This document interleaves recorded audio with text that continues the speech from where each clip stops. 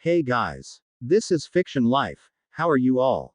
Please support to subscribe this channel for watching new interesting stories. So in this video, we will see what if Harry Potter returned as a legend to stop Voldemort.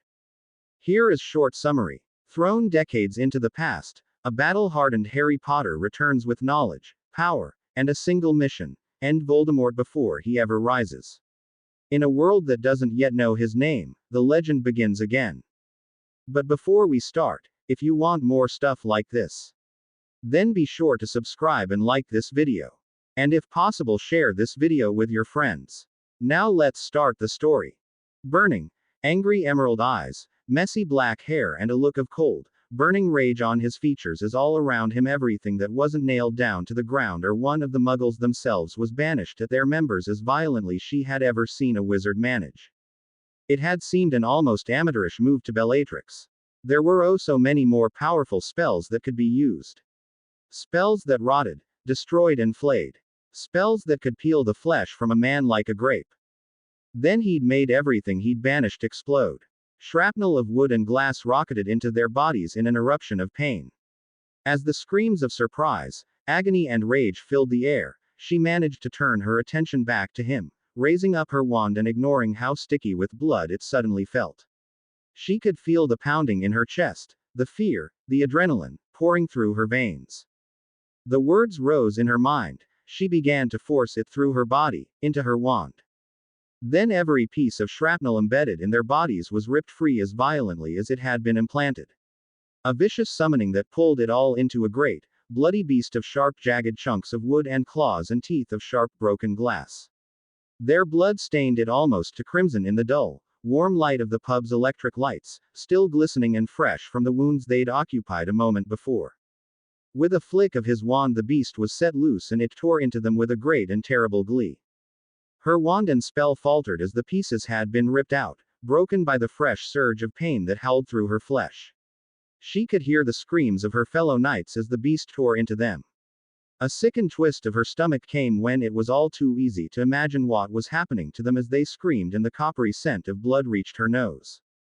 She took aim at him again, desperate now, fear and panic driving her as her hand trembled. His eyes found hers. In them she saw anger, and scorn, and disgust. From them she could see his wand already pointed towards her. Stupefy. She knew she was supposed to be beyond vocal casting, beyond stupid, childish stunning spells, but at the moment she was panicked and senseless, starting to turn and crawl away as she saw a flash of a shield catching it, before his eyes and his wand began to move closer to her. She was going to die. She was going to die, here in this stupid muggle tavern. She was going to die crawling away some kind of wounded rabbit before the wolf. The anger of that thought was drowned away as she watched a body fall to the ground in front of her. Another knight, clutching and gurgling around what had been their throat, trying desperately to keep their life's blood from spilling out like a fresh geyser. She could see the blood seeping, pulsing through their fingers. She could hear the gurgling sounds of their desperate attempt to breath. Then she could feel the spell that struck her in her back and her whole body went rigid, wooden. All she could do was watch, frozen, as a pair of boots stepped just to the side of her head. The knight in front of her had their mask struck by a cutting curse, slashed at an angle into it, and a moment later, it fell into two broken pieces on the floor in front of her. She had just a moment to recognize the face of Rodolphus Lestrange, the man who had just begun courting her in the last year, before his face split in bloody line and one section slid forward into the ground in front of her. You know, I had already been having a bad day. She didn't recognize the voice, but instinctively she knew it belonged with a pair of brilliant, cold emerald eyes. I came in here for a bit of peace and quiet and a nice drink. I just want to be left alone. She watched as the blood-soaked beast of wood and glass stepped into view before collapsing into a pile of simple debris. But, no, I had to pick the one place where you little blighters decided you'd exercise your special little brand of political expression. The disgust was audible as she felt herself being levitated up, just enough to be flipped over onto her back and unceremoniously dropped. Now, who do we have here? Her mask was peeled away and she found herself staring up into those eyes of his, watching as the recognition passed through them. Well now, that's interesting. Ickle little Bella Kins, She could see him moving back towards where Rodolphus lay and she sound of his body being lightly nudged onto its back. Oh, and is this ickle little Roddy Lestrange? It is. Then she could feel the touch of his wand's tip lightly tapping against her cheek. Now, what to do, what to do, what to do? You've put me into a bit of a pickle here, Bellakins. You see, Tommy's not going to be very happy with you. That leaves me torn. On one part, I could kill you now and not have to worry about you making trouble for me later, he stated simply, and she could feel the way the tip of his wand slowly traced down the line of her jaw in an almost sensual manner. On the other, if I send you back, that will leave quite the impression, I think. Slowly then he looked around and then stood, his fingers snatching her wand out of her fingers and lightly twirling it about between them as suddenly she could move again. Take a good look, Bellatrix. And she did. The muggles were cowering against the walls, staring fearfully, but not at her, not at the Knights of Walpurgis. They cowered in fear from him, and the bloody, savage remains of those knights. Every wizard she'd arrived with was lying dead on the floor in front of her, their bodies torn into chunks and pieces. I'm going to guess, all of them purebloods like you, He said the words simply, easily, against her ear in a hot breath as she felt the tip of his wand suddenly digging into her throat as he wrapped his arm about her from behind and she was pressed back into his chest. All of them dead, because of a single halfblood that didn't need to use even the slightest bit of dark magic. He snorted and shoved her away, letting her stumble and fall into the half pile of blood and flesh. That is the simple truth. Pure blood spills just as easily as any other. It doesn't make you any better, doesn't make you any stronger. It just makes you a puffed up little fool if you think it does. She scrambled about, panicking, slipping against the sticky blood, the dead, unseeing eyes staring back at her. Whimpering, her voice warbling at the brink. And she heard his voice command her, run, little Bellatrix. Run and tell Tom Riddle his war will not be as easy as he thinks. Without even looking back, she scrambled over the bodies, clawing, sliding back out of the pub and fleeing in terror back into the night. Behind her, Harry Potter stared down at the mess he'd made, listening to the messy crack of apparitions striking outside. Well, this is going to be trouble. The end of the war hadn't been enough for Harry. Sure, he'd celebrated. He'd even felt a great swell of relief as the weight of the wizarding world's future had been lifted from his shoulders. Only, he wasn't free. He learned rather quickly that a gilded cage was still very much a cage, and without Dumbledore there to absorb the attention being simply being Dumbledore, he was caught in the middle of it. It was events and parties at first. Everyone wanted to invite him around, and he was always inclined to go. He was told it would be rude not to, after all. He had become a symbol of the end of the dark days. Only they didn't seem to be that ended. Bigotry was still rampant. Dark wizards still lurked. The ministry, despite its relatively well-meaning new minister, was still corrupt. When he walked through Diagon Alley, he could still see Nocturne Alley next to it, sulking smug and content to its darkness and shadows. There were still the purebloods, looking down their noses at the muggleborn and halfbloods.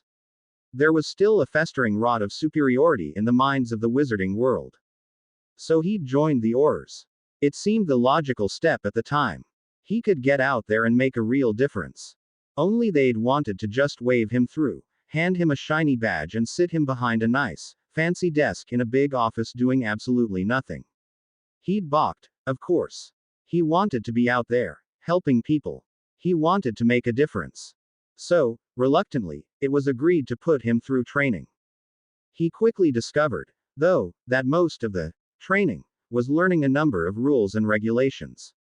There were no special spells, no tactics, no classes in investigation.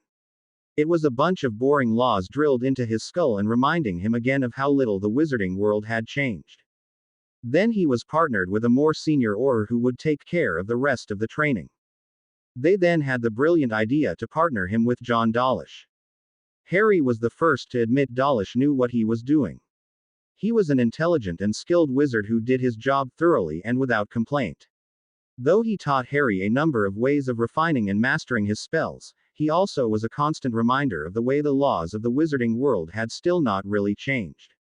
For a time he'd stuck to the job as best he could. It was a commitment he'd wanted to live up to. Then there had been the chance to help hunt down a dark wizard who'd broken one too many laws in Eastern Europe. He'd jumped on it, thinking that it would be a chance to get away from the oppressive rigidity of Dawlish and the ministry. He turned out to be right. He also turned out to be in over his bloody head. Again. The team he'd joined had been rather infamous for chewing up young, idealistic wizards and spitting them back out gibbering wrecks that made Quirrell's act in his first year at Hogwarts look positively calm. A reputation no one told him about until he was already stuck with them. What no one figured was how well he'd end up fitting in with the lunatics. Just shy of his 21st birthday, they'd gone into particularly hairy situation with a dark wizard messing around with time magics, blood sacrifices, reality warping and platypi. They never did understand the last bit. Eventually, it had come down to the big showdown. Harry remembered a bright explosion. Then he'd found himself waking up in Wales, July of 1970. Of course, he hadn't known it was 1970. At least, not until he'd seen the paper and all the people dressed in the strange clothes. Then he'd managed to snag enough of the current pound notes to pay for a decent bottle of whiskey at the pub. He'd barely started on his first sip when the Proto-Death Eaters had barged in, wands drawn. Which lead him to his current situation, where he was sitting across from a younger Alistair Moody, bearing a number of scars, but lacking his trademark, mad eye, and peg leg in favor of their still natural counterparts. Mind explaining to me why the hell I shouldn't have you dragged off to Azkaban? Moody demanded as he glared back at Harry. Because I was just defending myself. Harry offered before glancing around. And I had to waste a perfectly decent whiskey on one of those idiots instead of getting drunk off of it like I planned. What were you doing in a muggle pub then? He said, frowning as he watched Harry critically. The cauldron's just a bit down the way. Yes. And generally it's considered rude to put up a notice me not charmed to get people to leave you alone in a wizarding tavern. Muggle pubs don't have the same problem, Harry stated with a slight burl of irritation. I'd had a bad day and those idiots stopped me from even getting one bloody finger down. And you killed them because they interrupted your drink. Moody was more than slightly skeptical. No, I killed them because they blew in the door and windows, then stormed in. Wearing black robes, masks and having wands drawn, Harry shot back. When they started throwing curses at everyone in sight, I wasn't about to just leave it like that. Most would have just up and ran, Moody noted, his tone a bit more neutral now. I only run when I have to, Harry stated without even pausing. They didn't even remotely qualify as that dangerous. There's going to be a bit of outrage over this. There were some rather prominent individuals in that little pile of dead idiots you left back there. The Lestranges won't be happy their heir is dead. Well then, they should have taught their heir better than to go running about at night randomly attacking people without knowing if they can defend themselves or not. If they weren't dangerous enough to make you run, why'd you kill them, then? Moody snapped back with a growl. They came at me, and those around me with the intent to kill and maim. And the rest of this lot were muggles and couldn't do anything to defend themselves. Harry stated simply. Frowning, Moody shifted about with a huff as he reevaluated his opinion of the young man in front of him. If it wasn't for the bodies he'd left behind, he'd almost call the kid arrogant. Only, people that left broken piles of corpses without taking so much as a scratch in a fight tended either be boastful or, like the kid in front of him, matter of fact. What spells did you use then? Moody half demanded. With a slow, calm motion, he made a show of drawing out his wand by the tip, offering it in his direction. Run a priori incantados to see. Grumbling, Moody pointed his wand to Harry's and ran the spell in question. Then the results rolled back until what looked like the start of the fight. He frowned and went over them. A simple incendio to start, followed by a few banishing spells. Then there was an explosion hex, followed by a summoning and animation charm. Then there was an attack command spell, a shield, a body bind and a cutting curse. There were cancellation spells here and there, but not a single dark or illegal spell among them. Huh, a bit more simplistic than what I was expecting, Moody admitted before glancing around. None of the bodies showed any signs of a body bind. I didn't execute anyone if that's what you're wondering, Harry stated simply. I don't particularly care for murder. What would you call Lestrange's head being bisected? Moody countered back. But, none of the muggles show signs of it, and there's a rather interesting spot right over there in front of Lestrange. Considering his throat. A mercy so he didn't have to drown on his own blood, Harry stated with a shrug. As for the interesting spot, not really an horror, so. Like someone was there right when Lestrange got his skull split during that mercy of yours, Moody said pointedly. Splatter leading up to it and around it, but nothing there. That's interesting, Harry noted blandly with a nod of his head. And you just happen to know nothing about it? Moody pressed with an arch of his brow. Why don't you ask the muggles?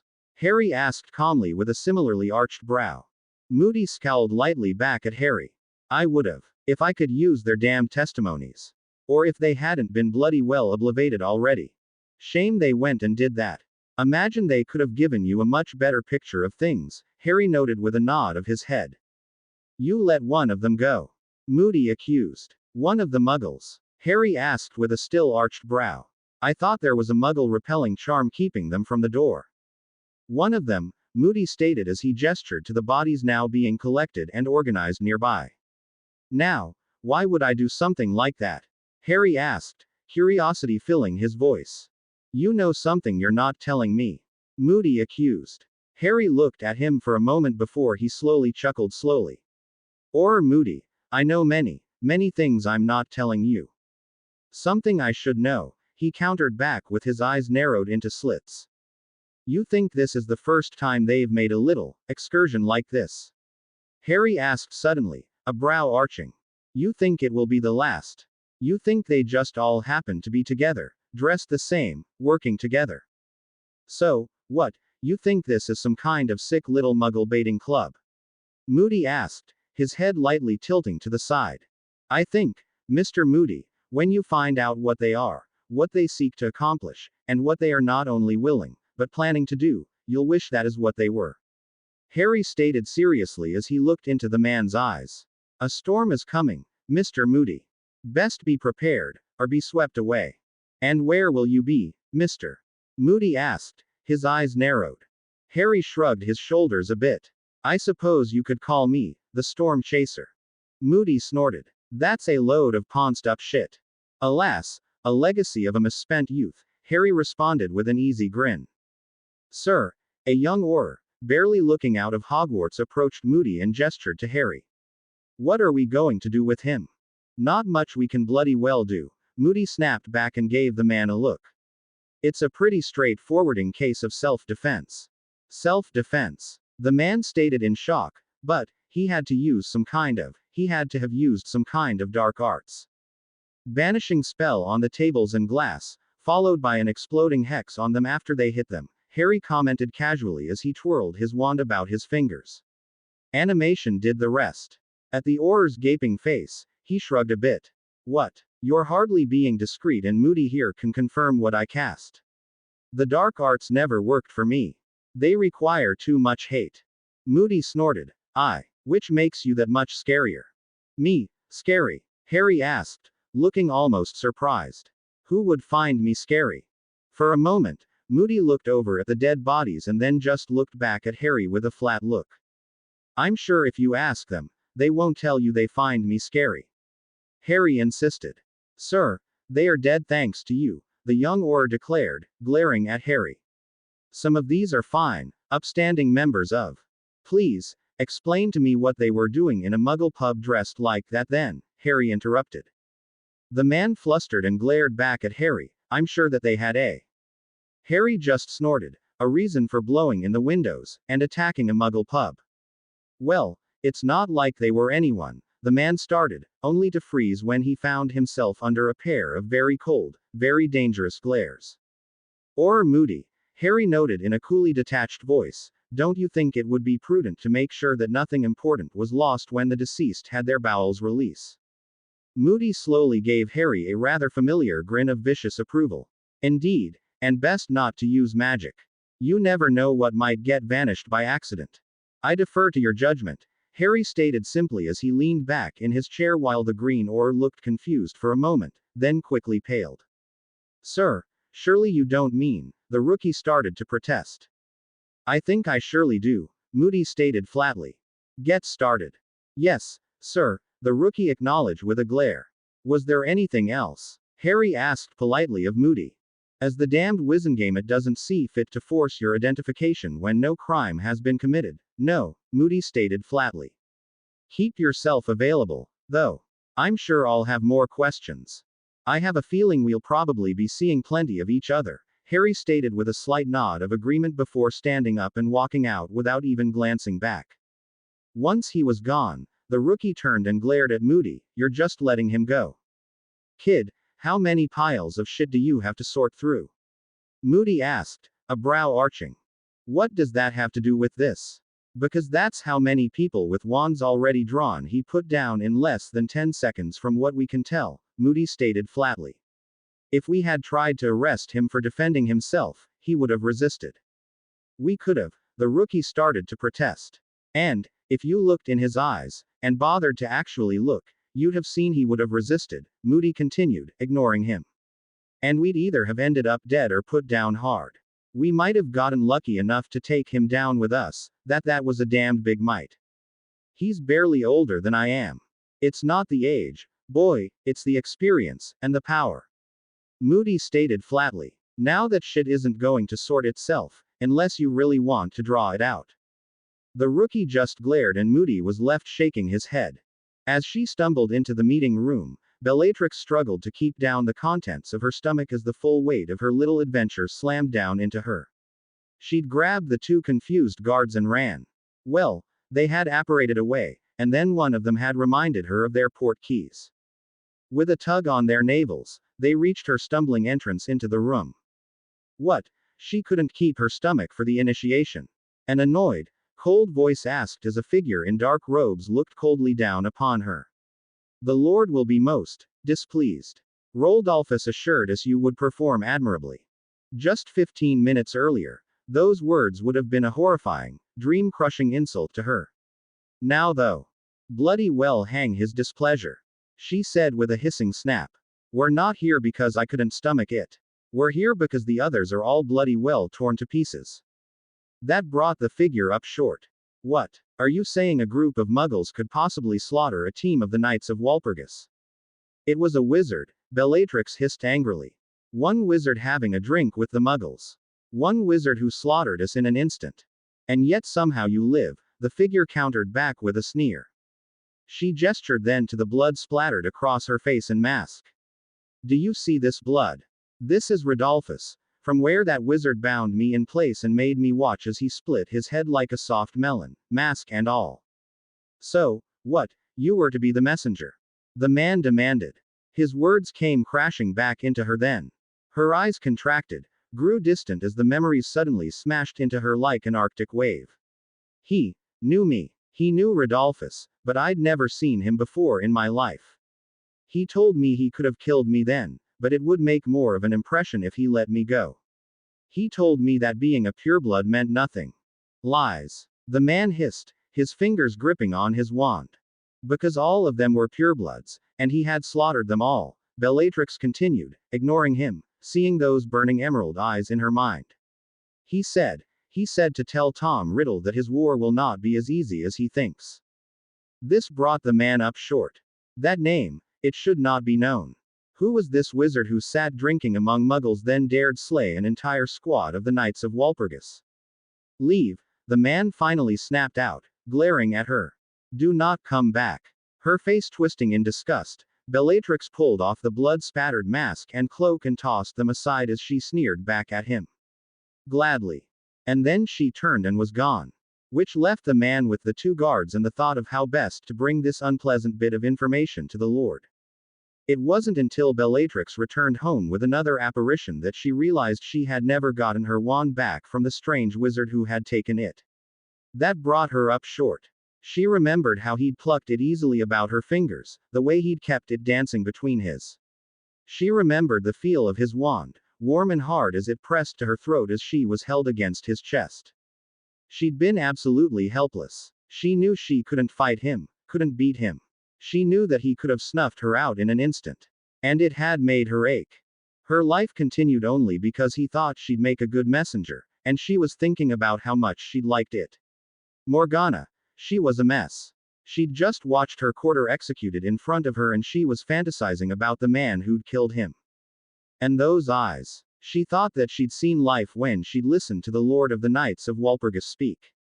The delight he'd taken in the casual cruelty he'd displayed to the muggles they'd brought for the night's entertainment had seemed so enthralling, the way he found such enjoyment from their screams. But the man hadn't. Where the Lord had barely restrained his glee and delight at the pain he inflicted, the man had been unmoved. They weren't worth his time. They weren't worth his magic. He didn't need the dark arts to hurt, he didn't need them to kill or maim. He used power, imagination and skill instead. They were like polar opposites. One reveled in the obscure and the forbidden. The other raised up more commonly known spells in ways no one would really consider. Dumbledore was powerful, and wise, and more importantly old. He almost never cast a spell where people could see him. He never displayed his skills, he never revealed the vaulted depths of ancient and obscure magics he was said to hold. He simply smiled, eyes twinkling, and would dispense some random platitude disguised as wisdom. However, for all the derision, for all the disbelief, there was always something about him that would still more overt rebellion. Despite that they never saw it, it was always a point that maybe he didn't show off his magic because he simply didn't need to. But, he had been old. That was the most important part of it. He was old and likely past his prime. The Lord and the man were not. I had thought you were to be out later, Cygnus Black spoke as he saw his eldest daughter standing in the hall, her eyes distant and lost. Did things not go well with Rodolphus? He's dead, Bellatrix stated wearily as she glanced at her father. Things went very, very wrong. Cygnus stood up straighter, eyes narrowed and fury sparked. He did not place his hands upon you, did he? Bellatrix laughed then, a dark, almost broken laugh as dark black curls bounced against her cheeks. No, nothing like that. He took me to formally join the Knights of Walpurgis. We were to go on what I was told would be an easy, marvelous little bit of fun where we could torment and sharpen our dark arts to our heart's contents. For a moment, Cygnus watched his daughter warily, seeing something in her eyes that almost scared him. But, he was there when we arrived, Bellatrix stated with a particular emphasis on the word describing the man, and almost, reverence in her voice that worried him. He killed them all. In flash it was over and I was lying helpless and watching him granting Rodolphus the mercy of death. What? Cygnus tried to wrap his head around the words his daughter was saying. Who killed them? This is. He told me he was a half-blood, Bellatrix continued, staring off into space. I don't know that the Knight's Lord could have killed them as quickly or as toughly as he could. They were just things to him. His spells weren't the obscure and forbidden dark arts. They were common, almost simple, but so perfectly executed. His jaw dropping, Cygnus stared at her disbelief and denial quickly written across his face.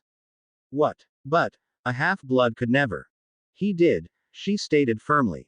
I saw it. I was there. He told me. Pureblood spills just as easy as any other. It doesn't make us as special as we try to say. For a moment, Cygnus just gave her a look, studying her, the light in her dark eyes and the set of her shoulders, before he spoke, show me. She was confused only a second before realizing what she meant. Nodding her head, she allowed him to lead her to the study. Once there, she waited for him to bring forth a familiar but not often used stone basin. Waiting for it to settle, she froze then flushed brightly as she realized an embarrassing truth. What? Cygnus asked, his eyes narrowed. Have you forgotten how? Her words were mumbled too quietly for him to hear as her head bowed in shame. You're a black girl, speak like one, he demanded firmly. He still has my wand, she angrily admitted as she looked up and glared at him, her face slightly red. Cygnus blanched a bit, before reluctantly nodding his head. I suppose I could understand then. Reluctantly, he handed her his wand, and watched as she withdrew the silvery thread from her forehead, and then carefully deposited it into the basin. Returning the wand to him, she took a step back. With a slight frown, he stepped forward and, with his wand in hand, entered into her memory. When he emerged, he looked shaken, his face pale as he leaned heavily on the stand the pensieve rested on. Waving off Bellatrix's motion to help him, he took a slow deep breath to steady himself. Then, he entered the memory once more. When he returned this time, he took a moment to stare out into the distance, not quite seeing anyone there. Then, he turned his head and looked at his daughter. What do you remember of him? His eyes, she stated instantly. They were just. He is a Potter, Cygnus stated confidently, before frowning. But how? I know not. Such a child would have never escaped notice. And yet, there he was, it does not make sense. A Potter, Bellatrix stated, as if tasting the word as she tilted her head to the side. I see. It doesn't make sense. I know all the Potters. Not one of them has eyes like that, Cygnus stated with a sour twist of his lips and a mutter. And a half-blood one of that. A bastard maybe? Bellatrix asked, clearly not caring. It would explain being a half-blood. It doesn't matter, he responded, though his tone was one that clearly denoted that he did not believe it a likely explanation. What matters is what this means. He knows something, Bellatrix stated as she recalled the night of Walpurgis, reaction to the message. The night of Walpurgis that we were reporting to, he was disturbed by the message. Then it would seem that there's going to be a third side to things, shortly, Cygnus stated with a deep frown. And this man has managed to muddy the waters. Nothing is certain anymore. I'm picking him, Bellatrix stated resolutely as her tongue lightly darted across her lips. He looked at his daughter for a moment, frowning slightly. You know that will not be an easy thing. He is a half-blood. Even with his power, he is still a half-blood. Who slaughters purebloods without issue? She responded back, smiling hungrily. Proving his point. It's not about blood, it's about power. Cygnus was reluctant to agree with her, however, what he'd seen in that man's eyes. We will have to find him first, and learn more, he stated, as it was a diplomatic answer, but one that seemed to satisfy Bellatrix, for now. Harry had no idea what he was going to do. He was a combat specialist, not a master of the more arcane and esoteric magics that allowed one to bend and break the rules of reality. Here he was, trapped a decade before his own birth, back at the very start of Voldemort's rise to power. All he had were the clothes on his back, his wand, a bit of pocket change, and talent that he was rather loath to put into the employ of either the Ministry or Dumbledore. With a sigh he glanced around the park he had apparated to.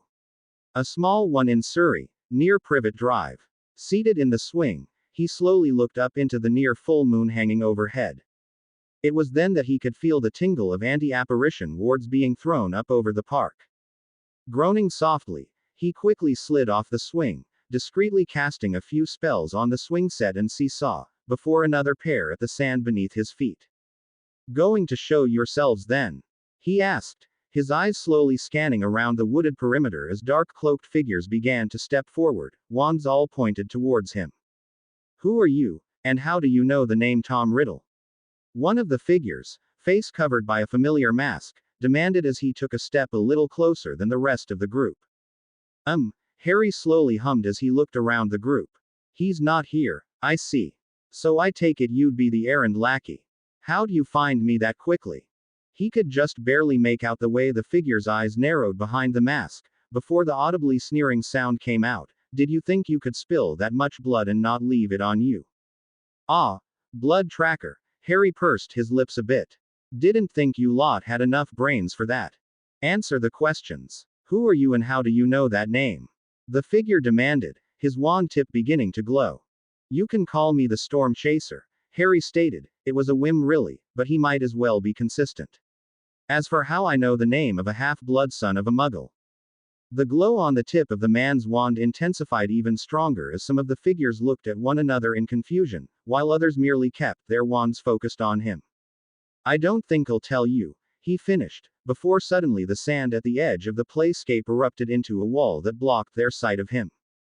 It took less than a second for a barrage of spell fire to start blasting through the sand in a variety of different colors.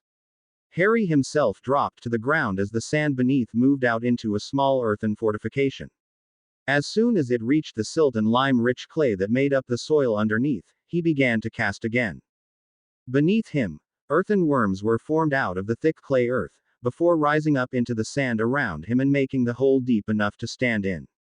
Once they hit the sand, the granules clung to the skin, making them appear as if solidified creatures of the fine playground sand. It took him only a mere handful of seconds to accomplish his act. Seconds he barely had as the veil of sand fully collapsed just as the earthen animations set out. You will find, Storm Chaser, that we are not foolish children for you to prey upon. The leader declared. And your little walls of mud will not. His declaration was silenced as one of the worms erupted from beneath him, rising between his legs to crush his beak between powerful jaws with rough, jagged teeth of silt fused together. As he screamed, however, the other wizards were far from idle.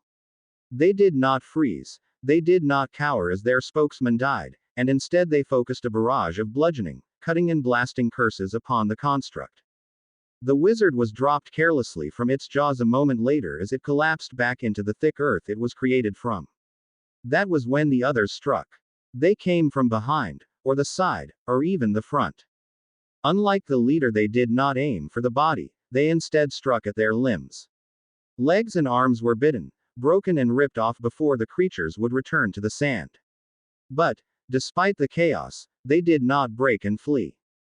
Instead, those that could rushed towards the small foxhole Harry had dug himself into, leaving behind their bleeding fellows to strike at the wizard behind them. One pair found themselves smashed to the ground when the seesaw turned itself on its side, and its board folded forward, snapping the wizard's legs between it like a pair of great jaws. The others found the seats of the swing splitting, the chains snapping out like snakes, grabbing them by their necks and throwing them away with an audible cracking snap. In the end, only a pair of wizards managed to reach the base of the sand wall, then struggled to rise up it. One stumbled and fell as the loose sediment gave way too easily beneath his feet, and then fell face forward.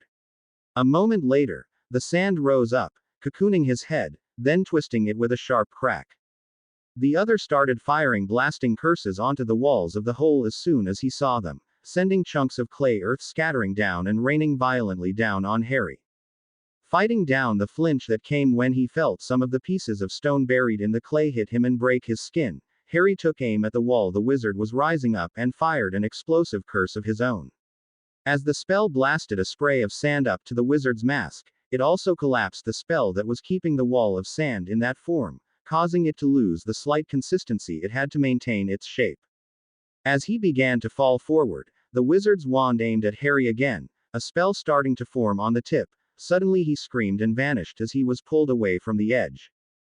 Grunting softly, Harry wiped some of the dirt and blood from his face and proceeded to cast a spell at the side of the wall, causing it to erupt and split as he started to run forward. Rising up to the revealed slope, he lunged out and rolled into a swinging sweep of his arm, casting a spell that arched around him. Instantly, the sand congealed into a ring of spikes that shot out like cannon shots tethered on slender, flexible tendrils of sand grains. They struck out, hitting into every body that remained, before flailing and tossing them about. When they finished, he crouched there, eyes narrowed as he swept the area. Nothing was moving except for the restless earthen worms and the lightly twitching tendrils of sand. A quick detection charm confirmed that none of them were still alive, but a visual sweep showed that their outspoken leader was not among them. With a faint growl, he hoped the attack had been tough enough to be fatal and, with a swipe of his wand, he vanished the blood from his body and clothes. Moving swiftly, he moved from body to body. After checking for enchantments, charms or curses, he divested them of what he could. In the end, he was left with a few handfuls of wizarding money, some jewelry, and a number of wands. Cleaning them all off and double-checking that they weren't charmed in any way, he then had the worms take the bodies and buried them a good 30 feet below the surface, before, with a few more spells, he restored the playground to its previous condition and vanished. The self-proclaimed Lord Voldemort stared down at the broken body of one of his oldest lieutenants, Lestrange, with a cold detachment. The man had arrived via emergency port key, broken and dying before anyone could even attempt to save him. He had only managed 2 brief, gurgled, bloody words before expiring. Storm Chaser. And then, he was gone. It was vexing. The man had been a loyal and talented wizard, something not so easily replaced among the wretches of the wizarding world. Further, the dying wizard had given them no clues beyond 2 nonsensical words as to what had happened. It wasn't until he found out that, not only had the lieutenant died but so had his most seasoned team of Knights of Walpurgis, in addition to a group of new recruits that he had realized exactly how poorly the day had gone for him and his cause. With that, the vexation had been cast aside and he was truly wroth. Those who had remained cowered before the sudden explosion of towering rage rolling off the usually charming and charismatic man. The rest had wisely chosen to take their leave, avoiding an illustration of the man's wrath. So, at first there was an entire batch of promising recruits, slaughtered like calves before the butcher, Voldemort stated as he slowly traced his wand along the jaw of his old friend Avery. Included in them, Lestrange's son, who you all assured me would prove to be a formidable asset to my cause, but was unable to handle a single wizard when backed up with an entire group of other potential knights, and led by Dolohov. He clucked his tongue, his eyes narrowed into slits. And then, you allowed Lestrange to lead a team of my best on a hunt, without informing me. My lord, Avery started to plead, the fear dripping off his words like a putrid oil. Crucio, Voldemort stated coldly as he seemed completely unaffected as the man began to scream, his throat hoarse in agony, falling to his knees directly before where his robes pooled. And why exactly did you feel it unnecessary to inform me? He gave the man a moment to recover from the racking sobs that slowly formed into words. We wanted to find out how he knew about Tom R. Riddle. Instantly all pretense of calm fled him as Voldemort grabbed hold of the man by the throat and squeezed down, fingers digging into the tender flesh. What? Voice almost strangled out, Avery spoke. He told a survivor message for Tom Riddle. What was that message? Voldemort demanded. Pain promised, dripping, pouring out of every little syllable as his eyes almost seemed to glow with malice. The war won't be as easy as why he thinks, Avery stated, correcting himself before he accidentally implied that his lord was a man with a name so common and base. Growling in rage, Voldemort flung the man back and stalked to his seat, his robes billowing out claws into the air before settling back against his form. Have the survivor brought to me, now. Avery struggled to find the words to respond to the demand, fear growing in his eyes as he cringed back. You what, Avery? Voldemort demanded with dark, narrowed eyes as everyone present could see the way his fingers had started to dig into the arm rests of his seat. I cast her out for her failure, my lord. Avery admitted, eyes falling to the ground, unable to meet his master's gaze. I don't care. Bring her here. Voldemort snapped back, a hiss leaving his lips as, behind his throne, everyone could see the stirring coils of a snake. My lord, Avery started to protest again, still unable to meet his eyes. What? He demanded, all trace of civility and decorum shattered at the continued defiance of the man. She is Bellatrix Black, Avery stated simply. Voldemort paused, an unexpected revelation about the girl's identity leaving a bitter taste of displeasure in his mouth as his lips twisted with a grimace. If he turned upon the Blacks at this stage, he would have a rebellion on his hands.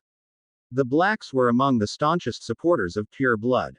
If he struck against them, then approach her as if this were a second chance. If she is a Black, she will gladly take the chance. Avery started to say, fear and hesitation warring in his eyes. Frowning, Voldemort directed a look at him. You disagree. She did not appear overly upset to no longer be a part of the Knights, my lord. Avery said carefully. Voldemort narrowed his eyes. Then, you had best be very persuasive, hadn't you? Yes, my lord, Avery agreed with a wince. Bellatrix sighed as she leaned back in her bed and stared up at the ceiling. It seemed impossible to try and sleep, her mind awhirl with the events of the day. Everything was different. Everything she believed was different. She wasn't sure exactly how that was going to settle. She could practically hear her Aunt Walburga screaming already. A part of her couldn't help but imagine the wizard, the Potter that shouldn't exist but did, being subject to one of her rants and his likely reaction.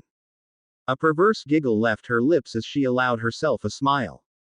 And what, pray tell, has you so amused? Bellatrix's eyes snapped open and she beheld her near twin in appearance younger sister, arching a brow back at her with her arms crossed about her chest. Dromeda, Bellatrix declared, blushing slightly and shifting about on her bed. Bella, Andromeda Black agreed with a nod of her head as she studied her sister carefully. I take it you enjoyed your festivities. There was a subtle hint of something, disgust or disapproval. Bellatrix realized that her sister had always had when she had spoken of cleansing the wizarding world of the muggle taint. Looking back on it, she'd always had it, an aloof separation from the rest of them when it came to that matter. As the rise of the Knights of Walpurgis had increased the family's vitriol, it had seen the subtle but steady distancing of her little sister from the rest of them. Not like I was planning to, Bellatrix stated simply as she regarded her sister with a much sharper eye as she considered how much she had missed. In fact, I rather came quite close to dying, I should think. What? Andromeda stilled and stared at her sister with wide eyes. Rodolphus did, though, Bellatrix continued as she stared up into the air above her head. So were the rest of them. And Dolohov. We didn't last half a minute. He tore us to pieces. Rodolphus is dead. Andromeda stared at her sister before frowning slightly, looking worriedly at her sister. Bella, are you all right? Were you hurt? Very dead. Watched his head get sliced open right in front of me. The stains will probably never come out, Bella agreed with a nod of her head before affixing her sister with a critical look.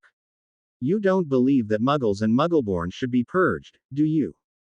Andromeda stilled, looking back at her sister with a carefully blank expression. I'm not sure what you're referring to, sister. I don't know why I couldn't see it before, Bellatrix stated as she stared down at her fingers. That aloof disapproval you only barely ever showed. Didn't want to see it, maybe. Ickle Bella just wanted to be a good little pureblood and make the wizarding world stronger. The sing-song quality of Bellatrix's voice made Andromeda shift, stiff and tense as she palmed her wand, watching her sister as if she had sudden transformed into a predatory beast. I'm still not sure what you're talking about. I know I'm supposed to be wroth with you, Bellatrix responded as she tilted her head to the side. But after tonight, I simply don't care.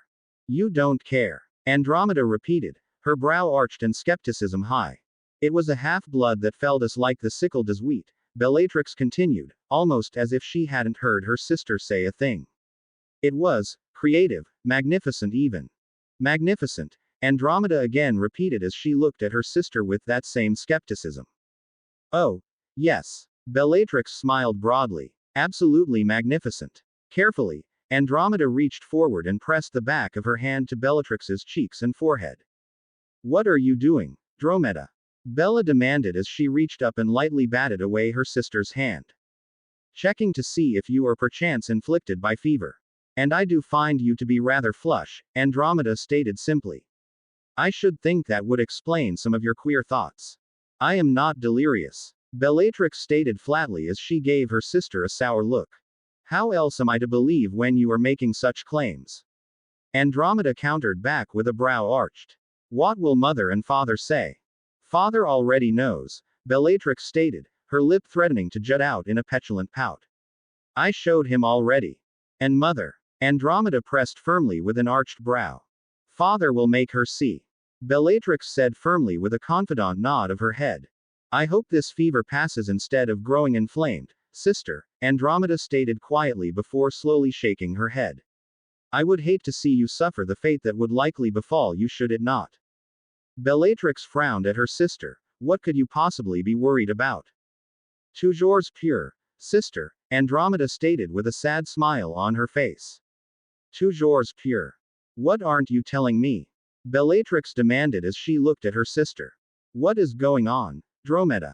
Nothing for you to worry about, sister, Andromeda stated simply with a shake of her head. I am your elder sister. It is my responsibility to worry about you, Bellatrix stated firmly. Not for this, Bellatrix, Andromeda stated firmly and looked at her sister. To bed with you, though. After a day like that, you shall need your sleep more than usual. Shall we expect you to wake sometime before the settling of the setting sun, or would it be best to wait for supper to have you grace us with your presence? Brat, Bellatrix grunted out, allowing herself to be distracted as she pouted at Andromeda. I am hardly so and you know it. Of course I do, sister, of course I do, Andromeda agreed, a slight note of melancholy in her voice as she returned to the door. I bid you a good night and sweet dreams, sister. And I to you, Dromeda, Bellatrix responded automatically as Andromeda nodded and shut the door behind her with an audible click. Once more in the relative quiet of her bedroom, she was left to the mercy of a maelstrom of confusion. What was this resignation in her sister? Her fears, and their father's? Surely he would see the value in what this new player brought. Wouldn't he? Albus Dumbledore was quietly enjoying a nightcap when the flash of his fireplace alerted him to an incoming flow call. Albus, the voice was Alistair Moody's, pulling the wizard from his drink as he turned to face the fireplace directly. Alistair, Dumbledore responded with an inclination of his head. What can I do for you this evening? We have a problem, Alistair responded, before pausing and shifting about a bit. Actually, we've had a problem, but we just now found out about it. Come through, Dumbledore responded as he flicked his wand to the fireplace, allowing the flow to fully connect. And in a flash of fire Alistair stepped out, shaking off the ash with a grimace as he glanced around in a quick, efficient survey of his surroundings. You moved the bird's stand half a foot and you added another stack of books. Inclining his head in acknowledgement, Dumbledore looked at the man. What seems to be the problem, Alistair? Got a bunch of pureblood idiots who've been causing problems. Torturing and murdering whole families and groups of muggles type problems, Moody stated with a grim frown. They've been bribing people to keep it covered up until tonight. They decided to come into the open. Dumbledore asked, frowning heavily beneath his beard. They picked the wrong fight, Alistair corrected the man with a slightly sadistic smirk on his face. I take it, then, the statute of secrecy was not breached. Dumbledore noted. Oh, it was, Alistair disagreed quickly with a shake of his head, but the bastards set it up smart enough. They threw up muggle-repelling charms on the doors and windows so none of them could run. No, that's not why I said they picked the wrong fight. Then why? Pray tell, keep me in such suspense. Dumbledore asked with a brow arched up. Because it's nice to be the one that has the answers for a change, Alistair countered back before settling into his seat. There's a new player, it seems. Wizard, goes by the name, Storm Chaser. He was having a drink at a muggle pub when those idiots burst in, trying to kill everyone in sight. And he managed to hold them off long enough for the Aurors to arrive. Dumbledore stated, his brows rising. Remarkable. Hold them off, Alistair responded, staring back at Dumbledore before barking off a laugh. They didn't last half a minute, Albus. He tore them to pieces. Pardon, Dumbledore stated, his glass almost dropping. When we arrived it was to a pile of dead body parts, Alistair stated. With the muggles scared out of their minds and a single wizard, sitting calm as you could be. And the bloody cheek of the bastard. Do you know what the first thing he said was? What? Dumbledore asked, still reeling from the explanation. You're late. He tells us all we're late of all the bloody things, Alistair stated with a shake of his head. I see, Dumbledore stated quietly as he leaned back, looking at Alistair with an unreadable expression on his face. So, you came here to, what, convince me to try and lend support for him at his trial? Alistair burst into laughter then, guffawing as he half-pointed his finger at Dumbledore. What, exactly, is so amusing, Alistair? Dumbledore demanded after he let the man have his laughs. What trial? We had nothing to hold him on. Everything said he acted in self-defense. Alistair chortled. They threw the first spells, they burst through the doors, and they had already started randomly cursing people. All he did was defend himself. But, his spells. Dumbledore spoke up before flushing guiltily at the implication he was about to make. He offered me his wand and let me priori incantos it. Worst thing in it was a single exploding curse. Just a normal, albeit powerful, one. Alistair stated simply. Then, how? Near as I can tell, he started by throwing some whiskey at the one in charge, Antonin Dolohov from what we can see, followed it up with a simple incendio that put him on fire. While they were either cursing muggles or trying to deal with the fire, he banished every piece of furniture and glass near him at them. Then he fired the exploding curses at them. Dumbledore winced at the bloody image that brought back memories of the things he'd seen during the second of the Muggle Great Wars. I see, and that subdued them. The feral grin on Moody's face shot that hope down immediately. Nope. The bastard then summoned all those little exploded pieces and animated them into something that finished tearing them apart. I See, Dumbledore stated uneasily. You approve his actions, Alistair. He got me looking into what's been happening, that this wasn't the first, Albus. This wasn't even close to the first, and they've been happening more and more frequently. Someone has been building up something, Albus, and they're starting them out on muggles to blood 'em and get them ready to go. How many, Alistair? Dumbledore asked quietly as he stared back at his friend. Too many, Albus, Moody stated seriously. Far too many and buried in the files slated for destruction at the end of the year. I see, Dumbledore stated as he sighed and slumped in his chair. So, it's going to start up again then. Albus, were you not listening to me? It already has started up again, Alistair stated. But this storm chaser, what he did to them, that's going to put a wrench in the works for whomever did this. He walked away with nary a scratch, and he's not you. They won't be able to let that stand. And the longer he fights, and the more of them he takes down, the harder it's going to be for whomever is behind this to keep up recruiting. It's a lot different to talk about doing something to a muggle whom can't fight back. It's another to have to pick a fight with someone who's good enough to have slaughtered a small group. Assuming, however, news of this gets out, Dumbledore pointed out. If there weren't any survivors. Oh, I never said there weren't any survivors, Alistair stated simply. I'm certain enough he let one of them go, just to send the message. You are rather inordinately pleased with this, Albus stated quietly with a hint of disapproval. Do you not fear the escalation in response to this? If you think escalation wasn't inevitable with a group like this, you've gone daft, Alistair snapped back. Or did you learn nothing from how Grindelwald's muggle puppet started? Dumbledore refused to flinch at the accusation. What do you expect me to do, Alistair? Above all other things, I am a teacher. I educate. I am not a warrior. I fight only as the ultimate resort. And if your ultimate resort had been sooner, how many more people would have been still alive? Alistair stated pointedly. The look that Dumbledore gave him was less than pleased. And again, what would you have me do? Let the warrior do what needs to be done, Alistair stated simply. Don't try to lecture him. Don't try to talk down to him. You had your chance to save these men and women. They were my students, Alistair. Do you expect me to simply stand by and let them die? Dumbledore demanded. If they never learned what you taught, were they really? Alistair pointed out. Even if they didn't see me that way, that is how I see them, Dumbledore stated as he met Alistair's eyes defiantly. And how much blood will they have to spill before it's enough to make you wash your hands of them? Alistair asked before shook his head as he stood up. They've left these halls, Albus. They have grown to men and women. They have made their choice. They are the ones who have to deal with the repercussions. What kind of teacher will I be if I do nothing?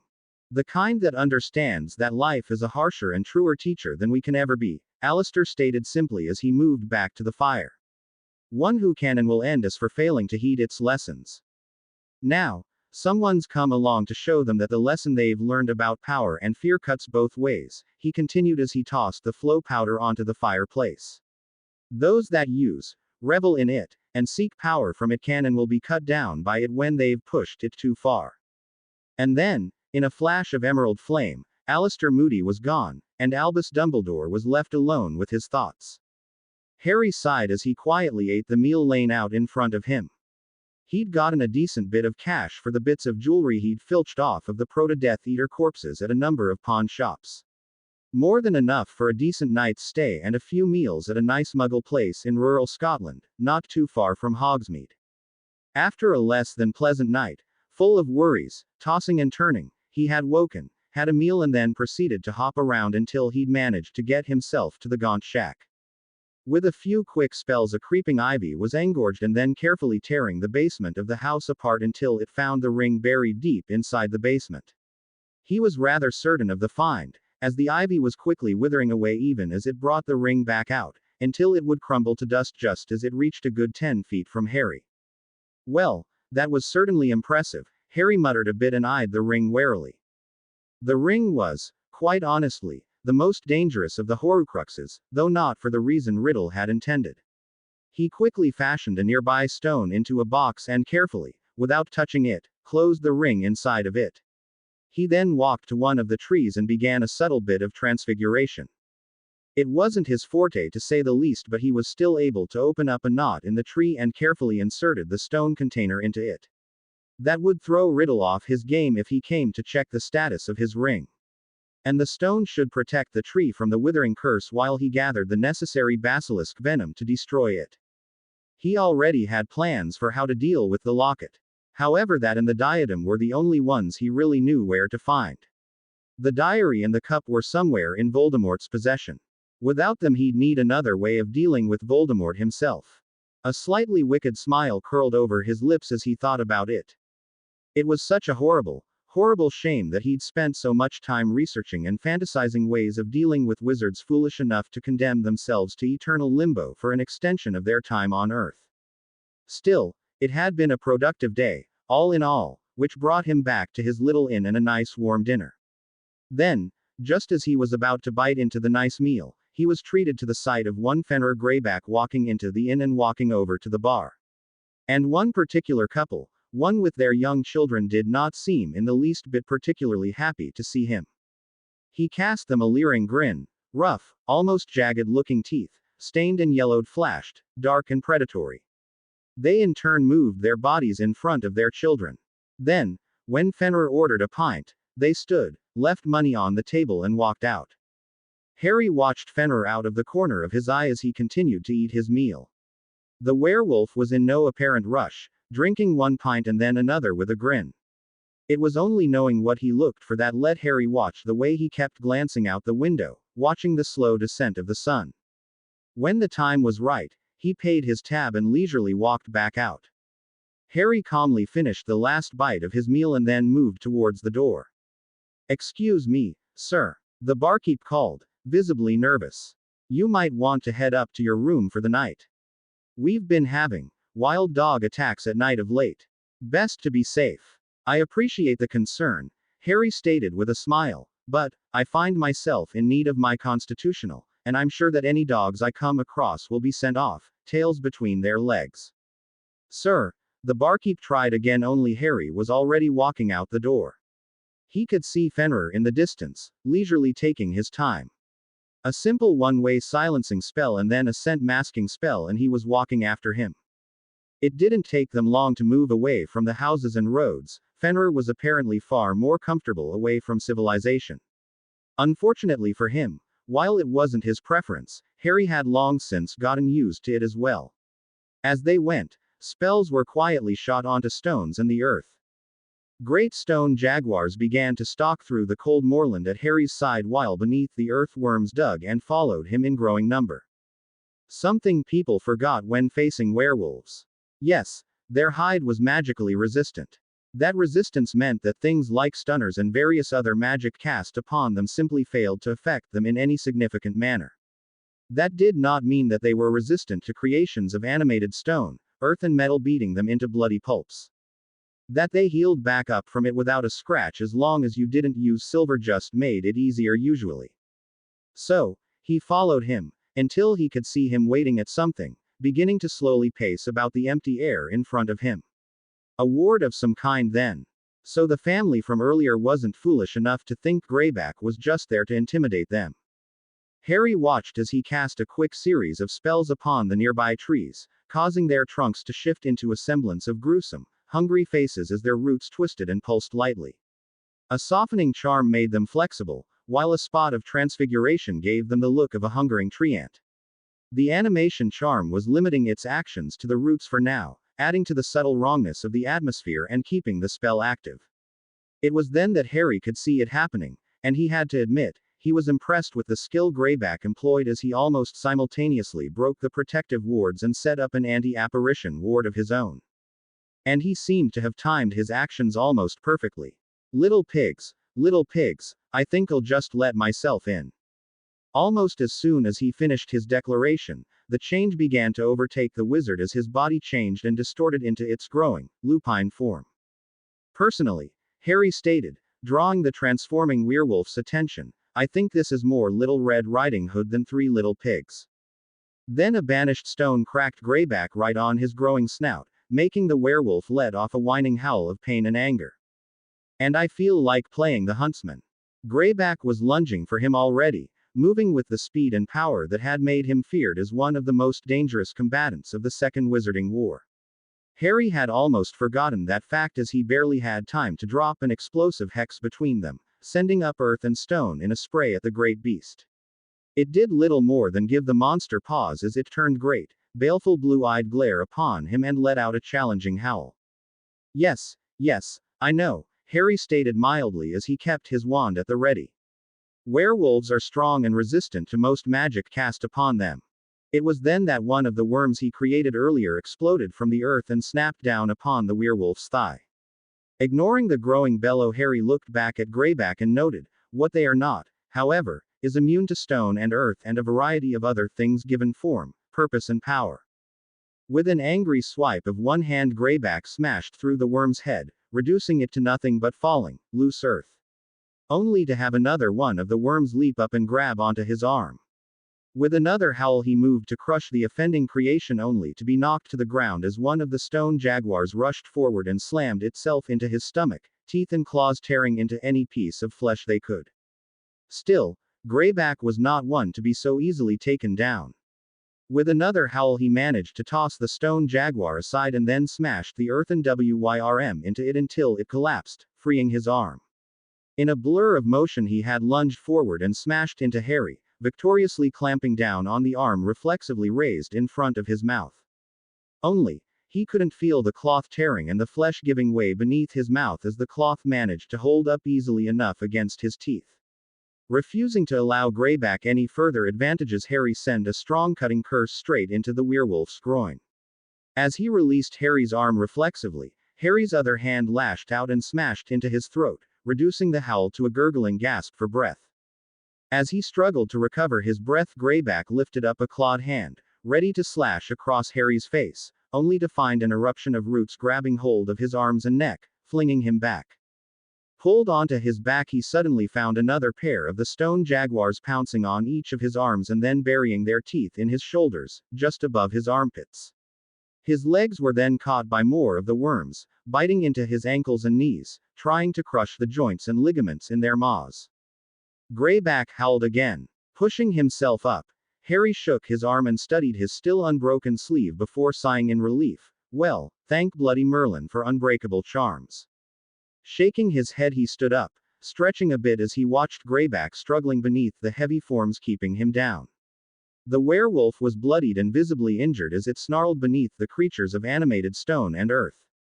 He might be captured, but he wasn't about to give up trying to rend Harry limb from limb for his actions. Yes, yes, you're the big bad wolf, Harry stated with a snort as he conjured a rolled-up newspaper and smacked Greyback on his still broken snout.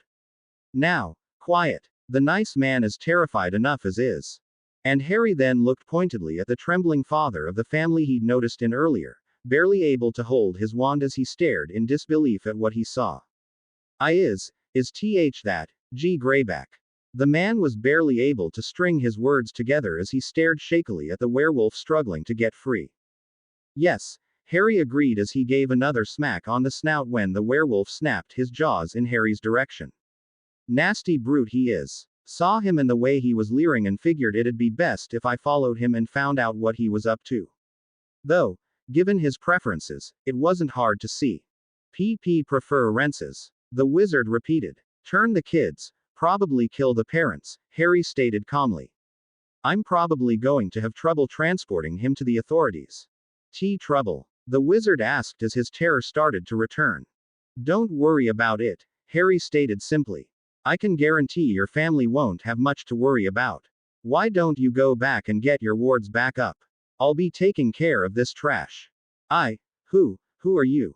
The wizard asked. Oh, I go by the Storm Chaser, Harry said easily before gesturing with his wand as his creations began to drag the werewolf away.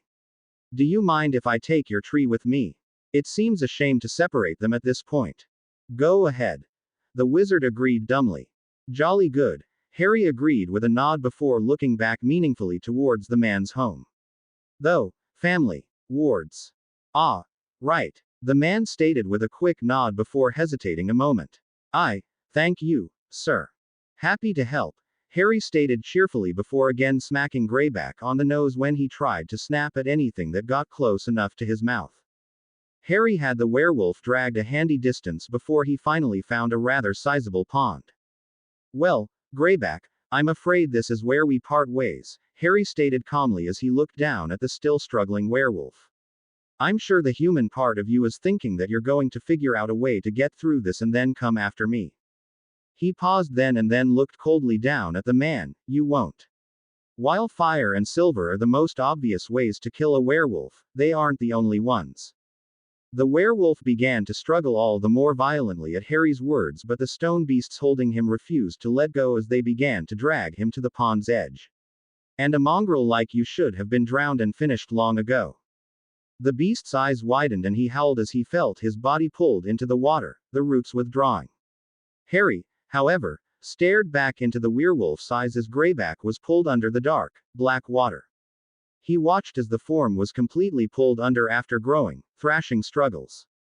He waited there stone-faced and patient as the animated constructs took him all the way to the deepest portion of the pond and held him there. He waited, watching as the bubbles burst forth a good number of minutes later. It was only another 20 minutes after that he finally nodded his head and turned away and headed back to his room. The animation spells would release just before dawn, allowing the body to float up to the surface and be found. For the rest of the evening they would keep Greyback down in his temporary, watery grave. And both the wizarding and muggle worlds would sleep a bit safer because of it.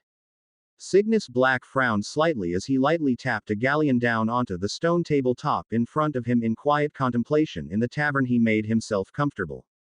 He flipped it up, then caught it between his fingers and rolled it over his knuckles. Then he again resumed tapping it down on the table in front of him. I see you still haven't managed to get that habit of yours under control, Cygnus, a calm voice noted as a distinguished gentleman with wild, slightly grayed black hair and hazel eyes stated calmly. Uncle Charles, Cygnus stated with a nod of his head as he looked at his uncle. I expect there is a good reason that you wished to speak to me. Charles stated as he arched a brow back at the man as he slid into his seat across from the man in front of him. Especially with such urgency. Have you heard about what happened in the Muggle pub with the group that included the Lestrange heir? Cygnus stated with an uncharacteristic bluntness. Terrible business, Charles stated without an ounce of conviction. Bellatrix was there. Cygnus continued as if Charles hadn't really spoken. Oh, I hadn't taken that particular one of your girls as having that kind of sense to deal with those idiots. Charles stated with a snort and a shake of his head.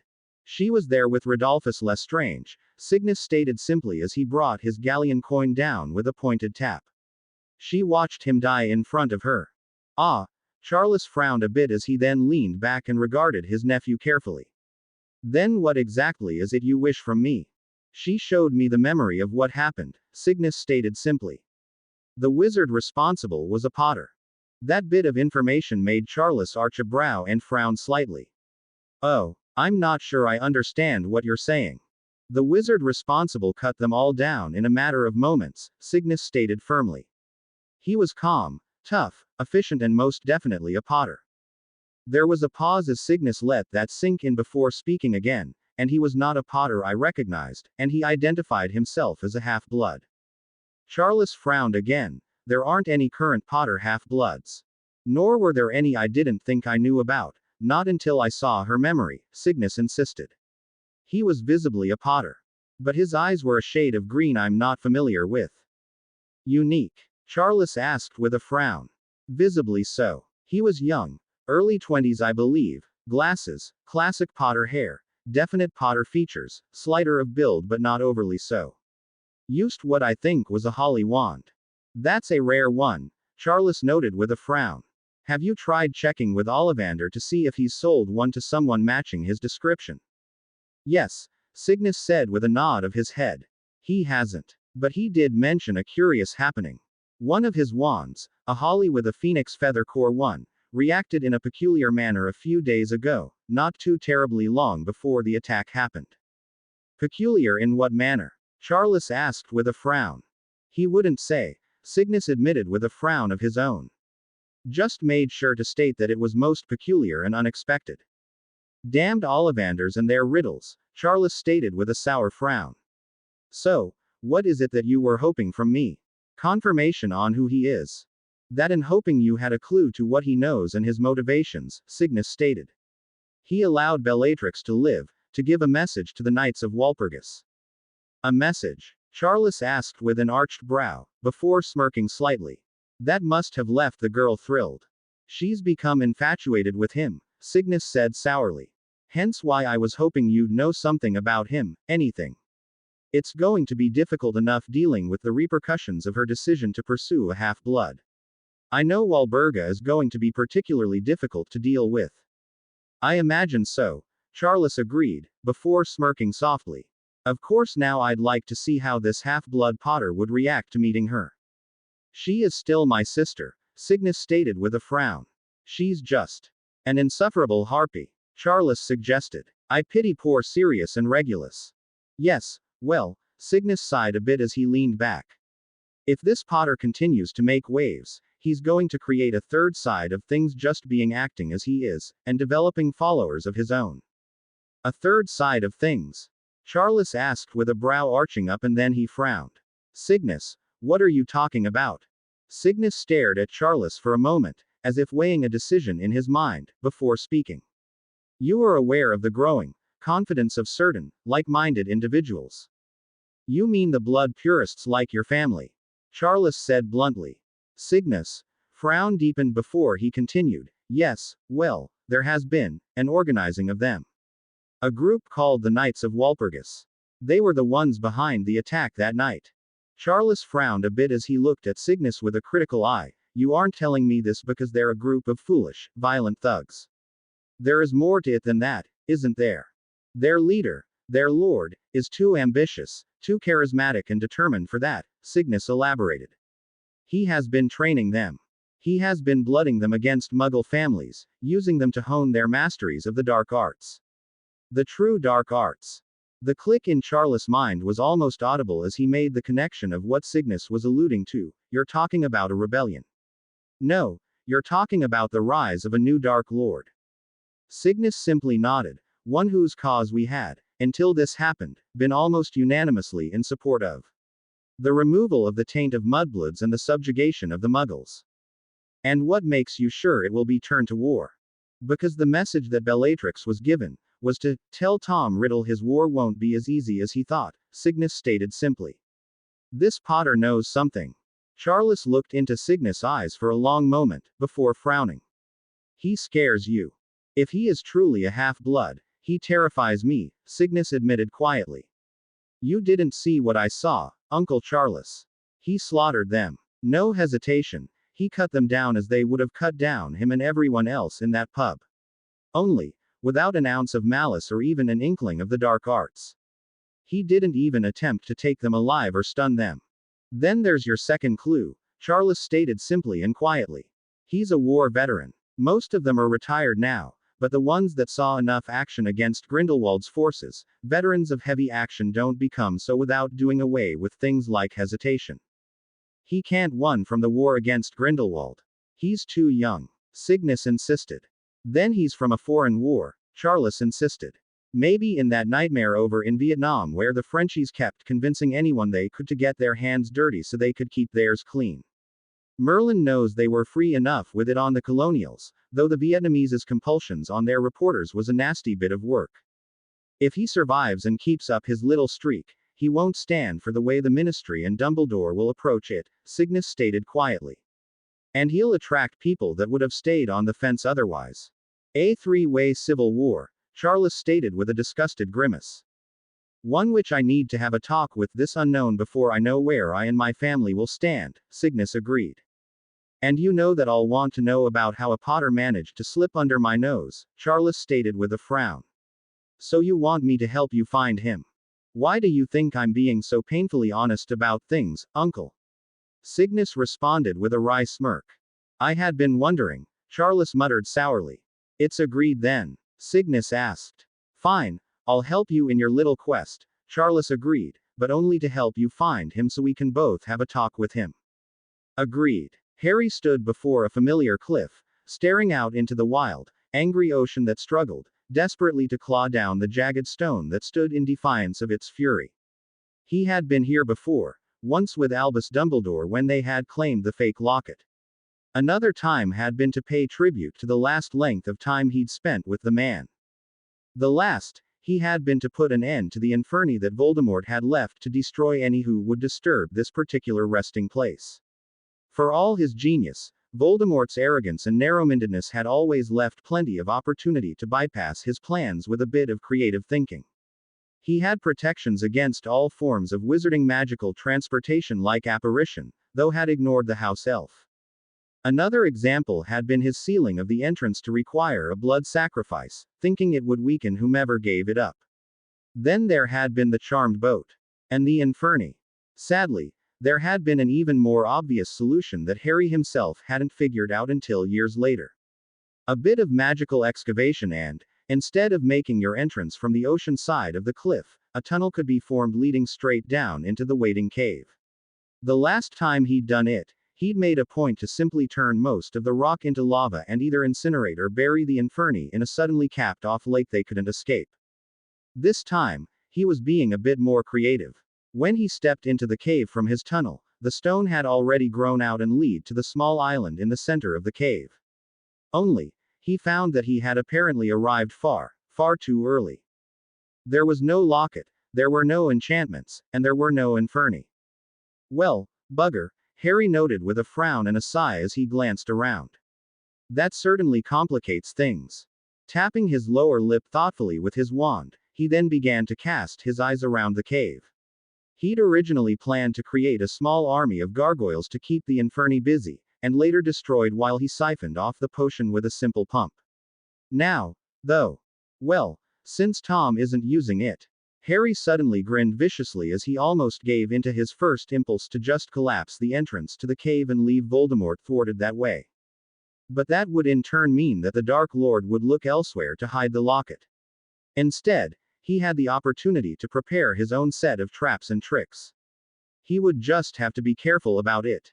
Too much obvious magic would leave Voldemort knowing that the location was already compromised. So he'd made his way to the back of the cave, to the furthest part from the entrance, and he began his work. The surface of the stone was carefully shorn off, then the stone beneath was separated into boxy stone. Each of the stones was then broken, before animation charms were tied to it, transforming it into a humanoid creature of jagged, tough rock, that could then walk back into the hollow of the wall, and reconfigure itself back into the semblance of stone blocks they were formed from. The wall face he'd cut out was then affixed to the closest layer of the animated creations, allowing them to return the wall to its previous, naturally carved state.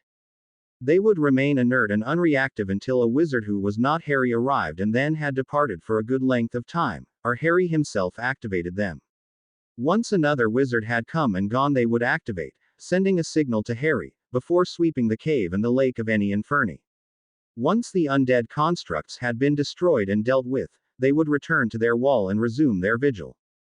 It would hopefully be a small enough bit of magic and not set as a ward, so Voldemort wouldn't take notice of it.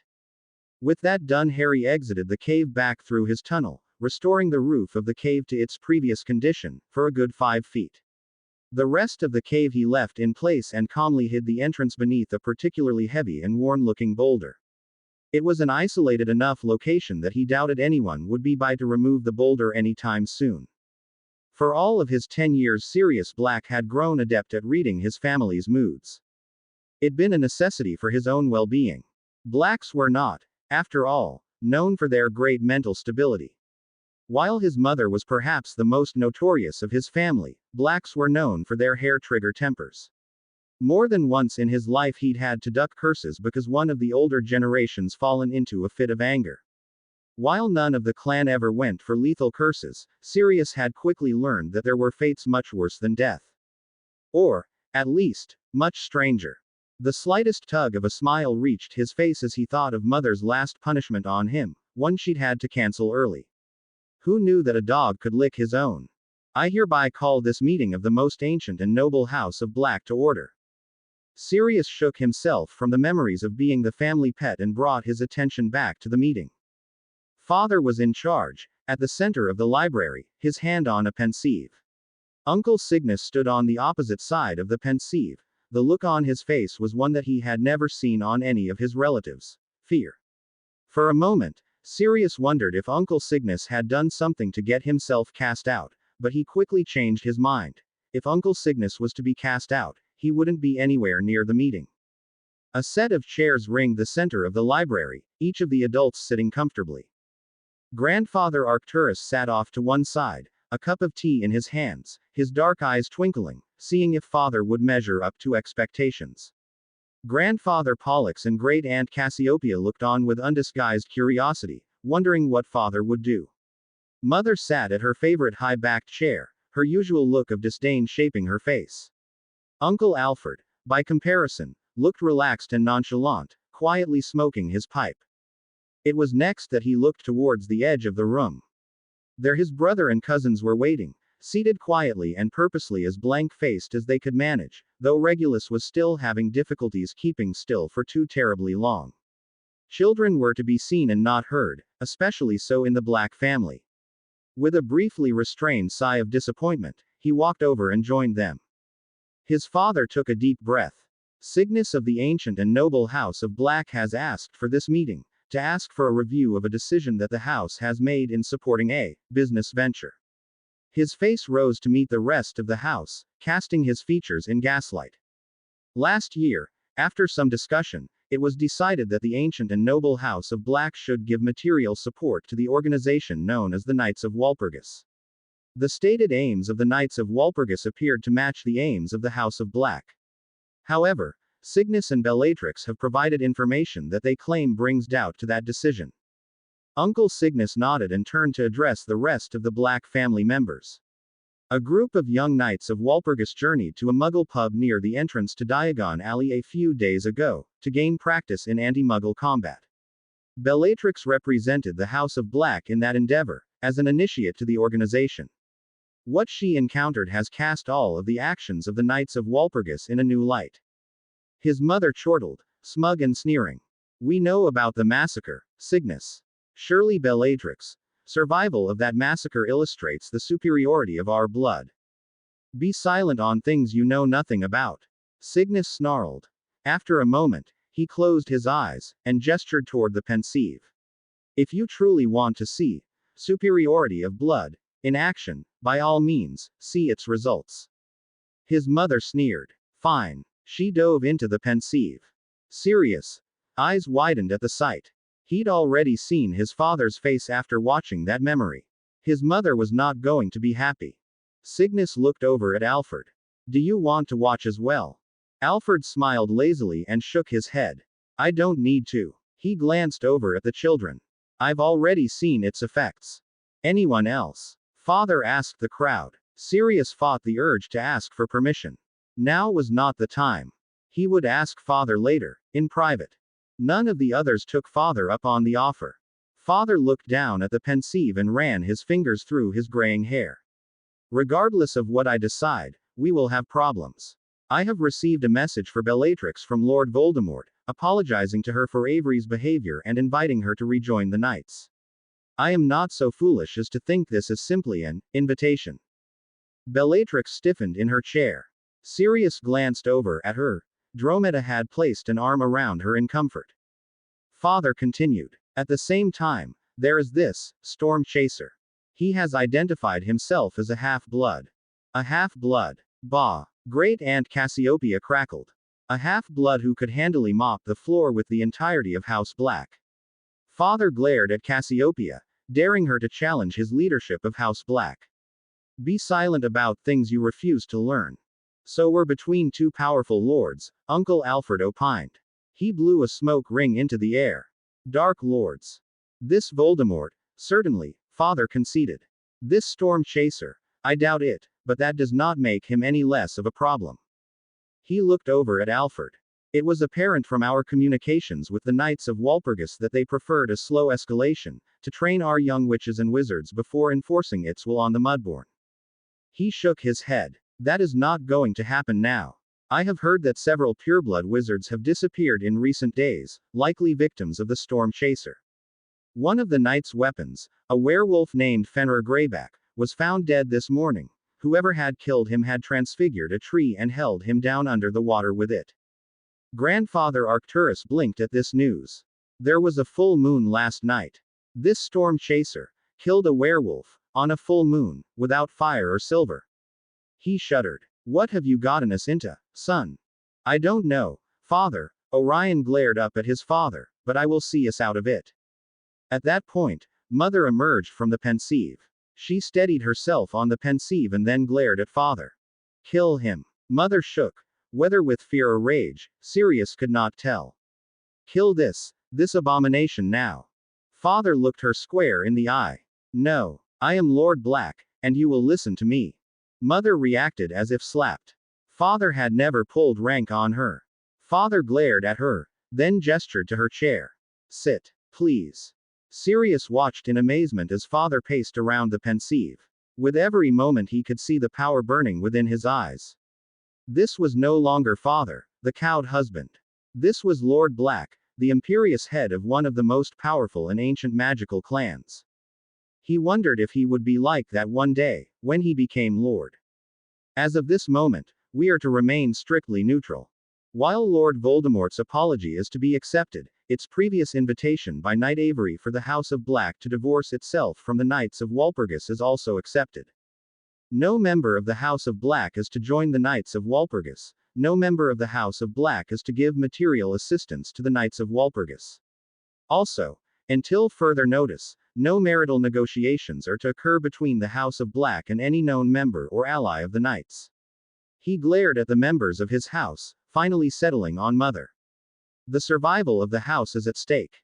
Do not make me cast you out for this. Mother growled, but otherwise remained silent. Father then turned to Uncle Cygnus. Cygnus, you have a lead on this, storm chaser. Cygnus nodded. It is an impossible lead, but it is the only one I have.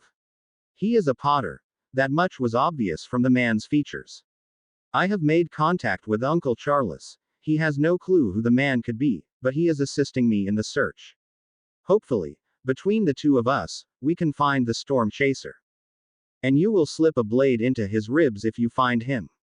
Mother asked hopefully, maybe even a bit eagerly. One would think you wanted to see your brother dead, father drawled. Understand this, and understand this now. We are neutral. Unless one side or the other initiates combat with the House of Black, we are not to raise a wand against either side. His dark eyes bored into every person there. However, let it be known that, if either side wishes to initiate mortal combat with the House of Black, we are willing to turn all of our considerable resources against that party. He rested a hand against the pensieve. So mote it be. The family realized it was being dismissed. The other members of the family either shuffled or stormed their way out of the room. After a moment, only father and he remained in the room. He sitting in his chair at the edge of the room, father leaning against the pensieve, looking far older than Sirius had ever seen him. After a minute, realizing that he hadn't left, father looked over at him. What is it, son? Sirius pursed his lips. He didn't want to ask, but, may I see? His father looked at him warily. This is not pleasant to watch, son. Your cousin was forever changed by what she saw. Are you sure you want to? This is for the house, correct? Sirius replied. Father shook his head. Son, one day you will learn that there are wizards, and there are wizards that are head and shoulders above their peers. Wizards of such power and subtlety that the rest of us pale by comparison.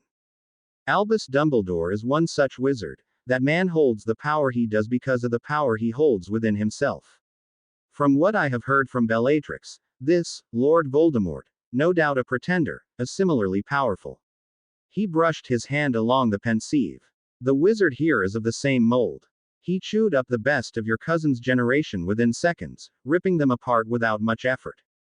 He raised an eyebrow. Despite all this, are you sure you want to see? Sirius looked at his father. He was a black. Blacks showed no fear. He gulped, and nodded. Father smiled gently. You'll make a great lord one day. He moved aside to allow Sirius access. I'll be waiting when you come back out. Sirius stepped up to the pensieve and looked into the imposing, silvery liquid. He couldn't turn back now. Father expected him to do this. He couldn't delay it any more. He took a deep breath, and dove in. What? Voldemort could only repeat the question as he stared back at the man in front of him, incredulous as he struggled to even comprehend Avery's words. The blacks have acknowledged your offer, my lord, Avery reminded him quickly, and even thanked you for it, but they accepted that the divorcing will be fully. They have declared neutrality, my lord. Neutrality. Voldemort repeated, his eyes narrowed into dark slits as he hissed his words. They dare. They are the blacks, my lord, Avery quickly reminded him. They have stated they will give no aid towards any side. They will only act if acted upon. Voldemort hissed in rage and Avery was banished into the wall with a gesture from his wand. So, not only has your incompetence cost us some of our most promising recruits, but also the support of House Black. They, Avery struggled to breath as his head swam from the pain, have said they will leave us what they have already donated, but to expect no more.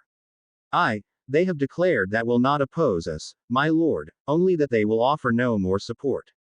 You think that this lack of support means anything less than opposition?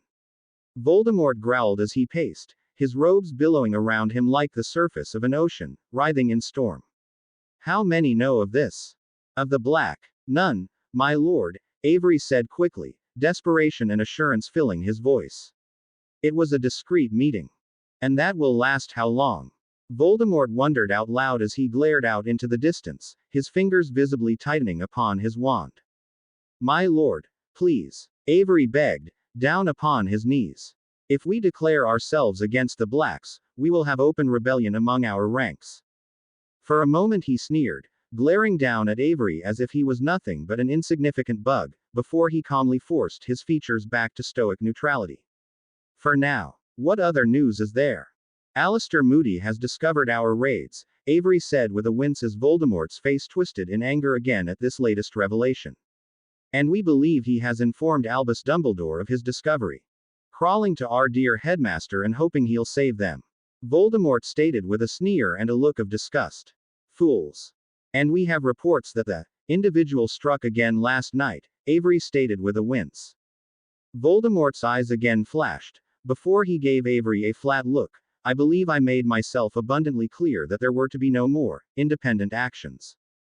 This wasn't one, my lord, Avery stated quickly. The reports are he killed Fenrir Greyback last night.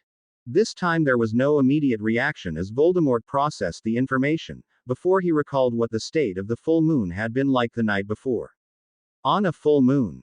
Yes, my lord, Avery agreed, before hesitating and continuing in a much softer voice, without fire or silver. That made Voldemort still, then purse his lips and consider the words speculatively. Fighting a werewolf without fire or silver was generally considered the height of folly. Without something to tap into the beast's innate weaknesses, they were more than difficult to overcome. Then how damaged was this storm chaser? Has he been diagnosed as a werewolf yet? He was not injured according to the report. Avery admitted in an almost deathly silent voice, his whole body trembling in terror.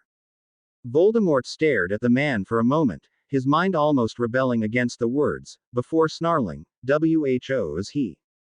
We don't know, my lord, Avery whimpered helplessly as he prostrated himself on the ground.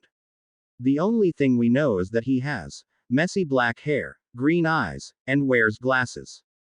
Voldemort paced in irritation. He did not like this new unknown. He did not like unknowns period, as they made things uncertain, uncontrollable. They were more than a complication, they were a threat. How is it that we do not know who he is? We should know who every witch and wizard in the Isles is. Voldemort slipped back to his seat and forcing himself back into the guise of the regal, knowing lord who resided imperiously over his court. Wizards of this caliber do not simply appear out of thin air. We do not know, my lord, Avery repeated that same, frustrating answer with a wince as he further wilted under Voldemort's glare. I have been asking, I have been looking through everything I can. I have talked to the continent, and I have even reached out across the pond. No one seems to have even heard of someone like him. Then find out. This is my destiny. This is my time. Voldemort snarled as he dug his fingers into the arms of his chair, face distorted into an ugly mask of hatred and anger, before he suddenly held up his wand, his hand rising faster than Avery could follow. Around him tendrils of a dark, pulsing purple miasma rose, hissing like snakes as they flashed with arcs of sickly green bolts. Then his wand flashed out and the air seemed to scream in terror as it raced towards Avery. The man lifted his wand, attempting to shield himself, to deflect the coming spell, anything, only to have the spell warp about his attempts at defense and strike up on his arm. Then Avery began to scream. Voldemort watched, a cold, cruel smile coiling over his lips as he could see the way the wizard's skin was slowly peeled back on his arm, then bubbling boils formed around stretches of stinking rot. Voldemort cut off the spell and watched as each of the pustules pulsed, swelled, and then burst with a noxious pus that made Avery's skin burn everywhere it touched, all while the man began to retch and vomit up from the combination of pain and sickness. Surely you knew this was coming, my dear Avery, Voldemort stated with a slow, almost purring voice as he seemed to examine his wand, or, perhaps you thought it would be something simple, something direct. The Cruciatus is a very useful, even enjoyable, tool. But with all my travels, all my experiences, all the dark forbidden things I know, you didn't think it was the worst I had, did you? My lord. Avery almost squealed out the words as he clutched at his cursed arm, his lips covered in vomit and spit as his eyes were blinded with tears. Place please. Mercy. Mercy. Avery. Voldemort asked as if contemplating the word as he lightly tapped his chin with his wand. Truly. Do you think you have earned such? Because of you I have lost significant footing in our plans. Because of you we have lost the Blacks. Because of you Dumbledore has been alerted to our preparations. Casually he strode forward, his body moving with an almost inhuman, serpentine grace. His wand found the soft spot beneath Avery's chin and forced the man's gaze up towards his own as he lightly twisted the slender wood between his fingers, digging it into the man's skin. In smooth, sibilant tones, he spoke. Mercy has never been one of my virtues, as you should well know, Avery.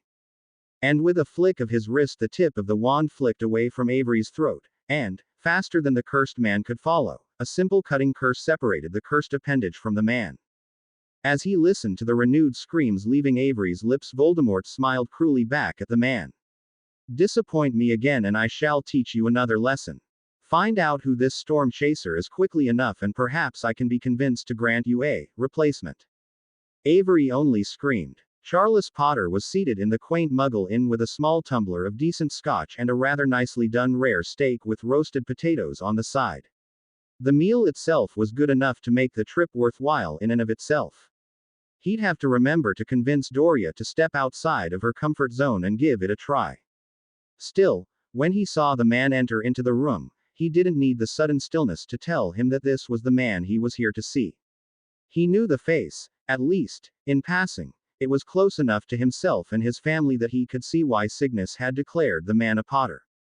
But the eyes were just as he'd been told, a vibrant shade of green he'd never quite seen before. There was little impressive about him at first glance. Even less when you caught the slighter than average frame and the typical Muggle clothing he wore. But when you looked into those eyes, there was a calm certainty in them.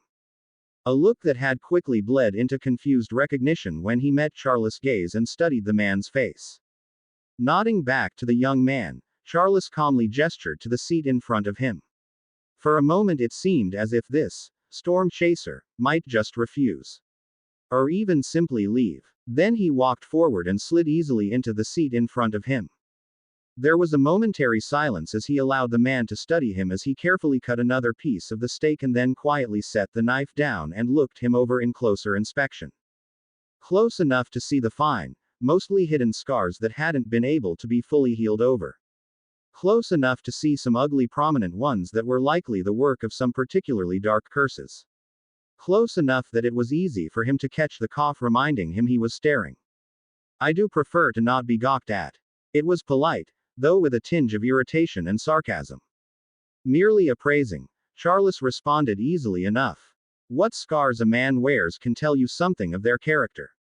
I prefer to not be appraised either. The man stated without missing a beat.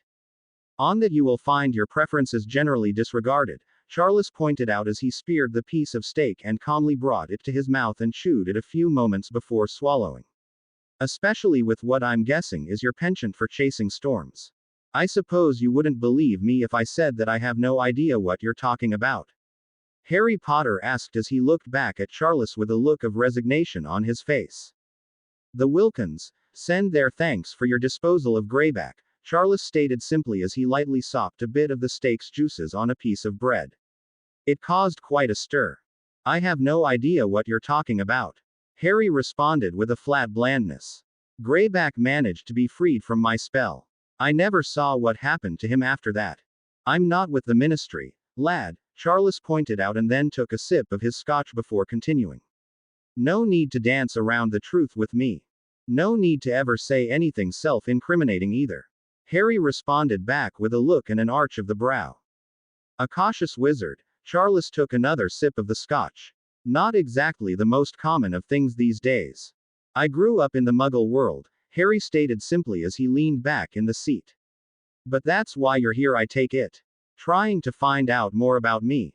In part, Charles agreed with a nod. However, there is one particular facet that matters to me in particular. Oh, Harry asked, a brow arching. You're a Potter. Am I? Harry asked after a brief moment, his brow still raised. Interesting. You're even aware of it.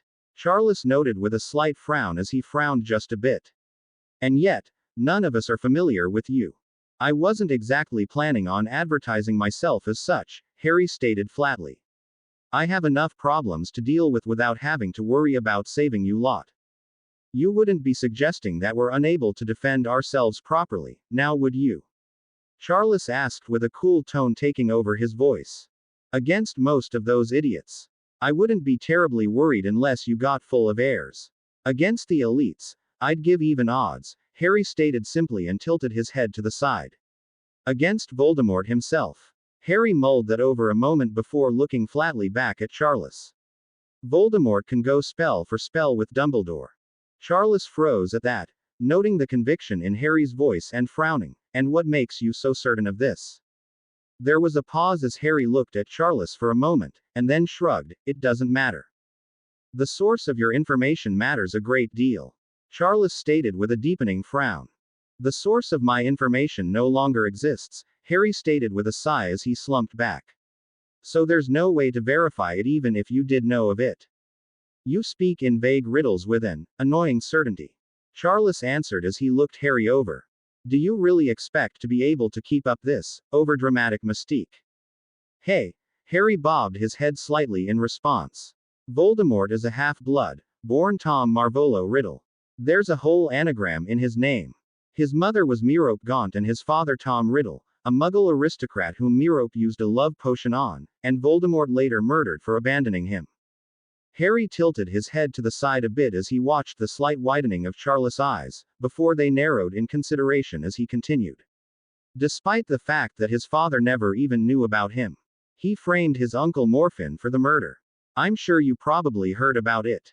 By now Charles was trying not to gawp at Harry as he struggled to not allow his jaw to hang open and gaping. What? Harry asked with a slightly bemused smile.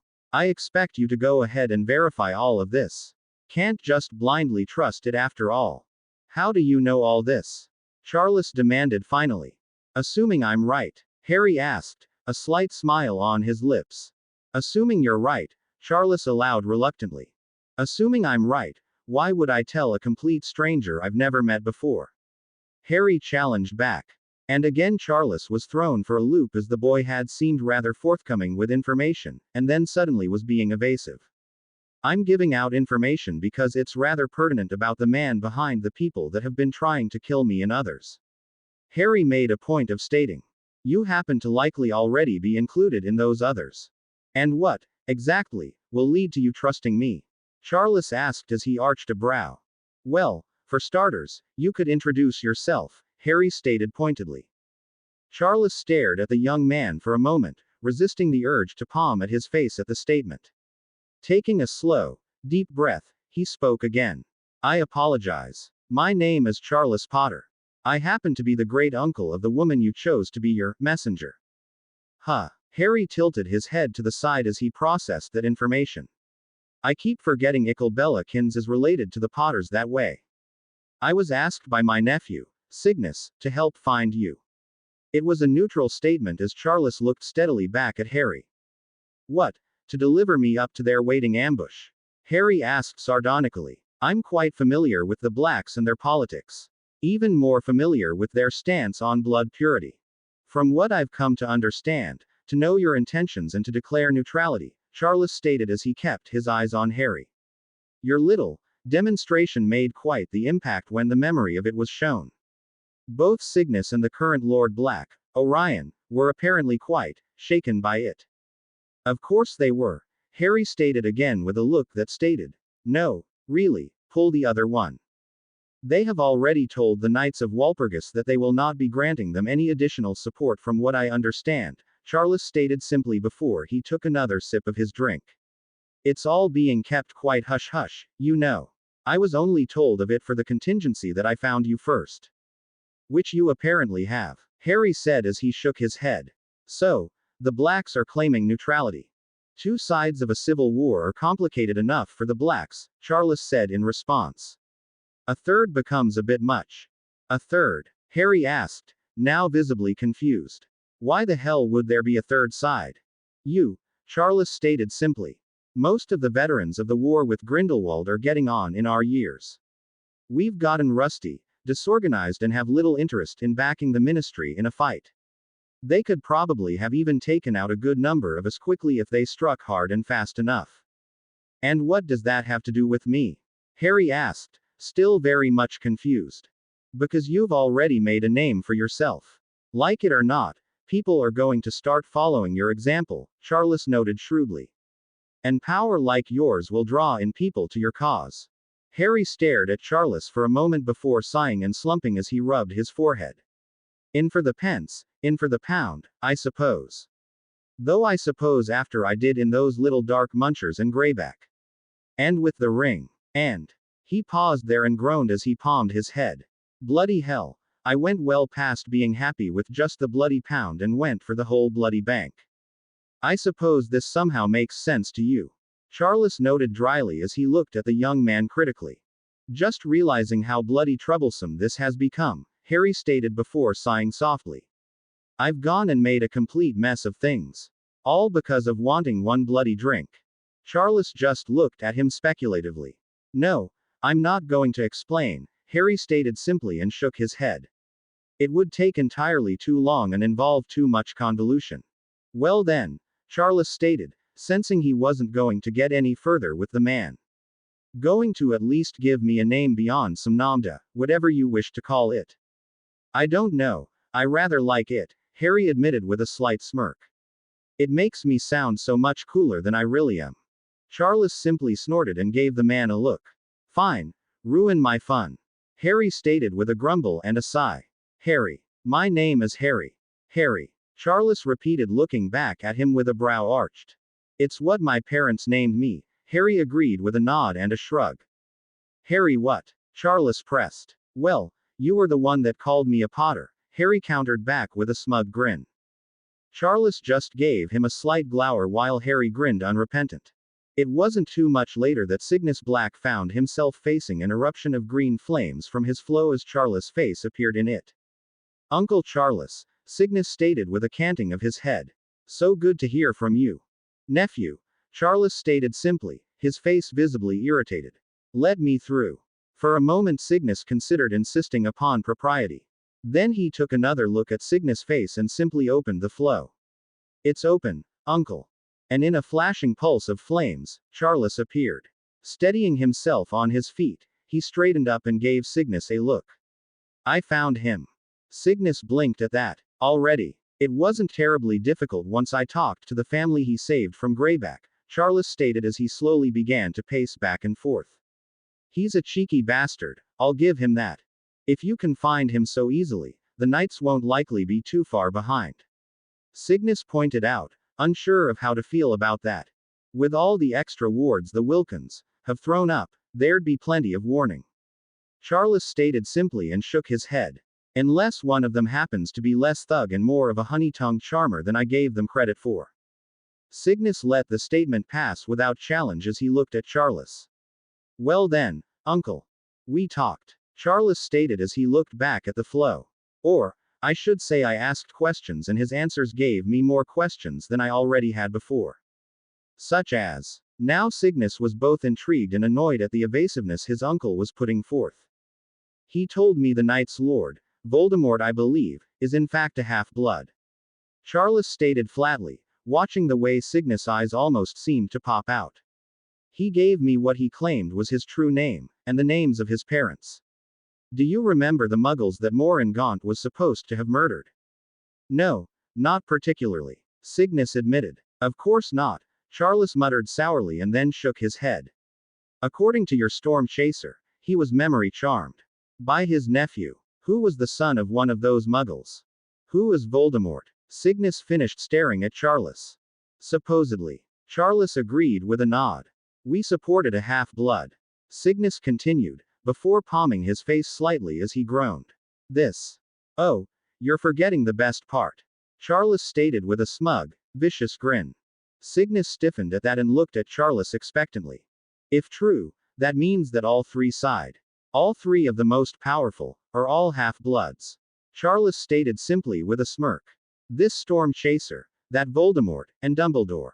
Cygnus stared at Charles, his face slowly going pale as he felt his knees going weak. But, of course, it could turn out to not be true, Charles agreed. We'd just need to do some research to find out. Starting with Voldemort's supposed real name. Tom Marvolo Riddle. On a whim, he remembered what Harry had told him, about the anagram, and casually he wrote out the name in the air between them with his wand. Then he rearranged the letters to spell Voldemort. What was left was, Mayoridal, another bit of a flick and he had, Lord Voldemort, and, my, left over. It was rather obvious when he then looked at Cygnus. Rather pretentious, don't you think? Cygnus stared. Yes, quite. Charles agreed with a nod. So, nephew, do you know what you're going to do now? I need a drink. Cygnus stated simply. We need a drink, Charles corrected succinctly. I was the one that had to deal with it directly from the bloody source. You just got it second hand. Yes, Uncle Charles. Cygnus agreed woodenly with a nod of his head. And make sure it's the good stuff, won't you, lad? Charles added. Yes, Uncle Charles. Excellent. Bellatrix Black shifted about in her seat as she stared at the pages in front of her. They were various proposals of courting and even full-out marriage that had been arriving since news of Rodolphus' death had become publicly confirmed. Her father had given them a look over and then snorted and shaken his head. Her mother was insisting upon at least considering the proposals. So here she was, looking boredly over overly flowery and pompous posturing. Each of them was trying to convince her that she should allow herself to consider their potential alliance. Thankfully, for her at least, she had been able to smugly cast aside the ones from families she knew already supported the Knights, or had reasonable reason to suspect were. Orion's declaration had been good for something, after all. It had also led to more than one fuming rants from her mother and Aunt Walburga. Her aunt wouldn't even look at her anymore, wouldn't talk to her, wouldn't even mention her. Honestly, Bellatrix was finding it refreshing. At least until Walburga had tried to move her attention onto Andromeda and Narcissa, apparently with her mother's approval. It had been short, sharp and tough for her mother and her aunt when they had attempted to subvert Orion's declaration through Bellatrix's younger sisters. Andromeda, of course, was already far beyond their influence, not that the women could see it. She looked at the women with a cool and calm detachment, meeting their eyes and their words with simply an arched brow and a glacial reminder that they were treading on thin ice in regards to the declaration of the family's head. They hadn't listened and moved on to Narcissa. Young, impressionable Narcissa, who had already started to be groomed as a partner for any of the young potential knights. A young, uncertain Narcissa who hadn't really understood what was going on when she'd been confronted by both her mother and her overbearing aunt. Bellatrix remembered exactly what she'd walked in on. And as such is it your duty as a daughter of the most ancient and noble house Black to ensure that you properly comport yourself in all things. Mother was stating as she loomed over a visibly uncertain Narcissa. Including making sure that you have anything more than nothing to do with those filthy half-bloods and mudblood trash, Walburga continued, looming over the girl. Such worthless pieces of filth should be burned out of our society. forbidden from polluting our great and proud heritage. And those worthless blood traitors striving to stand against the noble goals of those gallant purebloods willing to stand up and sally forth, doing what needs be done them. These are the ones you must make absolutely certain you do not even passingly fraternize with. They are unseemly individuals. You are a daughter of black, and as such you will only associate with such individuals as understand the right and proper view of our society. The words were familiar. She'd grown up with them after all. Ate them up as gospel. Until they'd been shattered by a half-blood wizard who ground them beneath his heel. Narcissa. She spoke up clearly and calmly as she made her presence known. Come here, please. Seeing an escape, Narcissa did just that, quickly rushing over to her elder sister and hiding behind her back. Walburga's eyes burn as she spoke her name acidly. Bellatrix. For all your flaws, I did not think either of you had grown this foolish, Bellatrix stated as she narrowed her eyes and looked at both women. Or have you already forgotten that all blacks are to take no sides? And for you to try and convince Narcissa of all people to get herself thrown out of the family. Her mother flinched at that, but her aunt was another story. We are blacks. Our shoulders should be standing proud and true with the knights, purging that filth from the earth they pollute with their mere presence. We are not blood traitors.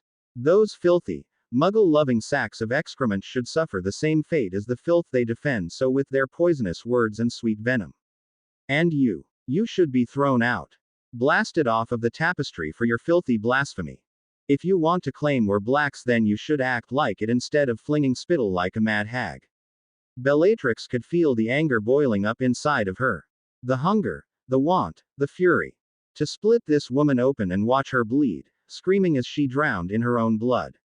We have been declared as neutral on pain of banishment from the family, or worse. And what do? Orion will never cast me out. Walburga declared in rebuttal as she forced her head high and challenging.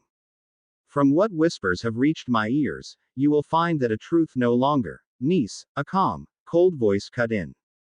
Walburga froze before twisting around to find herself facing Charles Potter, looking at her with cold hazel eyes and an unforgiving set to his features. Behind him, Cygnus stood, looking at his sister and wife with a look of clear disapproval. Still, he seemed content to stand and watch the show. There was no lack of hate in Walburga's voice as she responded.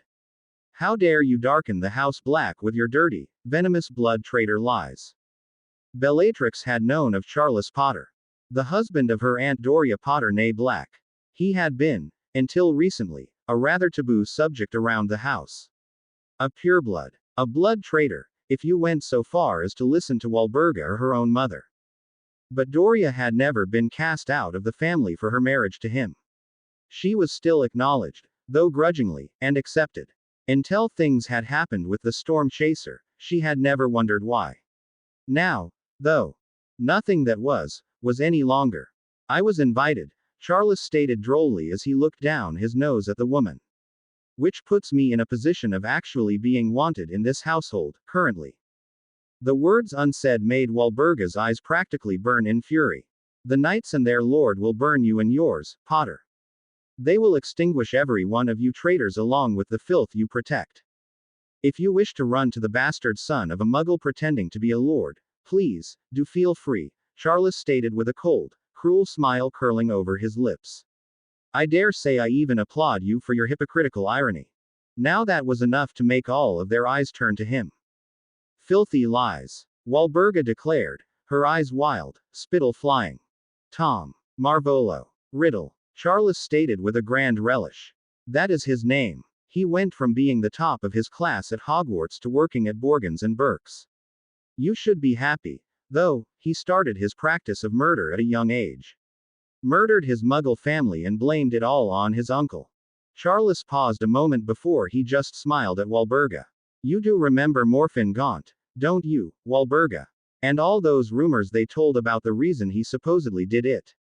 Because of his sister's utter fascination with the muggle. No, Walburga did indeed remember the rumors.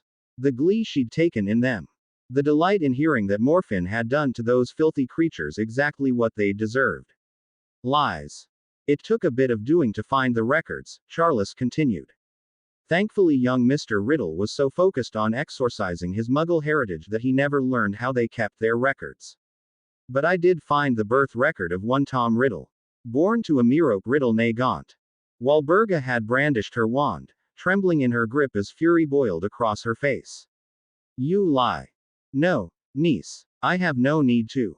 Charles responded back with a shake of his head, disregarding her wand contemptuously out of hand as he looked back at her without the slightest show of fear. But I imagine such thing becomes a truth beyond what you can accept, and you will fail to accept it, won't you? It was bad enough that Dumbledore had a Muggle-born mother. Even worse when this new storm chaser came, declaring himself a half-blood without hesitation, but now, the very lord you had placed all those hopes in is just the same. Worse, he pretends to be something he's not. And he fooled you. Bellatrix had wanted to stare. Beyond the family meeting, she had never seen someone stand up to her Aunt Walburga before. Not without even an ounce of fear, hesitation or worry. And what's more, she could easily see why her father had called the mysterious storm chaser a Potter. She had expected her aunt to begin to throw spells at Charles. When none came, she looked from the calm look on Charles' face to her aunt. What she saw there shocked her. Fear. It was half hidden by rage, but the hesitation, the fear as her wand trembled in her hand was visible. She couldn't tell what it was fear of, though.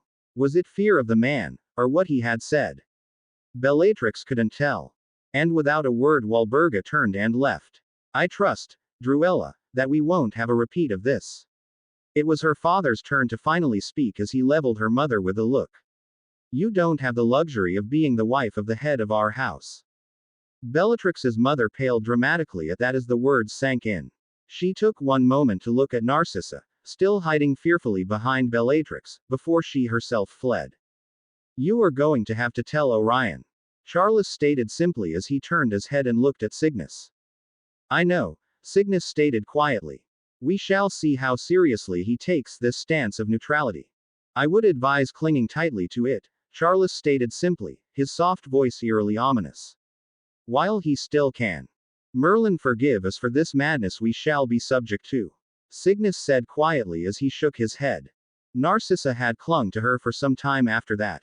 She'd never asked her what she should do, what she should say. She'd merely clung to her while keeping a great deal of the awe directed towards Charles. Apparently their great-uncle had left quite the impression upon her. Sighing, she looked back at the correspondence once more and shook her head. They were all so boring. Yes, she would need to marry. But more and more selecting a proper husband seemed to be a less than enticing proposition. However, on the other side of things, that meant that she would need to find herself a profession until such time as she decided to marry. She would not work for the ministry. The only position that even remotely appealed to her was that of an Auror or hit wizard. But those positions were simply too restrictive, boring, mundane. She wanted something more. More adventure. More violence. More excitement. And it would not be found among these simpering fools. With a growl of frustration, her wand swept across her desk and the correspondences all leapt into the air and then burst into flames. You do realize that in one act you have thrown insult onto most every neutral house and hold among those still acceptable to our sensibilities, yes. She turned her head to find Andromeda looking at her with that cool, guarded expression she now wore more often than not. Mother already had me make a list of who was offering what, Bellatrix stated with a grimace of disgust. Merlin, some of these were for men older than father. The price of proper pureblood propriety, Andromeda stated with a sarcastic drawl. It was, Bellatrix noted, more emotion than she had heard from her sister in some time. Bollocks to that, Bellatrix stated defiantly. My, Bellatrix Black using such language. Andromeda stated, her brow arching up. Such defiance. A curse word that wasn't mudblood or blood traitor. And when did Andromeda Black resort to sarcasm as her wit of choice? Bellatrix responded back as she turned and looked squarely at her sister. Sometime before people resumed paying her any mind other than to assume she would be the good little pureblood daughter like her sister Bellatrix. Andromeda stated simply as she crossed her arms about her chest and stared back at her sister. I wonder how long this vaulted neutrality will last.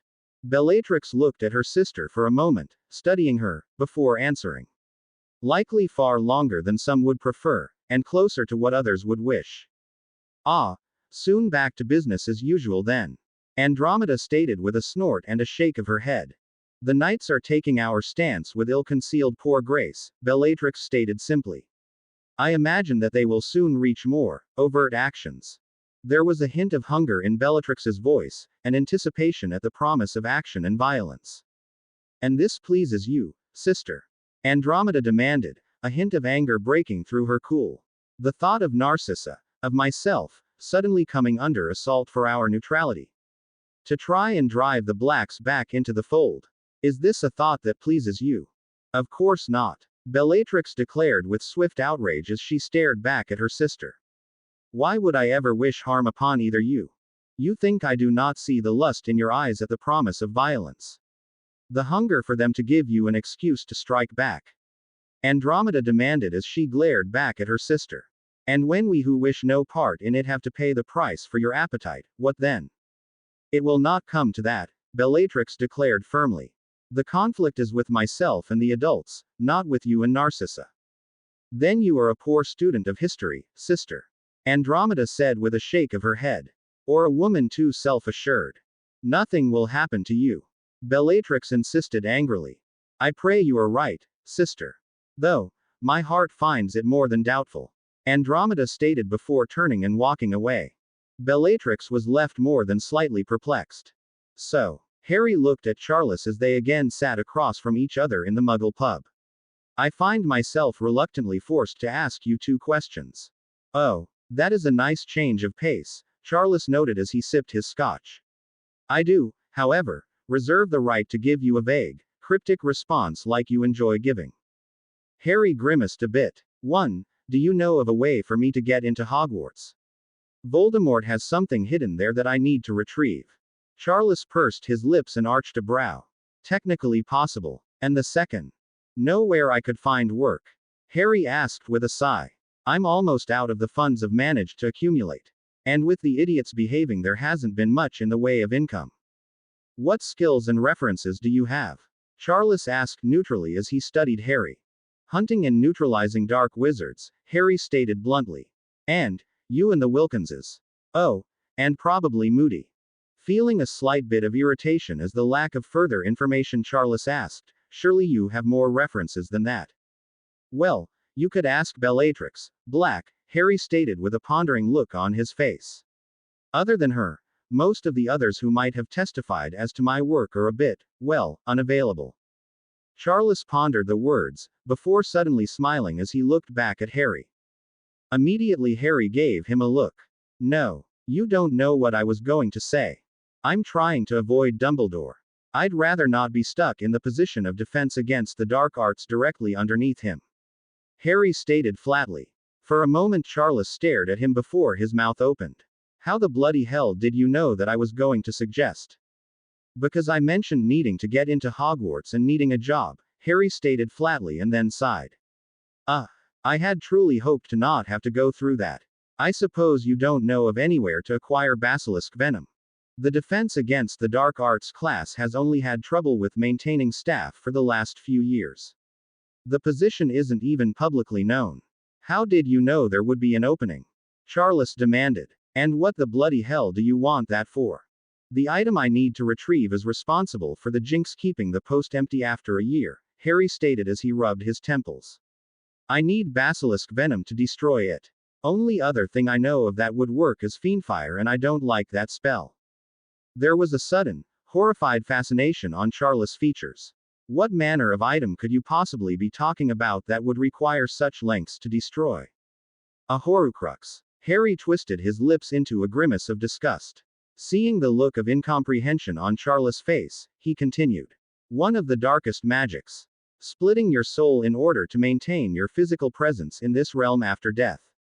You end up stuck in limbo if they're destroyed, and if you die, well, let's just say that you have to be either supremely desperate or supremely arrogant to make one.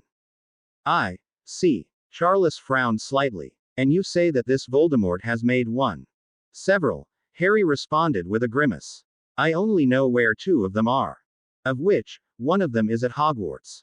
Charles stated as he stared back at Harry. Yup. Harry agreed with a nod of his head and a sigh of irritation. So, basilisk venom. Impossible, Charles stated flatly. It's illegal to even own a basilisk. In the rare cases when it does come on sale, it's always on the black market, and gone before anyone else even knows about it. I was really hoping you weren't going to say that, Harry stated with a groan. Really hoping. Do you not have an alternative? Charles demanded. Alternative source, Harry stated softly as he rubbed his face. But that requires going to Slytherin's Chamber of Secrets. Are you sure you're right in the head? Charles asked as he looked at Harry critically. Unfortunately, Harry stated with a sigh and a wave of his hand. It exists. Sadly, Riddle found it when he was a student at Hogwarts. The Hagrid incident, Charles stated as horrifying pieces fell into place. How can you possibly know all of this? This is. Unfortunately, I've had to spend some time in Tom's head. Harry absently stated with a grimace. Thankfully, when it was happening, he didn't know about it. And I am never willingly going to do it again. But, Charles struggled to try and wrap his mind around Harry's statement. He's a damned good Legions, but not as good as an Occlumens. It was all Harry was willing to say on the topic. I see. Charles swallowed as he slowly stared at Harry.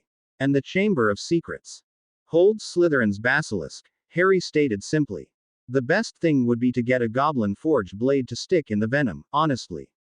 Taking on the property of the venom. Charles finished for him as he sighed and slumped. Thus, if you have to destroy more of them, you have something to do it with.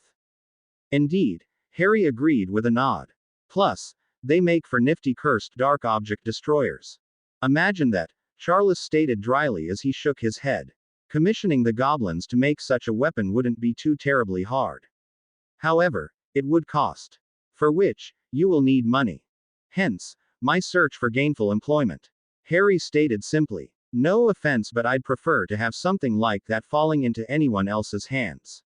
Basilisk venom is not a pleasant thing to experience. You've been poisoned by basilisk venom. Charles stated incredulously.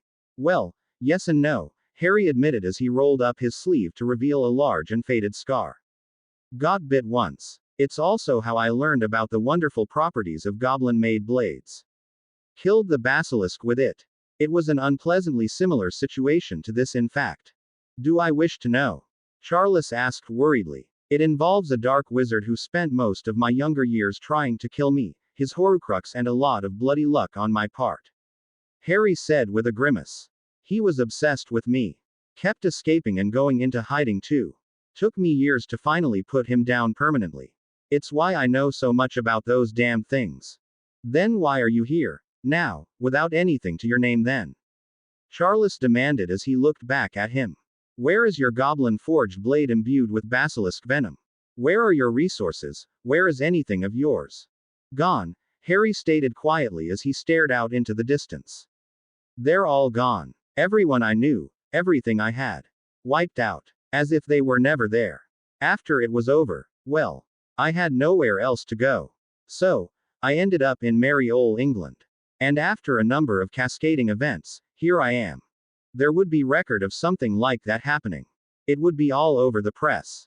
Charles said. Even if it wasn't, I would have heard about it.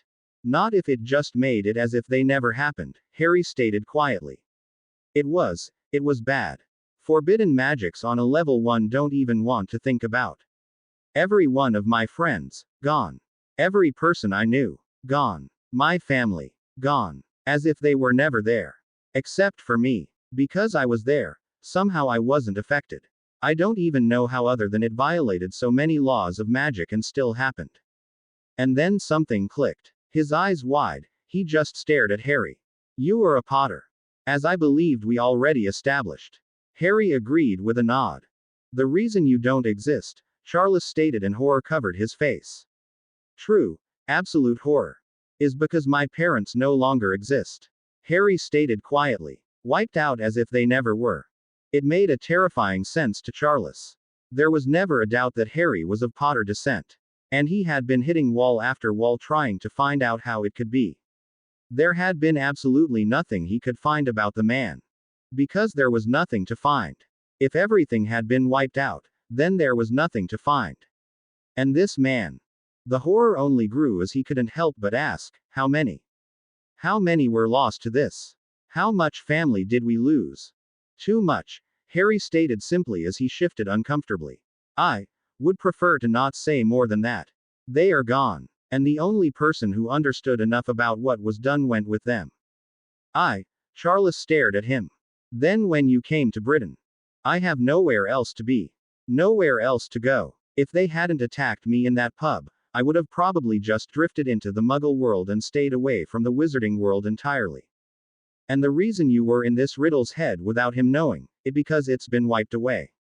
Charles asked, pressing for more information. Yes. But it's not perfect information, I've already found that out, Harry stated with a sigh. With the changes, I only know a bit of what I would have if things were unchanged. Because of it there are 3 Horcruxes I don't know where they are.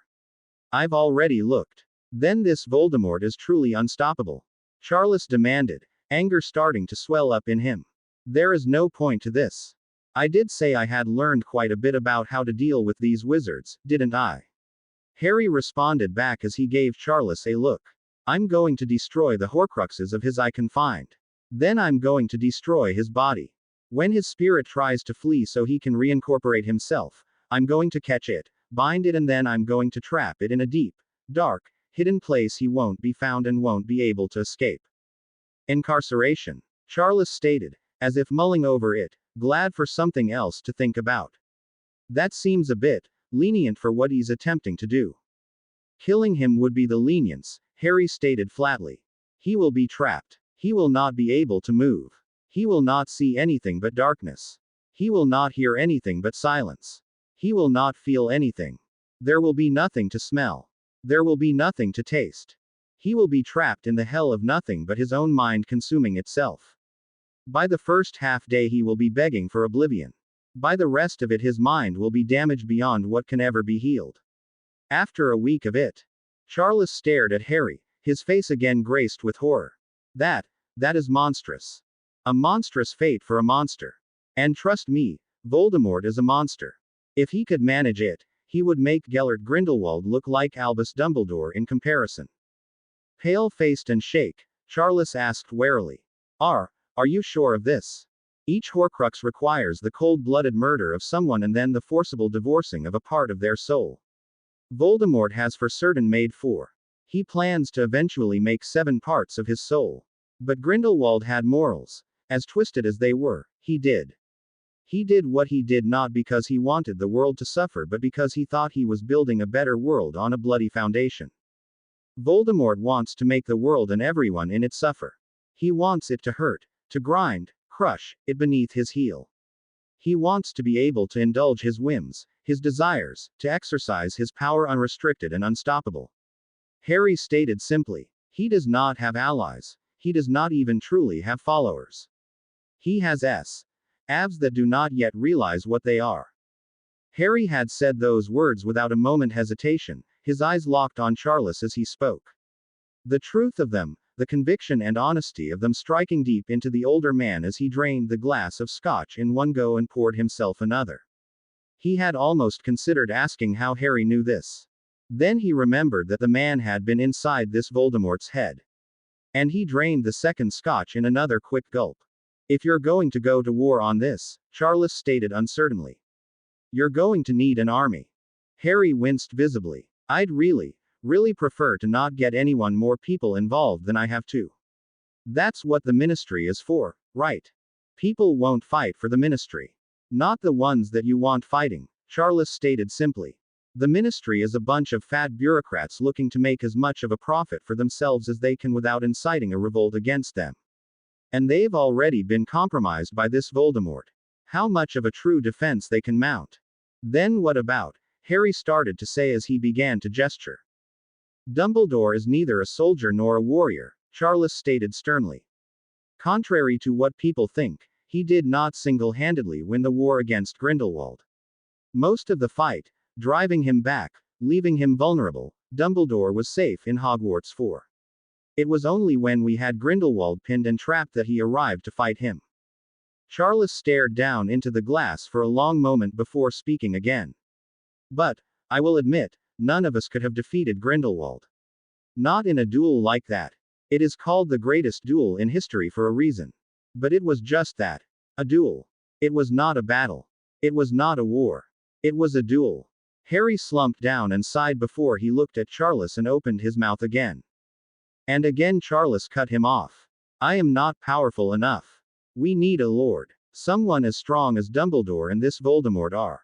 Someone that can stand against an entire group of wizards and leave them broken at their feet without a scratch on them. Why does it always have to be me? Harry asked with a grunting grumble. Oh, hey, there's another dark wizard out there. Time for you to go and get rid of him. Everyone has their talents, Charles stated with a slight smile. Bloody hilarious, Harry stated flatly before sighing in defeat. What were you thinking? Well, I can get in touch with the old guard, the veterans from the war against Grindelwald. But we need younger recruits too. His face grimacing into disgust, Harry gave him a look. And you want me to recruit from Hogwarts? What do you think Voldemort is doing? Charles countered back. And with Dumbledore in his ivory tower. Harry's shoulders slumped down beneath the weight of that statement. Of course, if you can think of someone else who could train these children to survive better than you. Charles noted. Harry's resigned slump turned into a sullen glower. That man will make a drunkard out of me, Charles declared as he slumped into the seat he'd been offered, his eyes flicking for a moment to register Orion seated across from him, next to Cygnus. Orion, I suppose this does warrant your inclusion. Charles, Orion noted as he inclined his head with a nod. You have found something out. Every time I talk with that man, the more reason I have to drink. Charles stated with a sigh as he pinched his nose.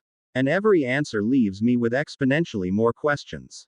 What have you learned? Cygnus asked as he settled back into his seat. I found out why none of us have heard of him before. Charles stated quietly as he stared away, looking into the distance. Something unpleasant then, Orion noted with a pursing of his lips. He is a reminder that magic is a wonderful and terrible thing. Charles stated. What would you do, Orion, Cygnus, if you learned that at least an entire branch of your family had been wiped away? Their lives, their accomplishments, their legacies, their children. All gone, as if they had never existed, to the point where even you no longer even recalled they once were. Neither man reacted much, beyond a slight canting of Orion's head. You are sure of this? He is a Potter. A Potter that we cannot find any evidence ever existed. A Potter that knows things that he could not possibly know. Who is skilled in a way that could not escape notice. And yet, he is. Charles stated softly as he looked back at the men. I looked into his eyes as he told me this. Tell me, Orion, what would you do if you were the only one who remembered your family, your friends, almost everyone you'd ever known? I see, Orion stated simply and gave a slight nod of his head. I suppose he has reason for being so. He was there at the center of it, trying to stop it. Charles stated simply. Something he seems to have a talent for. Being at the center of trouble. I suppose if the caster was trying to make it so he was the only one who realized it and someone intervened, Cygnus stated leadingly. Quite, Charles stated succinctly before he took a slight sip of the drink he'd been offered when he first arrived. He also told me that Voldemort has created something called Horcruxes. That got a reaction out of both Orion and Cygnus, their backs straightening as they stiffened in their seats. Affixing Charles with a sharp look, Orion spoke. You are sure of this? He is sure of this. And he definitely stated a Horcrux. Splitting his soul with a cold-blooded murder and placing the piece in an object. Charles stated before frowning a bit. He said he knew that Voldemort had created 4. With plans to create 7. Merlin, Orion stated, his face pale and his fingers digging into the arms of his chair. What kind of foolish monster did we try and tie ourselves to? That is, Cygnus stated as he reached up and rubbed at his nose. Horcruxes are beyond foolishness. Yes, they can extend your life. But what you extend it is, you are not human anymore. And eventually, when the Horcrux is destroyed, you are trapped between life and death. A ghost? Charles asked. Harry had alluded to something like this but had not gone into great detail. Worse. In the limbo between this world and the next. Trapped and unable to either move on, or haunt the world, Orion stated simply, beeping in a breath. It is not something anyone who understood them would ever dabble in. It is something we are taught about as to make sure we know what it will truly do to you. Like basilisks, they were developed by Harpo the Foul. Cygnus stated. They were his greatest mistake. Well, he knows where two of them are. Charles stated simply. And he apparently knows how to destroy them. However, there is a problem. Where are they? Orion asked as he looked back at Charles with a piercing look. I only know that one of them is at Hogwarts, Charles responded. And that it is responsible for what is apparently a jinx keeping the defense against the dark arts class without a teacher at the end of the year. What proof does he have? Cygnus finally asked as he held up his hand. And, no, I am not calling you or even him a liar, uncle, but this is a claim that is not to be made lightly. How does he even know this? You can ask him that himself, Charles stated with a shake of his head. If it is truly as foul as all three of you have stated, I want nothing to do with it. As for how he knows, apparently before things happened, he had been inside of this Voldemort's mind. Still, Hogwarts, Orion stated with a grimace. We cannot take even the possibility lightly. Not with our children either enrolled or to be in the future, Cygnus agreed with a nod. Has he at least shared with you how he plans to destroy them? They are notoriously difficult to dispatch. A goblin-forged blade imbued with basilisk venom, Charles stated simply as he waited for their reaction. As wonderful as that sounds, exactly how does he plan to obtain a goblin-forged blade imbued with basilisk venom? Orion stated flatly. While we might somehow be lucky enough for some to reach the markets. The price alone, Cygnus stated with a shudder. He knows where to find the Chamber of Secrets, Charles stated simply. And Slytherin's basilisk. Even if he does, we do not have a Parseltongue to help us gain entry, Orion pointed out, though it was only half-hearted. I doubt Slytherin would have left it sealed by anything less than such. That, I did not ask, Charles admitted. However, he seems quite certain that he can get in. Then what, exactly, was it that you wanted to propose? Orion asked as he arched a brow. He needs employment. He needs access to Hogwarts. Charles stated with a shrug of his shoulders. Orion frowned. We can't help. You know this, Charles. We are neutral in this. You know neutrality won't last forever, Charles stated softly as he looked at the man. Men like this Voldemort, eventually his patience will end. And he will declare House Black his enemy. Be that as it may, we declared neutrality, Orion stated again with a frustrated release of breath. We cannot do anything else. Already my family borders on rebellion as it is. Even knowing that this Voldemort is a half-blood. Charles pressed as he looked at Orion. And knowing that he has created Horcruxes. You know Walburga tried to get my youngest, Narcissa, to violate our neutrality, circumspectly. Cygnus reminded Charles. Do you think she truly cares about that? She would just state that we were lying about it. And the Horcruxes? Charles asked. She wants to believe that she is right. That he is what we, have been waiting for, Orion stated with a tired sigh as he slumped back. And yet, in the face of the facts. Uncle Charles, you need to understand, Cygnus stated quietly. 3 lords. 3 half-bloods. If we choose a side, we lose who we are. Will you truly sell your pride so dearly? Charles demanded. Do you truly believe it worth your future? Your lives. The lives of your children. What would you have us do? Orion smashed his hand down on the chair of his arm as he glared back at the man across from him. To cast aside generations of history, of pride. To forget what it is to be black. When your pride is forcing you to ignore the truth in front of your eyes. Yes, Charles stated with a hiss of anger in his voice. Would you truly prefer to be thrown under the yoke of a monster, to be eventually extinguished for some slight or failure? If he has made Horcruxes, Orion, Cygnus spoke up as he looked at his brother-in-law. Do you know what this would do to our family? Orion demanded. What I would have to do to my wife. She is my sister. Cygnus snapped back with a hiss. You think I don't know this?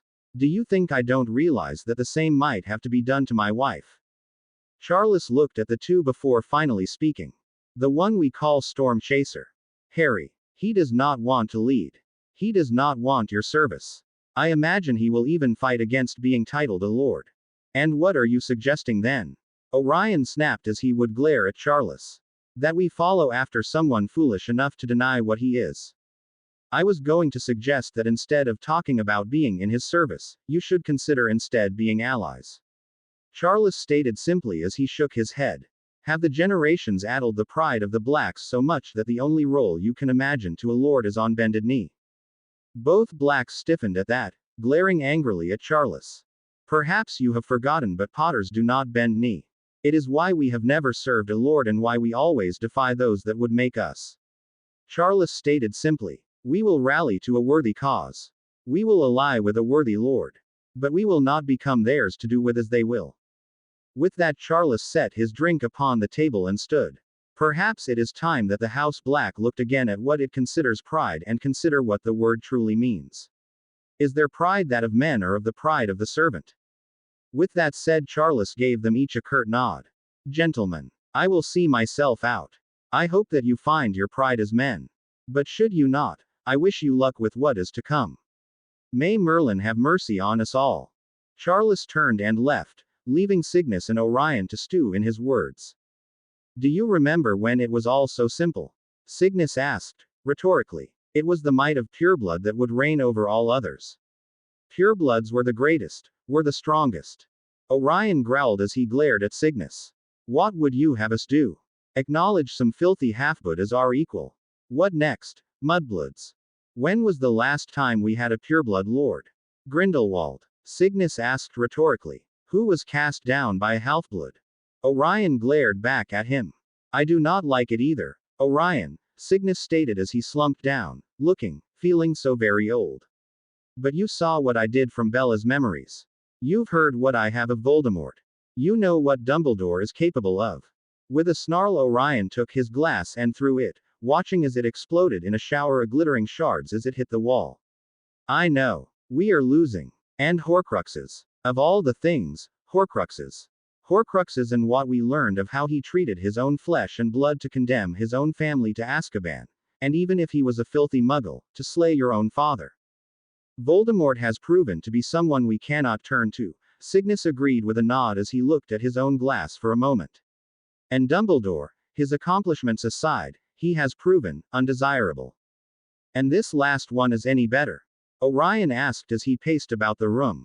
And do not let your daughter's infatuation speak for you. He is ruthless, Cygnus stated as he looked back at Orion.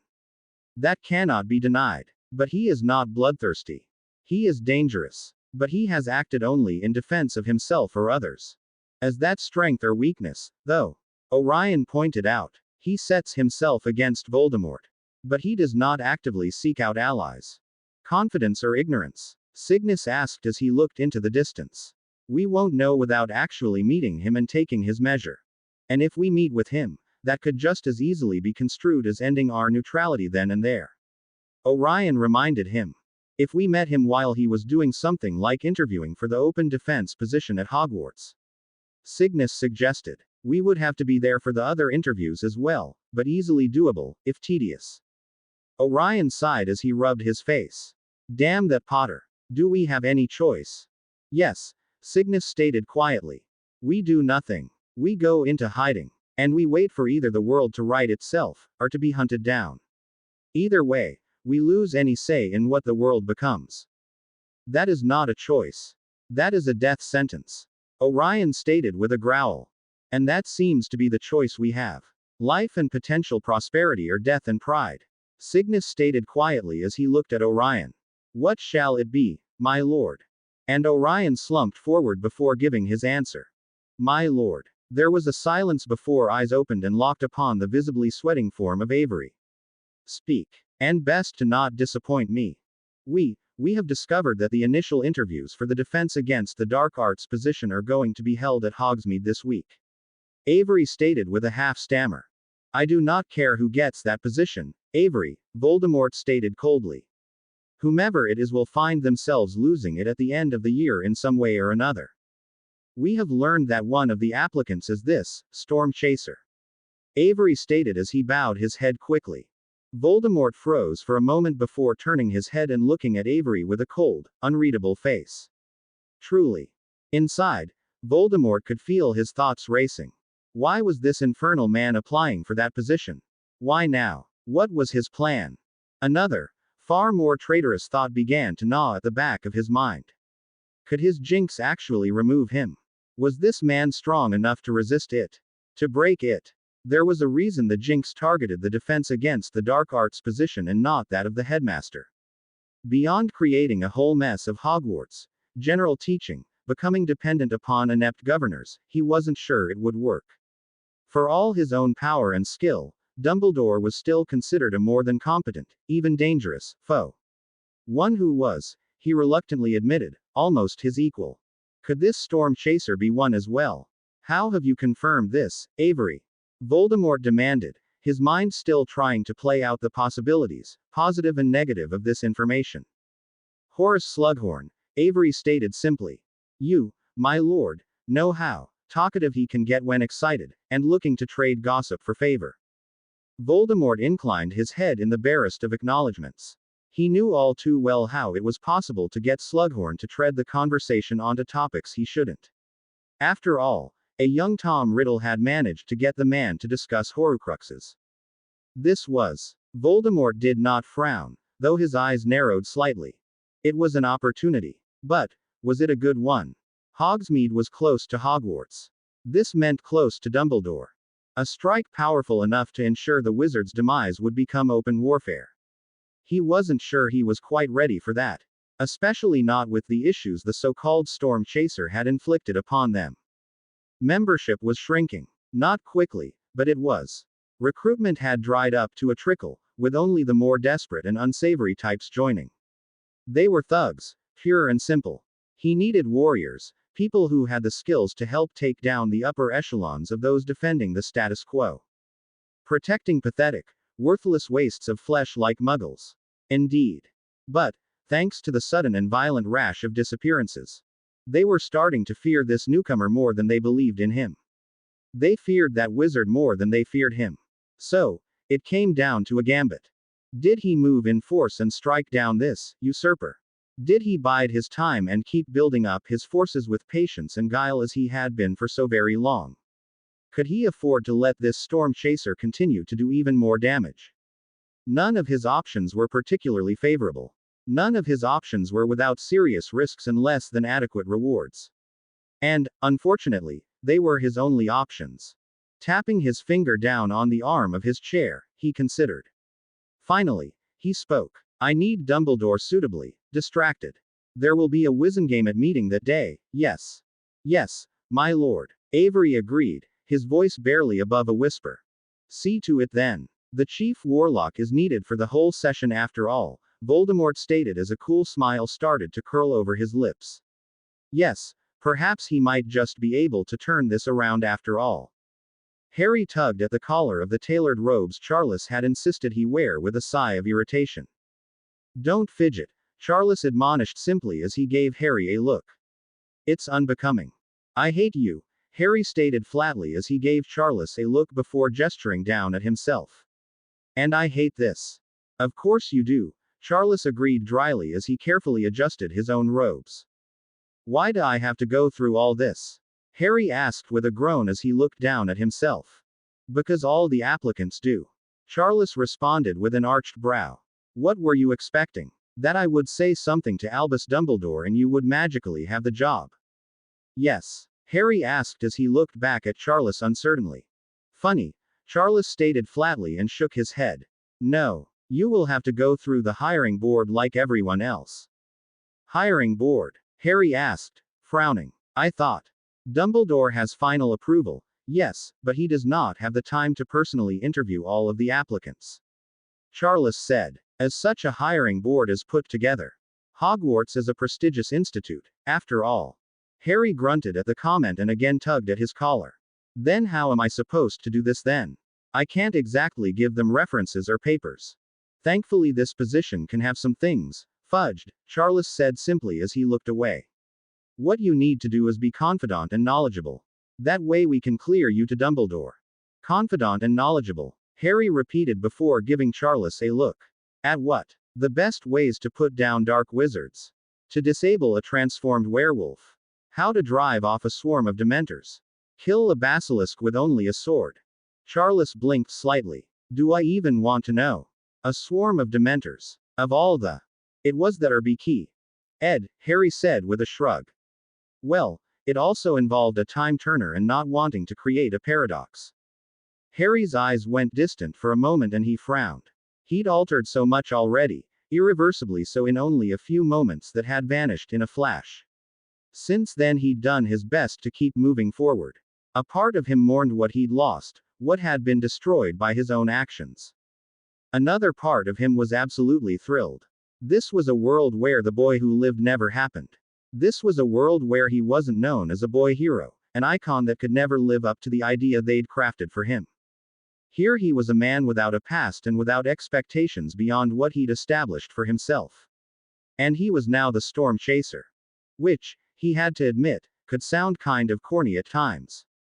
Still, he was going to have to be confidant and knowledgeable. He could do that, right? Orion Black fought back a sigh as he was forced to listen to the fop trying to pass himself off as competent. So far the various applicants had been a more than mixed bag of diversity. They ranged from self-aggrandizing fools to the few with a cool confidence, but so far, still no storm chaser. Are you sure he's actually going to be here? Orion asked quietly so only his brother-in-law could hear while he shifted a bit and gave Cygnus a look. If he fails to show, we will still have gained a measure of respect for showing interest and restraint in how we've approached this, Cygnus stated simply as he gave Orion a look, his voice equally quiet.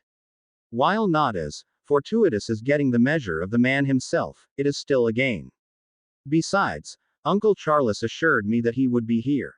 Orion grunted sourly as his eyes narrowed for a moment, then he forced himself to relax. That man is who he has always been, Cygnus interrupted quietly. Only this time he had something shocking enough that we actually had to listen. For a moment Orion glared back at the man, who simply gave him a calm pointed look in response. I do not like it. Neither do I, Cygnus admitted quietly with a nod of his head.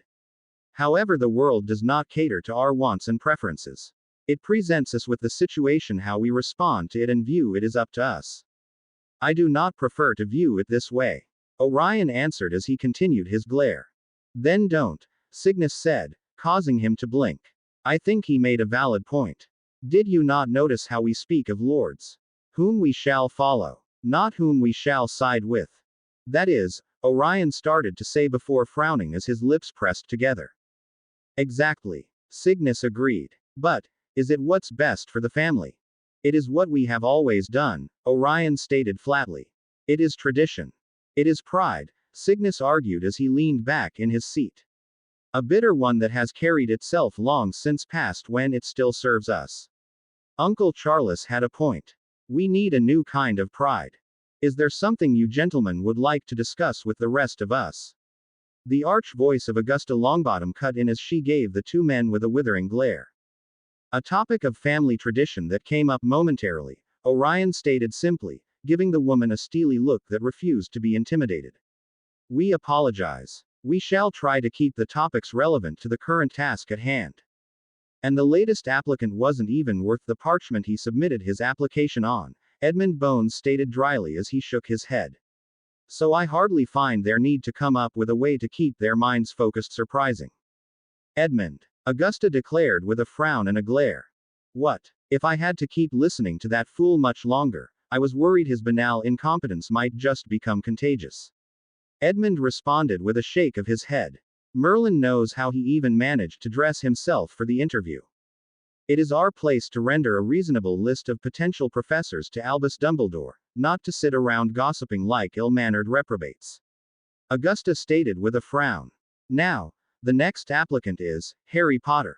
Strange. I thought I knew all the Potters. Immediately both blacks stiffened and directed their attentions to the still closed door as Augusta read from the application. Let's see. Former Dark Wizard Hunter. References, restricted. Augusta stated with a blink and a frown. Skilled in charms and transfiguration and a variety of tactics for combating both dark wizards and dark creatures. knowledgeable in various tactics of combating the dark arts without resorting to the dark arts. Ah, yes. Charles recommended him. Edmund agreed as he noted the name on his own copy of the information. Something about his previous experiences being a necessary secret. Most improper, Augusta stated with a frown. How are we supposed to render appropriate judgment about the truthfulness of his skills? I imagine we ask him questions to see how he answers, one of the other members asked dryly. Still, that's a bit exciting. Restricted information. He could even be that wizard who dealt with Greyback. And why would someone like that apply for a position at Hogwarts? Cygnus asked, arching a brow. I find that to be, well, really. How many people that are capable of those things have a desire to teach? And defense against the dark arts of all things. You never know. Look at Albus Dumbledore, another member pointed out. Because there are so many like the great Lord Dumbledore. Orion stated with a slight bite to his voice before shaking his head. Shall we move on with the interview? Yes, Augusta stated succinctly. Send him in. A flick of a wand and a spell shot out. A moment later, a young man with glasses stepped in, wearing well-cut and tailored robes that he seemed oddly out of place in. As Orion studied him, a trickling realization hit him about just what he looked out of place. It was not the look of a young man who didn't know his place in the world, or was uncomfortable with who he was. It was the look of a dragon forced into robes and clothes that he wore with only the most tedious agreements. He looked very much like someone who did not wish to be there. One whom they should not make feel particularly inclined to show them how much he did not want it. When he saw the eyes, he knew that this was the man from Bellatrix's memories. A glance at Cygnus confirmed that he too was of that opinion. As he looked through the board, he saw both apprehension and dismissal. While Augusta and Edmund took in the look of the man and found reason to pause, most of the others saw the obvious discomfort and saw weakness. Mr. Potter. The voice that spoke was bordering on condescending as it looked back at the visibly young man. Orion noticed the sharp narrowing of Harry's eyes behind his glasses before the man spoke in a calm, collected voice. Yes. And whom am I addressing? That was not the reaction that was expected as the speaker took a moment to collect himself. We are the hiring board. We will be deciding whether or not you will be among those eligible to be presented to Albus Dumbledore for determination of who will be the new professor of the Defense Against the Dark Arts. I see, Harry stated simply as he then tilted his head to the side. And does this position automatically come with an inability to comport yourself with manners and decorum, or is that merely your own personal deficiency? The man who'd spoken had his face turned crimson, his fingers reaching down towards his robes at Harry's response, only to find the young man staring back at him, unflinching and visibly unimpressed. How dare you? The man started only to be cut off by a glare from Augusta Longbottom. Be silent. The woman's stern voice was steely and cold. Mr. Potter is quite correct. It is our responsibility to act with the manners and decorum that should be associated with individuals in our position. To do otherwise is an insult to both our families and Hogwarts herself. Or, you could draw your wand on him and we could see firsthand some of his qualifications. Edmund ventured with an arched brow. He insulted me. The man protested. I treated you with the same courtesy you treated me with. Harry stated flatly. And as my being here is the result of the recommendation of Charles Potter, that in turn tells what level of courtesy you have shown him. Orion fought back a slight smile of approval as the man suddenly turned quite pale as he realized exactly how far his insult would travel. And, in turn, your behavior reflects back on Charles Potter. Augusta stated as she looked firmly back at Harry. And, madam, have I acted in a way he would find inappropriate? Harry responded back with a bland monotone. Augusta sighed at that as she leaned back in her seat. I see. A Potter indeed then. I am Augusta Longbottom. I will be chairing this interview. Madam, Harry agreed with a respectful nod of his head. Edmund Bones, Edmund stated next as he watched Harry with bemused eyes. And so the introductions went, including the now far more contrite individual whom had made the initial introduction. Until they reached Cygnus and Orion. Orion Black, head of the Black family. And my brother-in-law, Cygnus, Orion stated simply as he stared back at Harry. Sirs, Harry responded with a nod of his head, before looking at them carefully. An interesting sight to see such distinguished individuals in such a setting. Orion narrowed his eyes for a moment before answering back. Cygnus' daughter brought us most interesting facts about the current state of the wizarding world. Ones that we would be remiss in not considering. Ah, an interesting thing then. I suppose someone must have made quite the impression upon her, Harry stated simply with a nod of his head. Memories can go a long way, Mr. Potter, Orion agreed, before steepling his fingers together. But, I believe we have an interview to conduct. Indeed we do, Augusta agreed with a nod. I have to admit, you have a most obscure application, Mr. Potter. It is as complete as it can be at the moment, Harry stated simply. If you have questions on the subject, I will answer them to the best of my ability, and if you require a demonstration. He paused there and suddenly smiled at the man who had been so rude earlier. That I can easily arrange as well. Even the more dim-witted of them took notice of that. It was starting to trickle into their minds that they were no longer at the top of the food chain there.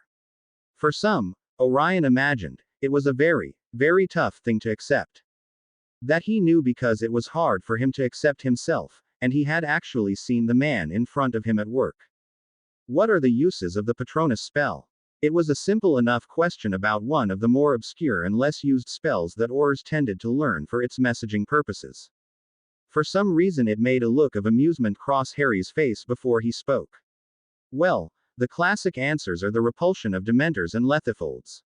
There is a variation that can be used to carry messages, and there are other uses, if the caster is creative enough.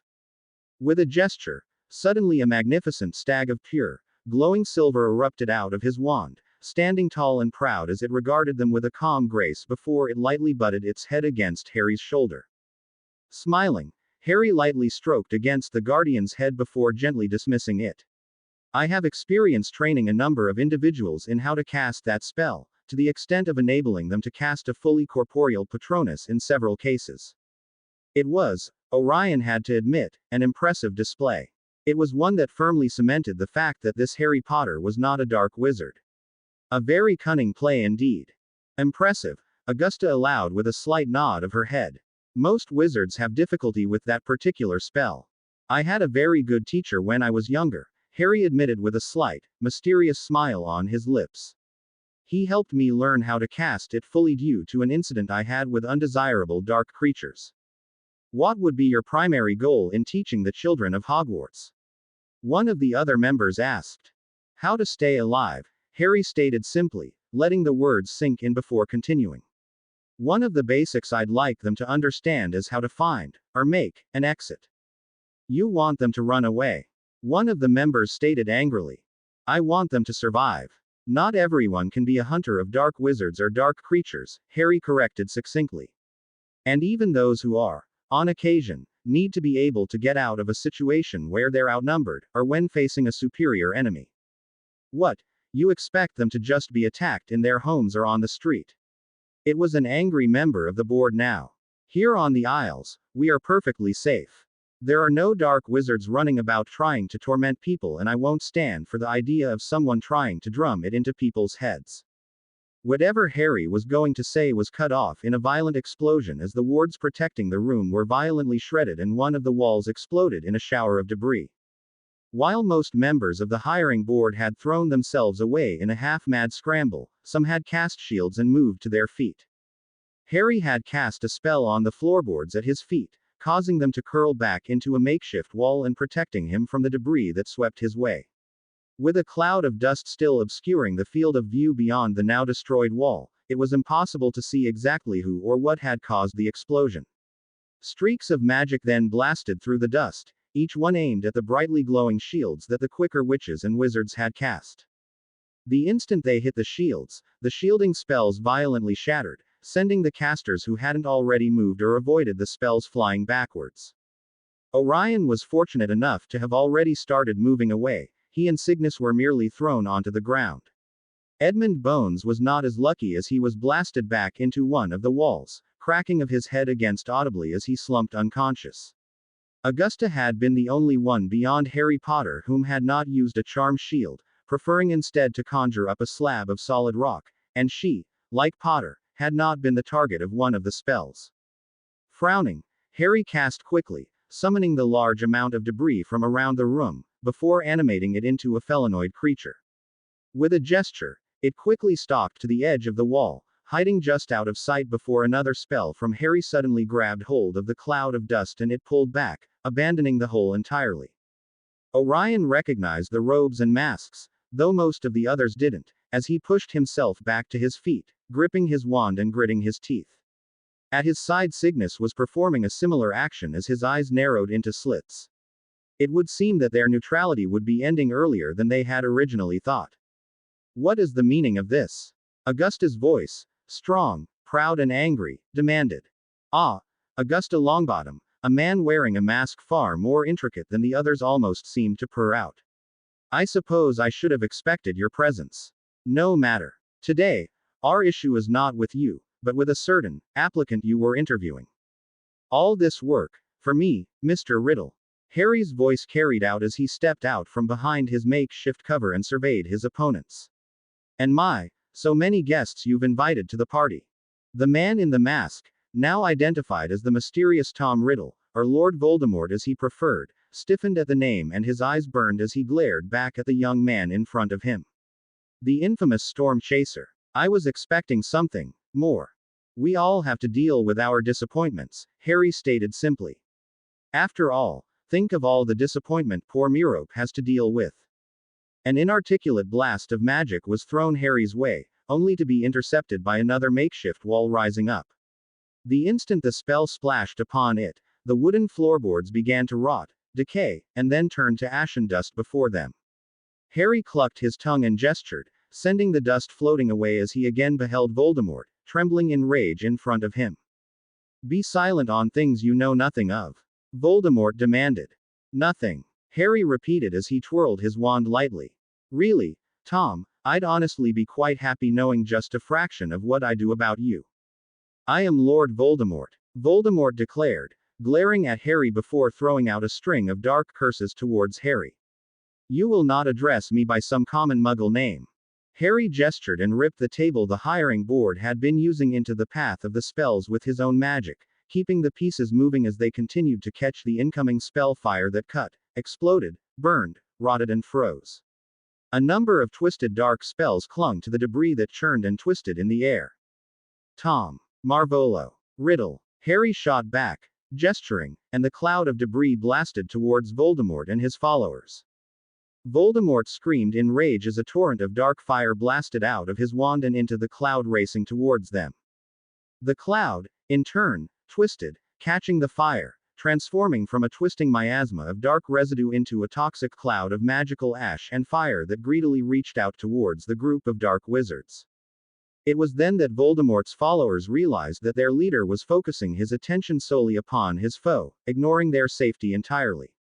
With startled oaths they began to cast themselves. Banishers hit the debris and pushed it back, at least for a moment. Blasting curses thinned the cloud but spread it further. Cutting curses meant nothing to it. Then, Harry sent the beast he'd animated earlier charging through the cloud. It immediately began to burn and rot as the tainted ash from the cloud clung to it. When it emerged, slamming into the first one of Voldemort's followers, it looked as if it had been born fresh from a nightmare.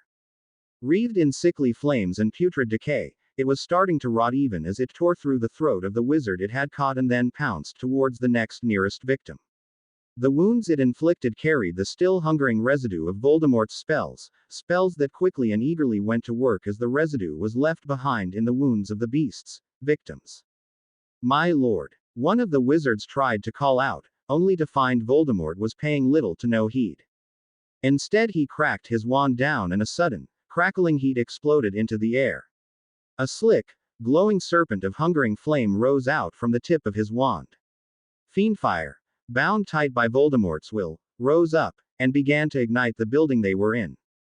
As soon as the first spark of flame has begun to take shape, Harry had been casting into the stone and earth beneath the floorboards he'd warped and torn up for his walls. When the gigantic serpent had taken shape, he spared a glance towards the members of the board who were staring with terrified awe at the scene in front of them. You may want to run away now. And then the ground had started to shake. It was not a light unsteadiness of the earth. No, it was a violent, angry thing, forcing everyone, even Voldemort, to struggle to keep their footing. Then, before the great serpent of fiendfire, the floorboards of the building exploded out, sending debris flying in every direction. In its wake, a great draconic head of earth and stone rose up as a wyrm of size and girth equal to the fiendfire rose, bellowing roar of challenge and defiance. The serpent twisted back against the roar before Voldemort visibly flinched as he felt the dark, hungering flame pull against his control, hungering to respond to the direct challenge. And then the great earthen dragon lunged forward, smashing into the almost solid flames, and seemingly tackling the serpent of animated flame to the ground. A good portion of Voldemort's followers were crushed, burned, or both as they knocked down another wall of the building, and a piercing scream informed them that their little fight had just spilled out into the public. Only, Voldemort visibly didn't care as he clamped down on his will and focused on controlling the serpent as it battled against the dragon. Earth burned and stone melted as the dragon forced the fiendfire creation to roll into the street. Bit by bit pieces of it snuffed out, buried and suffocated beneath the great beast. As molten stone dripped into the streets with an angry hiss, it pulled together, shifting and shaping into lupine-like drakelings that immediately turned their attentions back towards the Knights of Walpurgis. When the first one launched into one of the dark wizards, still glowing hot, his scream drew the attentions of the others. When they trained their wands on the other creatures born from the falling drops of melted stone of the great dragon, a cloud of dust descended upon them and forced itself down their throats. As they descended into fits of helpless coughing, struggling to breath, they found themselves set upon by the burning stone creations. Through all of this Voldemort focused, his will absolute as the fiendfire was rolled back and forth. Bit by bit it was being suffocated. But still, the dragon was melting and burning with it. So focused was he on keeping his creation under control and strong, he failed to notice the decayed form of the felinoid beast, still wreathed in the dark magics eating at its body, until it slammed into him. He was not left stunned and locked in surprise, though, a gesture with his wand and the creature was banished back, flying into a wall where its weak, decayed frame finally broke into a falling mess of debris. Turning, he bared his teeth and glared back at Harry, who stood there in front of him with a cold, penetrating glare. "You think you've won, boy? You think this mean anything?" Voldemort demanded as he flicked his wand and the glowing stone drakelings were frozen by a howling arctic wind. "You think you know Voldemort? You know nothing." Then the frozen stone figures cracked, and exploded, spraying across the ground and digging into bodies of the fallen Knights of Walpurgis without care. "I know that you should have kept control of your fiendfire," Harry responded simply as he looked back into Voldemort's eyes unflinchingly. He could feel the brief, violent force of Voldemort's legitimacy slamming into his mind, and then the dark wizard stumbled back when he was violently repulsed. Shaking his head, Voldemort turned for a moment and saw as the torso of the dragon that had been fighting his fiendfire cracked open as it seemed to expand out, looking as if it was inhaling a great breath. A hollowed-out section grew in the area of its chest, glowing hot red from the fiendfire's heat. Then it clamped down on the diminished and now wild snake of fiendfire and forced it into that hollow. The glowing, burning, melted earth slammed shut, trapping the cursed fire inside of the dragon as it turned its attention fully onto Voldemort, its maw opening as the burning heat of the trapped fire could be seen down the hollow of its throat. The bulging chest then contracted and suddenly the great dragon of animated stone and earth released the trapped fiendfire inside of itself in a torrent of hungry flame that almost immediately made Voldemort's body vanish beneath the onslaught. Then the flames were followed by a stream of molten stone, falling down upon where Voldemort had stood. When it finished, the now emaciated-looking dragon lowered itself back to all fours, and watched the weakened flames coiling about a pile of melted rock. Suddenly the rock darkened and a cracking sound filled the air before it suddenly exploded out into a storm of glittering shards of obsidian, revealing a cocoon of frigid, inky darkness. Then, the shield seemed to melt away, revealing a slightly sweating and angry Voldemort, his robes slightly singed. With a gesture, he was again impeccable and he turned his head to regard Harry angrily. "I already told you, I am." And his voice trailed off as it registered in his mind just what he was seeing. The moments where he'd been trapped and forced to focus entirely on keeping up his shield, his opponent had not been idle. Stone and earth circled him as all manner of beasts, eyeing him from every direction. Some small, some large. Each of them moving with an almost unearthly grace as he then turned his head and snarled back at Harry. Here's the thing, Tom, Harry stated simply, wand held at the ready as he stood, flanked by a pair of earthen worms, each with maws of jagged obsidian stone glinting in the fading fires of the dying fiendfire. I know that you're strong, you're smart, you're ruthless, and that you're cunning. Voldemort preened slightly at the words, but his eyes narrowed into wary slits. If you know my power, you should know you stand no chance of defying me. Then Harry had the audacity to laugh a full belly laugh as he shook his head and reached up, wiping at his eyes as tears threatened to spill forth. After a moment, he recovered and looked back at him, still chuckling. You're also arrogant, selfish, and foolish. With a hiss of rage, Voldemort swept his arm in an arc and a full quarter of the circle of beasts exploded into jagged shrapnel. You think I'm afraid of these little toys of yours? They are broken and destroyed beneath the slightest exertion of power. Ah, but you see, from destruction, creation, Harry shot back as he flicked his own wand and the creatures reformed, only now, instead of smooth, heavy stones, they were interconnected, almost nightmarish creatures of sharp, jagged rock and stone. Everything you destroy, all it takes is a little creativity to turn it into something to send back against you. The broken shards of obsidian stone that had formed from the melted mass of stone Voldemort had been trapped and pulled back together. Lean, humanoid forms with sharp, jagged claws and faceless heads of shards stared back at Voldemort. Broken timbers and stone came together into hulking brutes, stepping towards him. The remains of the dark magic tainted ash and dust lingering, eating at the ground, rose up, encased by broken glass and stone, trapped in the chest of a great monstrous bull, its eyes glowing with the dark eldritch power of Voldemort's own spells, nostrils flaring as it pawed hungrily at the ground. Come on then, son of Merope Gaunt. Come then, kin slayer, kin betrayer. Harry stated as he held his wand ready, his voice carrying as he stood firm and unyielding. Bastard son of a muggle who tries to wipe away his past with blood, death and misery. Voldemort's face went past anger, past rage, as the words hammered into him.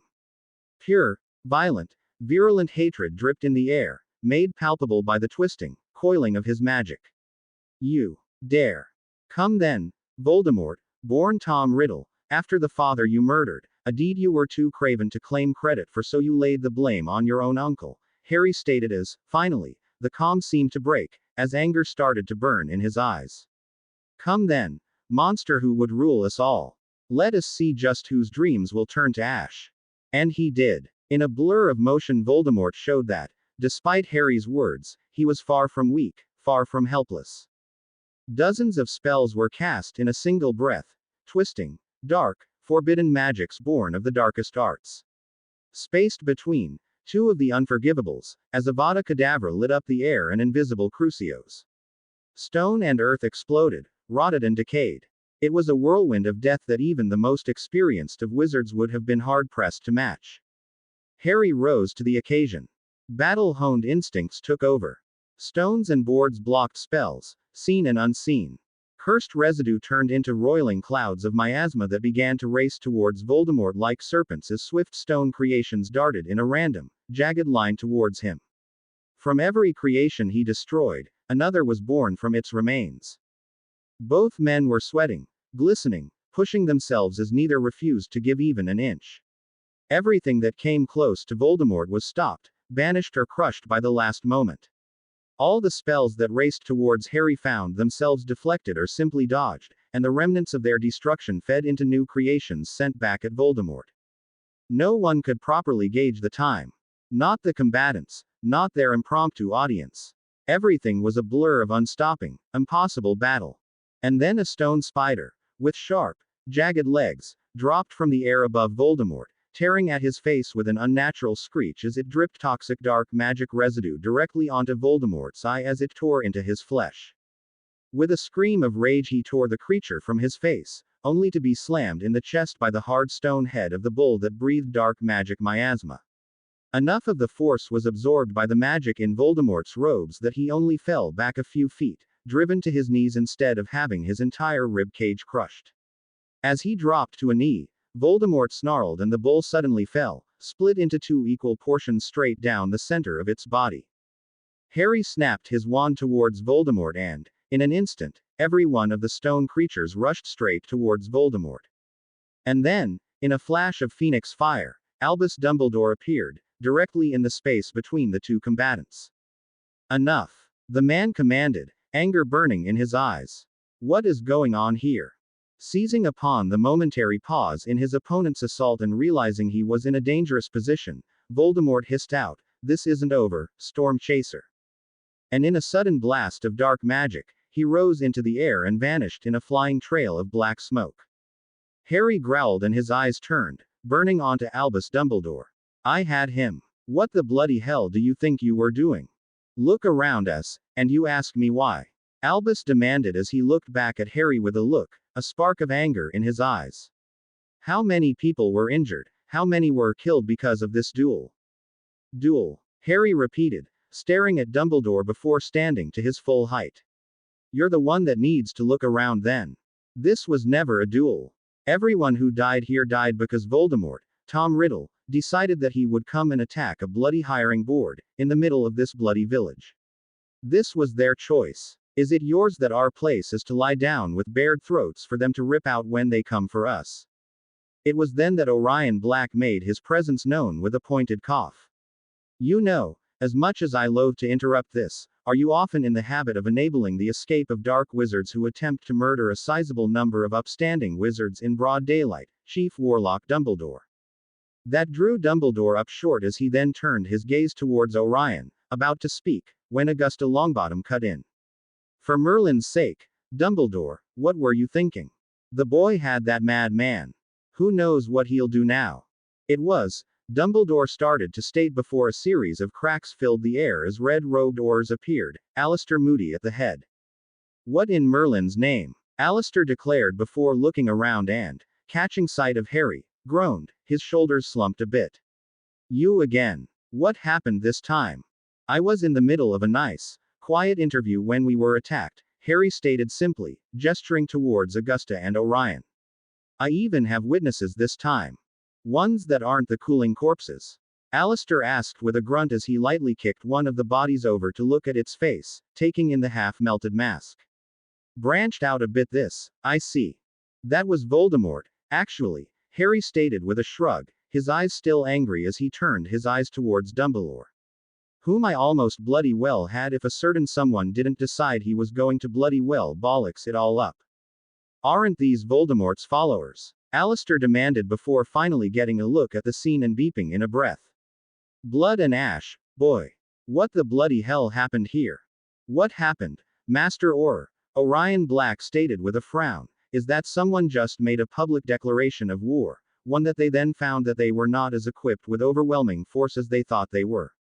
Everyone he kills from now until he's put down, as on your head, Albus Dumbledore," Harry stated grimly as his eyes locked on the headmaster and he growled angrily. "There's bloody dark magic everywhere," Moody muttered with a hiss. "I haven't seen this much since," he paused and grimaced before shaking his head. "It's been a long time. I was using wood constructs from the walls and wreckage of what he destroyed at first. He decided to throw out a lot of rotting curses," Harry stated simply with a shrug. "It is the kind which sticks around for a bit, so if you get some of that dust from it on you, it starts rotting you, too." Alistair took another look around and noted the various constructs that seemed to be constraining churning masses of dark magic and then stared back at Harry. "And you bloody well turned it into a weapon to use back against them." Harry just shrugged in response. "It was one of the most impressive and creative uses of animation charms I've ever seen," Augusta Longbottom admitted as she stood up straight. "And after the initial assault, that mad man was far too focused on the young Mr. Potter here to pay the rest of us any mind." Then her eyes narrowed into shrewd slits. "I take it that was intentional." "Potter," Alistair repeated as he looked at Harry for a moment with squinted eyes before his shoulders slumped again. "Of course you're a Potter. Should have seen it to begin with. I knew things about him that I knew he wouldn't like me talking about," Harry stated simply. "It wasn't really that hard to keep hitting the right buttons to keep him focused on me." "I see," Dumbledore stated as he swallowed, realization of just how badly he'd misread the situation sinking in. "No, you don't," Harry corrected succinctly. "And if we're all lucky, you won't." You do realize you're going to need to drop those animations so most of that stuff can be repaired, yes? Alistair stated as he tried to change the subject. As soon as Voldemort's spells expire, Harry agreed with a nod. I'd rather not have people have to be treated at St. Mungo's for contact with it. As Dumbledore opened his mouth to speak, Alistair gave him a look. As you can see, you're not currently needed here, Dumbledore. Why don't you make sure everything's right with Hogwarts? Now, Alistair, Dumbledore started to protest.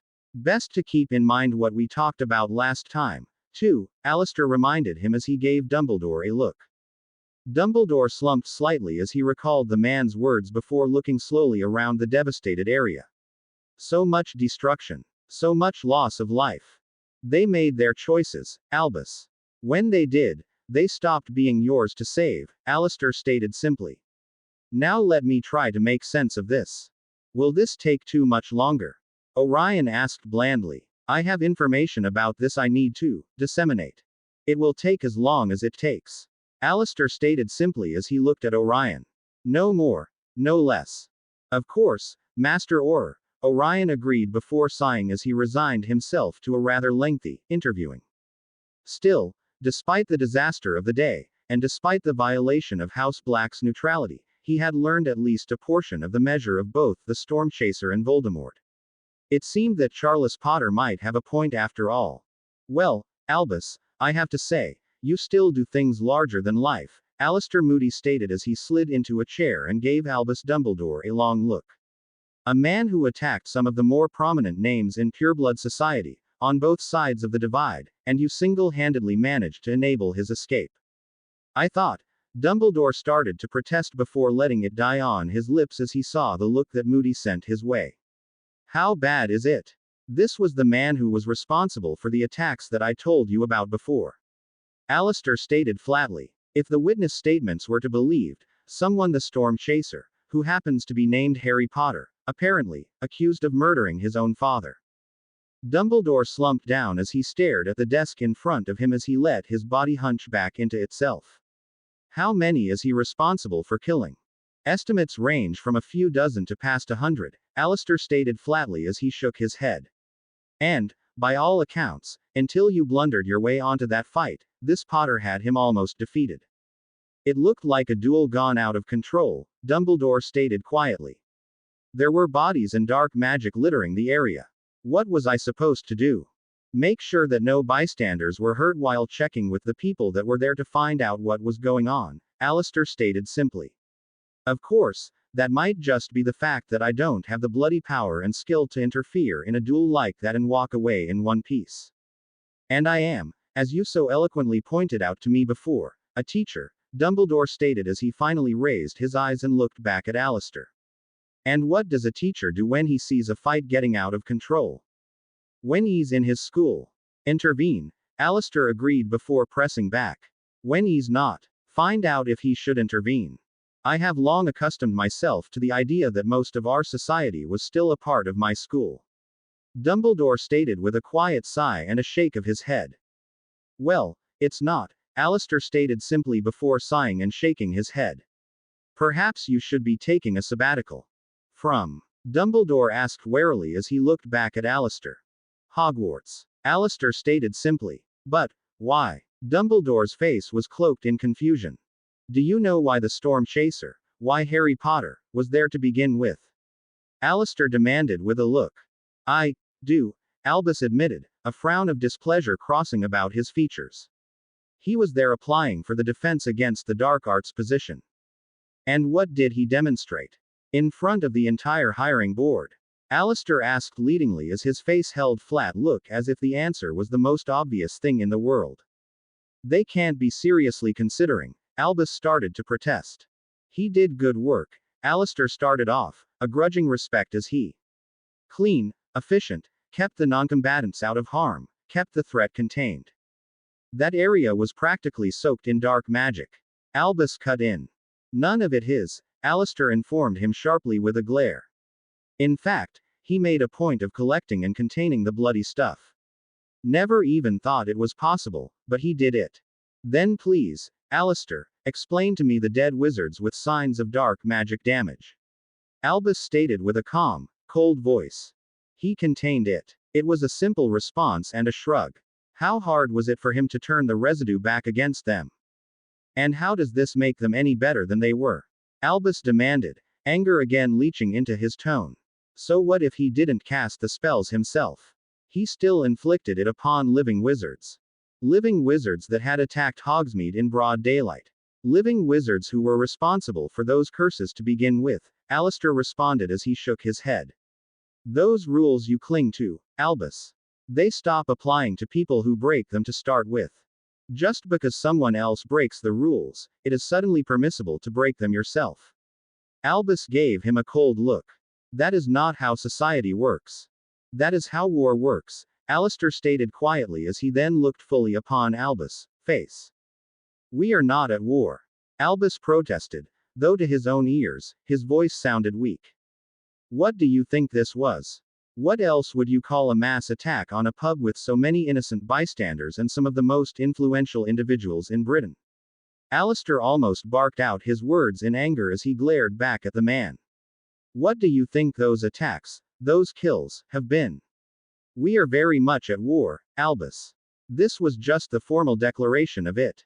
Surely after what happened, Albus started to protest again, even as his words died off and his shoulders slumped with the weight of realization. Not so easy to play it so high and mighty without looking the hypocrite, is it, Albus? Alistair stated with a shake of his head. He treated it as it was, a declaration of war. He showed them exactly what it will mean. And from what I guess, it wasn't what they were expecting. I won't have my students turned into killers, Alistair. Albus declared with a hiss. I had the opportunity to speak to the board about the incident. They had only barely gotten started on the interview when they were attacked, Alistair stated, as if he hadn't heard the other man's objections. What they told me was fairly interesting. With a look of long-suffering resignation on his face, Albus gave Alistair the question he was prompting. How so? The first thing they asked was about the Patronus spell. A nice bit of obscure trivia to throw people off their game. He answered it without hesitation, produced a fully corporeal one and then explained he was experienced in training people in its use. Albus stared at him. The second was even more telling. Alistair continued as he gave Dumbledore a look. They asked him what he'd teach them. He told them how to escape and survive. Then someone asked what they would need to know about that, when they wouldn't be attacked like that in Britain. Irony being, it was then that this Voldemort attacked.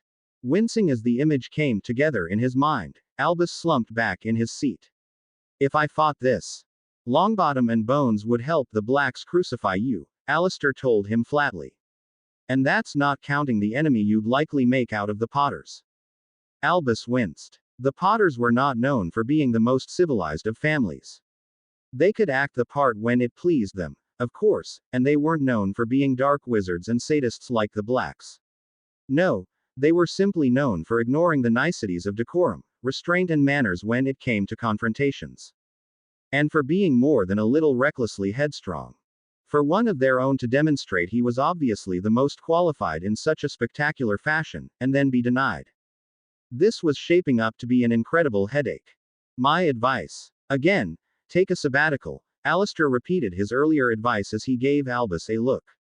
Otherwise this is likely going to get messy. You say it as if I won't be able to control myself. Albus said with a mild, reproaching look. You like to meddle. It's what teachers do, Alistair stated simply. Sometimes, even when they be better served by not. Albus sighed and leaned back as he contemplated those words. Charles. The voice was weathered but strong as it spoke, its owner a man of perhaps a decade older than Charles himself, his hair a full steely gray, but visibly related. I am going to trust that you actually have an explanation for this. Charles did not wince though he did incline his head in acknowledgement. It's a bit, well, to be perfectly honest, it's entirely bloody terrifying. Who is he? The man demanded as he gave Charles a look. And why wasn't I told about him? It started out as a favor for my nephew, Charles admitted.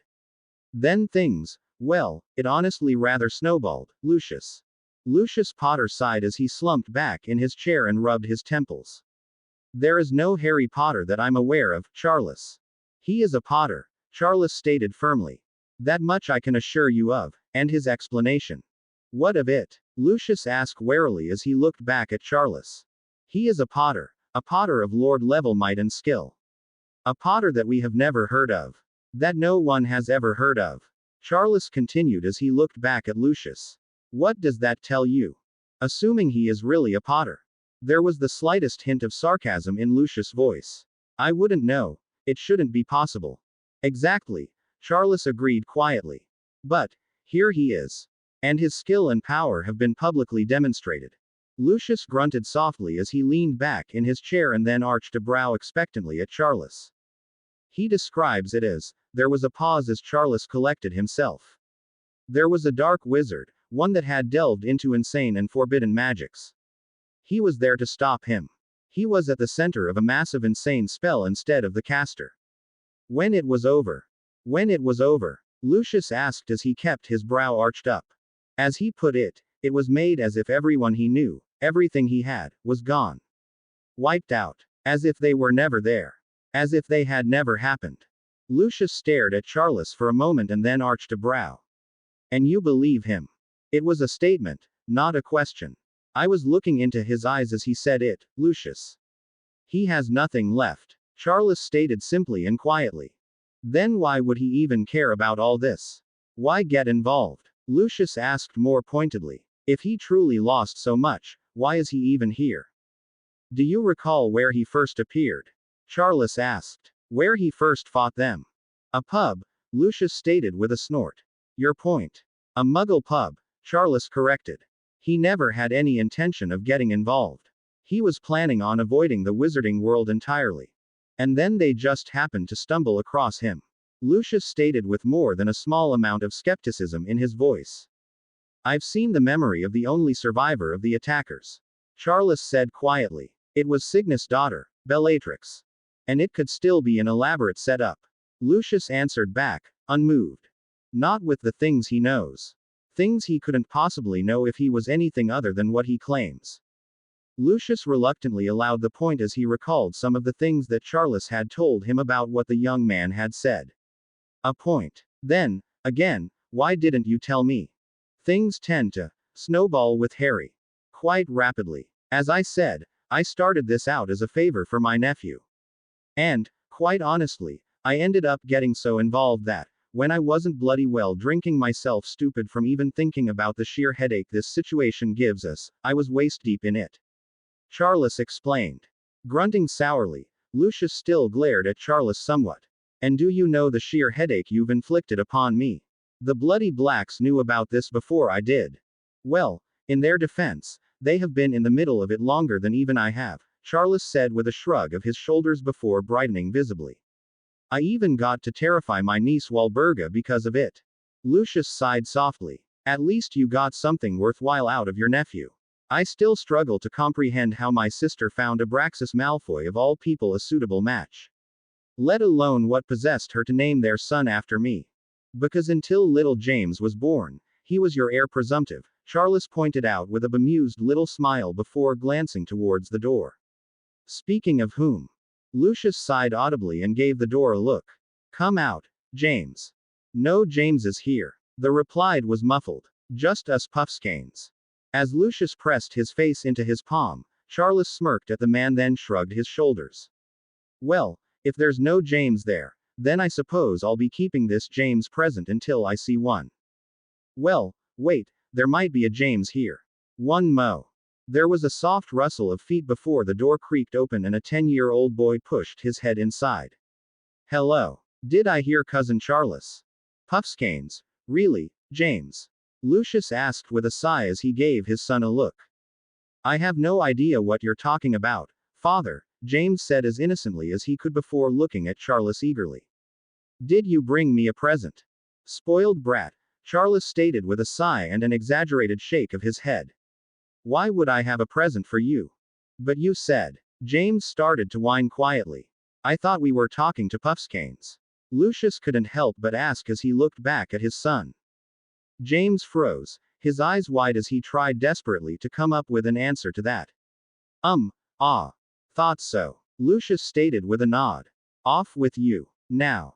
Yes, Father. James stated with slumped shoulders, moving back from the door, before pausing. Father.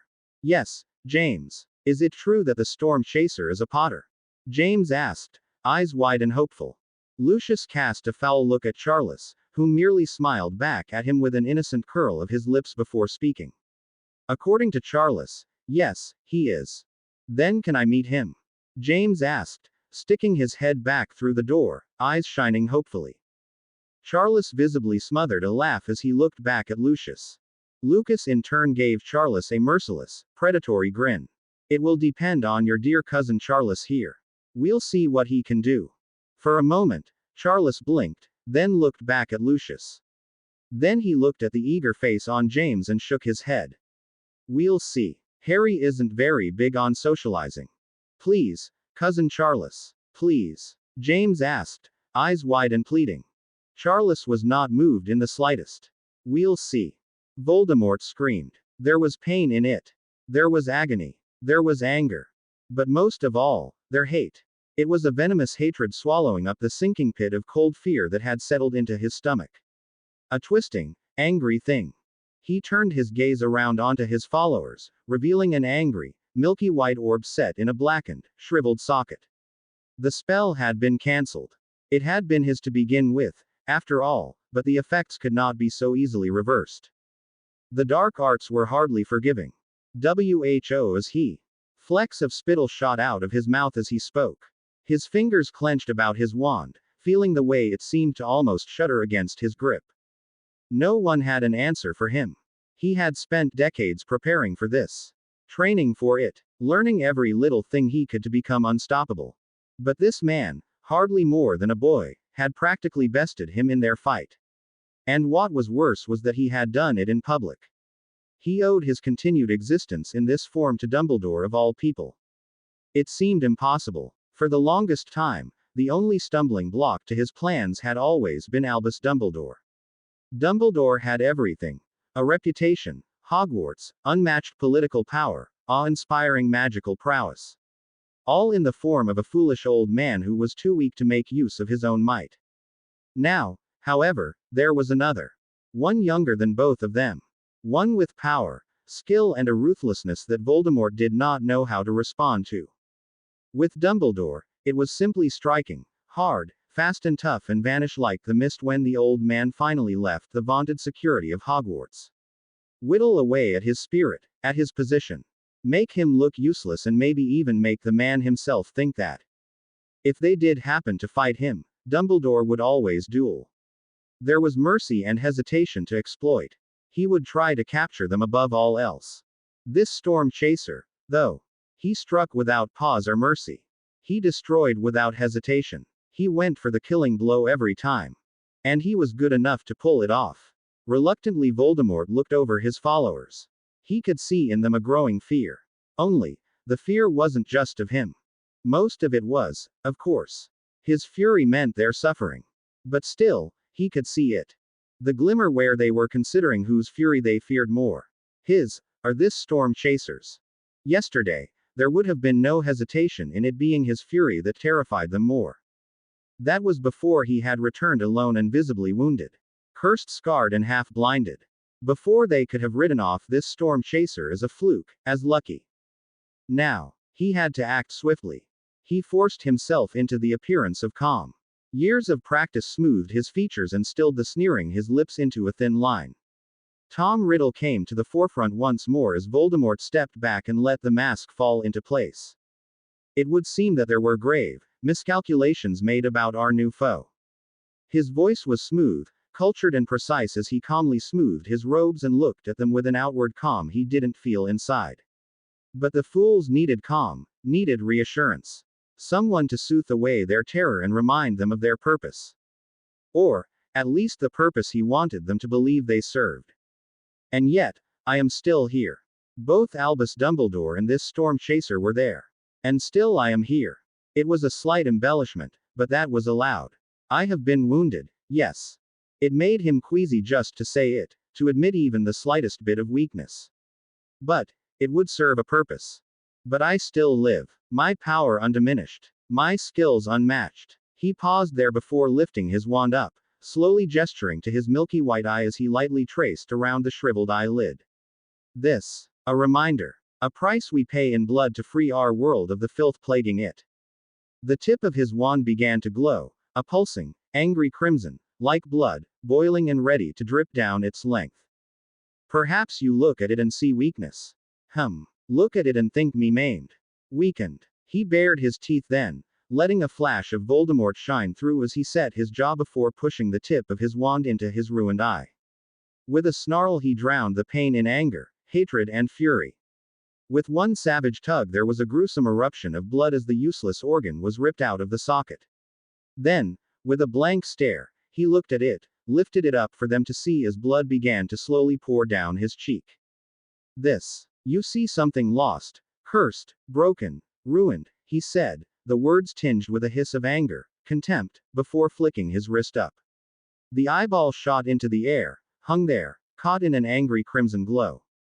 You suddenly doubt the power of Lord Voldemort so easily.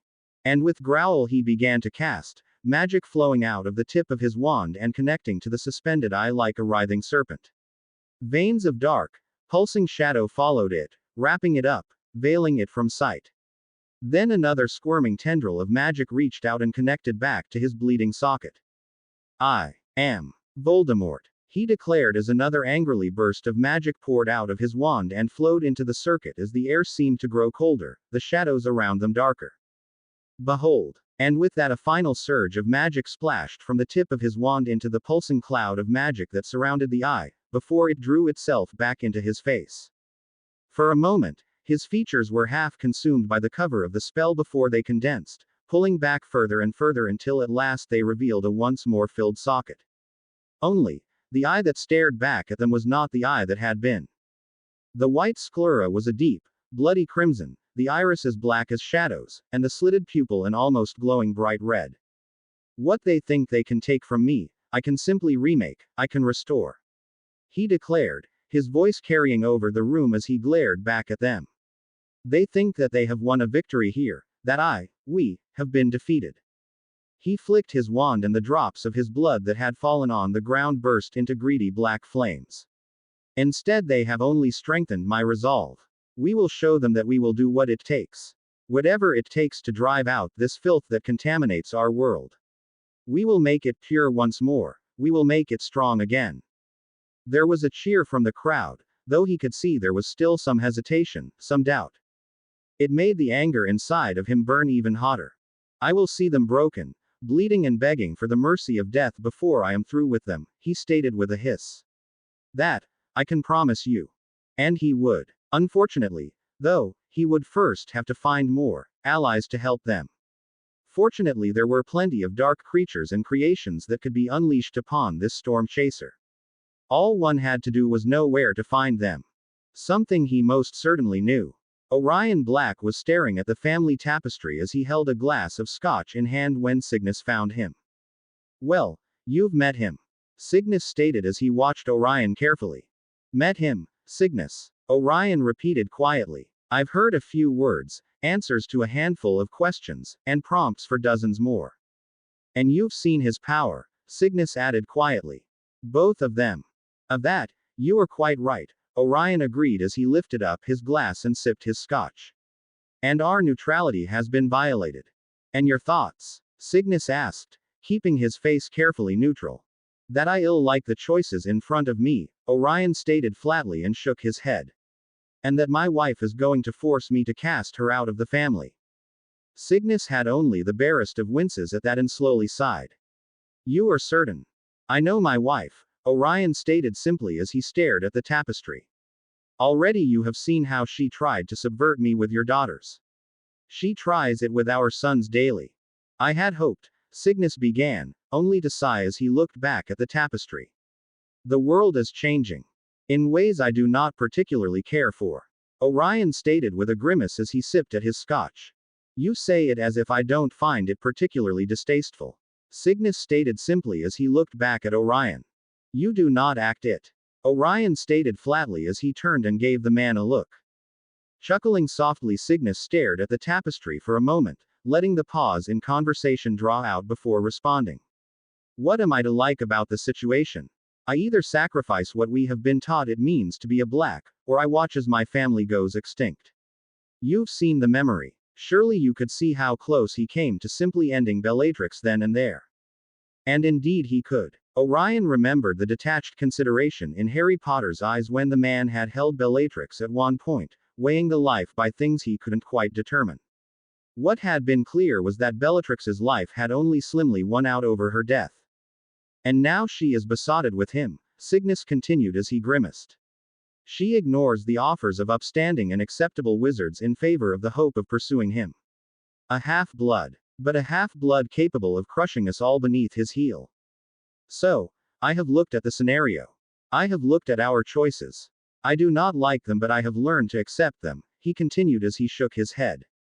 Because what else can we do? As my uncle stated, cling to our pride and be laid low for it. His words rang of a truth painful to hear, but a truth nonetheless. Orion took a harsh swallow of his scotch, scowling angrily as he stared back at the tapestry. I know. By Merlin do I know. That fight, I have seen men like this Voldemort before. Never of such power and skill, but I have seen their like before. Your storm chaser was adept enough at stripping away his mask of civility, his pretense of humanity. The blind volley of curses was less than friendly as well, Cygnus agreed with a nod of his head. We were fortunate that his attention was so quickly diverted and focused. As I said, power and skill, Orion stated, shivering at the memory. To throw about those curses so quickly, so easily. And to see them negated so handily, Cygnus added calmly. And those animations. Indeed, Orion agreed with a nod of his head as he sipped again at his scotch. It was then that Walburga Black approached her brother and husband, a look of vicious glee upon her lips. Well, brother, husband, I just heard the most enlightening news. Both men glanced at one another before Orion took another drink of scotch. Sighing at the unspoken statement, Cygnus looked at his sister. And what would be? That the precious storm chaser that you have a skulking away from our duty encountered Lord Voldemort at Hogsmeade. The vicious, triumphant grin on her face spoke volumes as both men noted it and then glanced at one another. And your point? Orion asked as he studiously set his attention upon the tapestry in front of them. The flat dismissal in his tone made the confidence in Walburga's smirk crack for a moment before recovering. Voldemort nearly bested him before that fool Dumbledore saved him. Now do you see? This foolishness is at an end. We should take our place in his service. Is that what they're saying? Cygnus asked blandly as he looked back at his sister. Yes, Walburga declared. I just heard it from. We were there. Orion stated flatly, still not looking at his wife. Then you should know firsthand the might of. Walburga began to state before her husband turned to her and she beheld a look that froze her to the core. What I know is what you heard was a lie. There was a fight between them, yes, Orion stated flatly. The one saved by Dumbledore was not the storm chaser. You lie. Walburga hissed with only a moment's hesitation. We were there, sister, Cygnus responded back. He attacked not only the storm chaser but us as well. Then where was your vaulted neutrality? There was a note of triumph in her voice as she smirked viciously back at them. We had been there all day, long before the storm chaser arrived, Orion said simply, still not looking at her. We were a part of the hiring board for the opening at Hogwarts, to try and ensure that the applications who made the initial cut had at least some idea of propriety. The interview with him had barely started with your precious Voldemort attacked us all. Cygnus noted as he didn't quite look at his sister. Walburga was staring at them, her mouth half hung open, before clouding over with a furious scowl.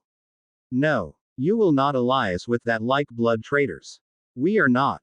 Be silent. Orion cut her off as he turned upon her, his voice striking like a flash of steel. You have ignored this for too long, Walburga. I have tried warning you. I have tried reprimanding you, but still you do not listen. Cygnus looked away as he stared purposely at his sister's name on the tapestry. And now you seek to dictate what I will and won't do. The decisions I will make that you are too blind and foolish to understand. Orion loomed now, anger burning in his eyes. You think I know not how you tried to poison our sons into breaking my declaration. Cygnus blinked slightly at that. He had assumed his sister had moved to his own daughters because she knew better than to attempt such an overt action against her husband's wishes. To have fallen so. And what's more, you try to drive us into the service of a thing so foolish and arrogant as to make Horcruxes. Orion's eyes burned with fury. Not simply Horcruxes, but Horcruxes made from the murder of his own family. We are, Walburga began, drawing herself up straight and proud, only to find her husband stepped forward to loom over her. We are blacks, Orion stated for her as he glared down at her. And it is time we had more pride in that fact. I will not whore out our family to serve as the bootlickers of a monster simply because he says and declares what you want to hear. And it is better to prostitute ourselves to a piece of filth who follows the ideals of the blood traders. To turn our backs on everything we've stood for. Walburga snapped back, her whole body trembling with rage. That is your ignorant presumption, and why we are changing who we are. Orion responded with a growl. We will serve no one. We are an ancient and noble house. What power is it we would have if we swore ourselves to anyone's service? None. Any power we had, any prestige, any influence. All of it would be attributed to the one we follow. Her mouth hung at that as she struggled to come up with a proper response. What? Did you think that following your Dark Lord would grant us influence? Power. All it would do would give us an excuse to kill muggles and end up sending our society into a civil war. Do you think your Dark Lord would share power? Do you think he would come to us, allow us a say in how the world should be? We would be, she started to say, only to again be cut off by her husband. We would be favored chattel. He cares nothing for his followers. If he did, he would have saved them instead of ignoring them to rot and die while he practically frothed like a mad dog at the storm chaser. Cygnus stated quietly as he shook his head. So, instead we will choose to ally with the only one that showed some interest in individuals other than himself, Orion stated flatly as he gave his wife a look. Because he can at least be reasonable, perhaps even be manipulable.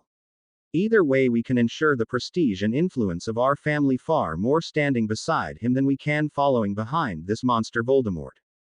When she looked as if she was about to protest further, Orion gave her another cold look. This is not a debate, Walburga. Try to subvert this in any way and it will be your last act in this family. It will not be tolerated any longer. Her face flushed and her eyes widened as her nostrils flared with rage. Only, he did not back down. He did not apologize, he did not diminish in the least. He stood firm, proud, and angry as he glared back at her. We shall see, she finally hissed out before turning and stalking away. Well, that was bracing, Cygnus noted once his sister was gone. And now I must prepare my sons to the concept that their mother is not to be listened to, trusted, or even relied on. Orion stated sourly. And I get to tell my wife that if she keeps falling in with my sister's plots, she will suffer the same fate. Cygnus noted with a twist of his lips and a sour grunt. The price of finding a way to make the best of this madness, Orion stated with a shake of his head.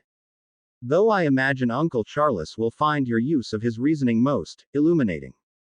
Be silent, Cygnus, Orion said as he gave the man a mild glare, receiving only a thin smirk in response. Harry stood in front of the serene-looking pond and lightly rolled the handle of his wand between his finger and thumb. Then he lifted it, holding it more like a conductor's baton than a wand. A breath was taken, drawn in and held before in a rush it left his lips and he began. A trail of ripples stirred across the pond's surface, making a slow counterclockwise turn. His wrist was loose, making long, exaggerated movements that kept the tip of his wand in an ever-steady motion. Gradually the tip began to glow, collecting a small corona of light. On the pond, a shape formed, indistinct with a rippling twisting and turning as it tried to take on definition and distinction. It failed, revealing a misshapen quadruped form struggling to step out of the water. And for a moment, it looked like it would. One foot settled onto the pond's shore and at first held firm. Then it wavered, wobbled and finally collapsed in a wet splash. After hearing how you fought Riddle in Hogsmeade, I'm surprised to see you struggling with something like this, Charles stated as he eyed Harry critically while making his presence known. Water's always been something I'm not quite comfortable with, Harry stated. After Hogsmeade, I figured I should start working on it again. Never know when you might need it. Still surprising, Charles stated simply.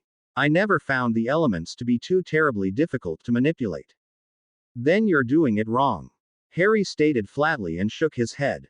Charles blinked slightly, taken aback by Harry's words. What? Changing the Earth's shape, moving it around, that's not manipulating its element, Harry stated simply as he crouched down and then lightly tapped his wand against the ground, causing it to suddenly shift as a draconic head rose up and butted lightly into Harry's hand. Actual manipulation. You stop using spells. You infuse your magic into it. You give it purpose and direction. He lightly stroked the top of head before looking back to Charles, who looked confused and more than a little skeptical. You change something into something else. What happens when it comes into contact with more magic? Depending on the spell, one generally cancels out the other. Charles allowed carefully. But mine can cage dark curses, even fiendfire, while maintaining their movements and actions. Why? That made Charles pause as he blinked at that. I had merely assumed the spells cast upon them were strong enough resist the other spells. Animation spells, able to just resist fiendfire? Harry asked with an arched brow and a deadpan voice. That again made Charles pause, then frown. Then what was it then? At its base, it's animation, I suppose. Harry allowed before chuckling a bit. It actually started out as a prank spell. Charles stared at him. Yup. My father and his friends were great pranksters in their youth, Harry stated nostalgically. I ended up stumbling on it. Harry slowly gestured to the head. Animation charms, well, they have limits. What I do is impart my will on what I'm shaping. A strong enough wizard can still disrupt the shapes, but if you practice enough, it's easy to reform them. Your will, Charles repeated as he looked at Harry. Yes, Harry agreed with a nod and a sheepish grin. At least, that's how I think of it. I don't really know how else to describe it. I suppose, Charles reluctantly allowed. After all, the whole basis for silent casting was intent and will. Water, though, I have trouble with, Harry admitted as he focused on the pond again. I can't seem to get the right feel for it. I see, Charles said in a tone that indicated he clearly didn't. Everything has a certain feel to it. A way it interacts with your magic, Harry stated simply. How it handles being infused with it. He gestured as some of the pebbles at the pond's edge rose up on a slick serpent of mud. How earth reacts is different from stone. Mud is different from earth, and different from water. Wood is different from both. Everything is unique in and of itself. You have to learn to get a feel for it in order to direct it. And dark magic traces like you were said to manipulate in Hogsmeade? Charles asked bluntly. Harry laughed softly at that. I wasn't. I was manipulating something else that in turn manipulated it. That allows my magic to shield things from it. Or at least blunt the effects. You do realize you're absolutely terrifying, yes? Charles asked as he looked at Harry critically. I am as I am, Harry stated simply with a helpless shrug. I ended up hunting dark wizards not long after I finished school. Tried being an Auror. Too much bureaucratic nonsense. I see, Charles stated as he stared back at Harry. What are you going to do? Pretty sure I just picked up the gauntlet, Harry stated simply as he looked out onto the pond and tilted his head to the side. Won't matter where I try to run now, he'll come for me anyway. Might lead him on a nice little chase, though he'd end up killing too many people trying to hunt me down to make it worthwhile. You don't think you can defeat him? Charles stated as his brows arched up in surprise. I know I can beat him, Harry said with a faint chuckle. And I know he could beat me. If he was smart about it. I'd rather do what I can to stack the deck in my favor so it doesn't come to that. I would advise you to not make such statements where the average witch or wizard can hear you, Charles stated warningly. They won't take the time to actually listen to the full explanation. I know, Harry said with a tinge of bitterness in his voice. Oh, do I know? Have you had much luck talking to the old guard you've been telling me about? They've been reaching out to my cousin, Lucius, more since the revelation that you're a Potter has come out. Charles stated simply. He, in turn, has been reaching out to me. Wondering why I hadn't mentioned that little fact to him previously. Ah, Harry allowed a small grin of bemusement to cross his features. Are you in trouble? No, not particularly, Charles responded with a slight shake of his head. Though his son, James, is quite eager to meet the infamous storm chaser now.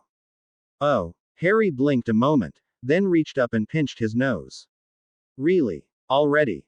What already? Charles asked, though with a slight amusement in his voice.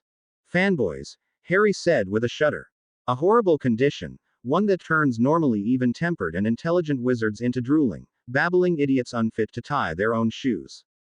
Charles just smirked at him. Oh, shut it, Harry stated with a sour mutter. Until you've had to put up with them. It's not pleasant, at all. One good thing about hunting dark wizards full-time, most of them would leave me bloody well enough alone. Of course, Charles stated agreeably. Harry gave him a look before rubbing his temples. I need a flawless quartz and someone good with wards. Why? Charles asked curiously. To catch the bastard when I kill him. The quartz to trap him, the warder so I can make the prison I have for him vanish. Harry stated simply. You already have a prison? Charles asked, blinking in surprise. Yup, one of his old hangouts, in fact, Harry stated with a dark grin. Out of the way, hard to find and, with a bit of spell work, not likely to be found by accident. I'm going to trap the bastard in that gem and then I'm going to leave it in that deep, dark hole and forget about him. Ah, Charles stated quietly before slowly nodding his head. And Hogwarts then. I still need to get rid of the Horcrux in Hogwarts. Harry stated simply. Otherwise, the jinx will never be lifted. Very well, Charles stated with a slow nod. I will talk to Lucius. I'm sure he should be able to help us acquire the gem. As for the warding, Orion Black would likely know best. Really? Harry's face twisted in distaste. I don't suppose you know of anyone else. He would be the most expedient one. Do you have something against the Blacks? Charles asked with an arched brow that rose with a dangerous warning. I honestly was more hoping to stay as far away from Walburga Black as I could. Harry said blandly. Foul little hate-mongering bitch. She is my niece. Charles stated dryly. And this changes what I said. Harry asked as he gave the man a look. Oh, it doesn't, Charles agreed with a nod. I had great fun reminding her that she was pushing past the bounds of what was acceptable. My great nieces deserve better than her venom. There was a pause before he suddenly smirked almost predatorily at Harry. And speaking of those great nieces, you made quite the impression on young Bellatrix. What? Harry asked, staring Charles as if the words had not quite been in the Queen's English. Yes, Charles said simply. She has been quite the adamant defender of you to her family. Very vigorous in making her case. Extremely passionate. What? Harry repeated again, stared at Charles. Bellatrix. Quite, Charles agreed. Her mother is quite put out. She's not taking a single one of her new courtship offers seriously. Has her sights already set on someone? Harry just stared at him. She is an attractive young woman, Charles stated. And you are, by your own admission, an unattached young man. Bellatrix. Harry repeated again, just staring at Charles. Most men would find that to be a rather intriguing thought, Charles noted with a frown. You do like women, don't you? I like women, Harry agreed with a slow nod, but, how the hell did that happen? I distinctly remember doing my best to put the bloody fear of God's wrath into her. And judging by my recollection, doing a damned good job of it. Well, I suppose she was never the most stable of girls. Charles admitted as he never lost the look of amusement on his face. Bloody hell, Harry stated with a groan. Bloody hell. Can't I ever have things be simple? As a completely unbiased observer, I'd have to say, you probably bring it on yourself. Charles stated with a chuckle. Harry just glared back at him. So, what's this about then? Harry asked with a deceptive calm as he looked at the small, simple building that in a few decades would house Fred and George's pride and joy. It is a club, Charles stated as he nodded to the solidly built door with a rather ornate knocker. Of a most particular variety. I can and will hex you, Harry stated simply as he gave Charles a look that promised that obfuscation would be met with pain. No one appreciates the art of conversation anymore, Charles noted almost mournfully and shook his head. It's a club for the surviving veterans of Grindelwald's war. Most everyone else calls it World War II, Harry noted with a slow shake of his head, though his tone had shifted more towards the curious now. Yes, well, to us it was always about the magical side, not the rest of it. We had muggle chaps for that bit. Of course, Harry stated sarcastically as he affixed Charles with a mildly scathing look. Because the two wars had nothing to do with each other, and were totally and completely separate. Charles winced slightly at the statement before shrugging his shoulders. It is what it is.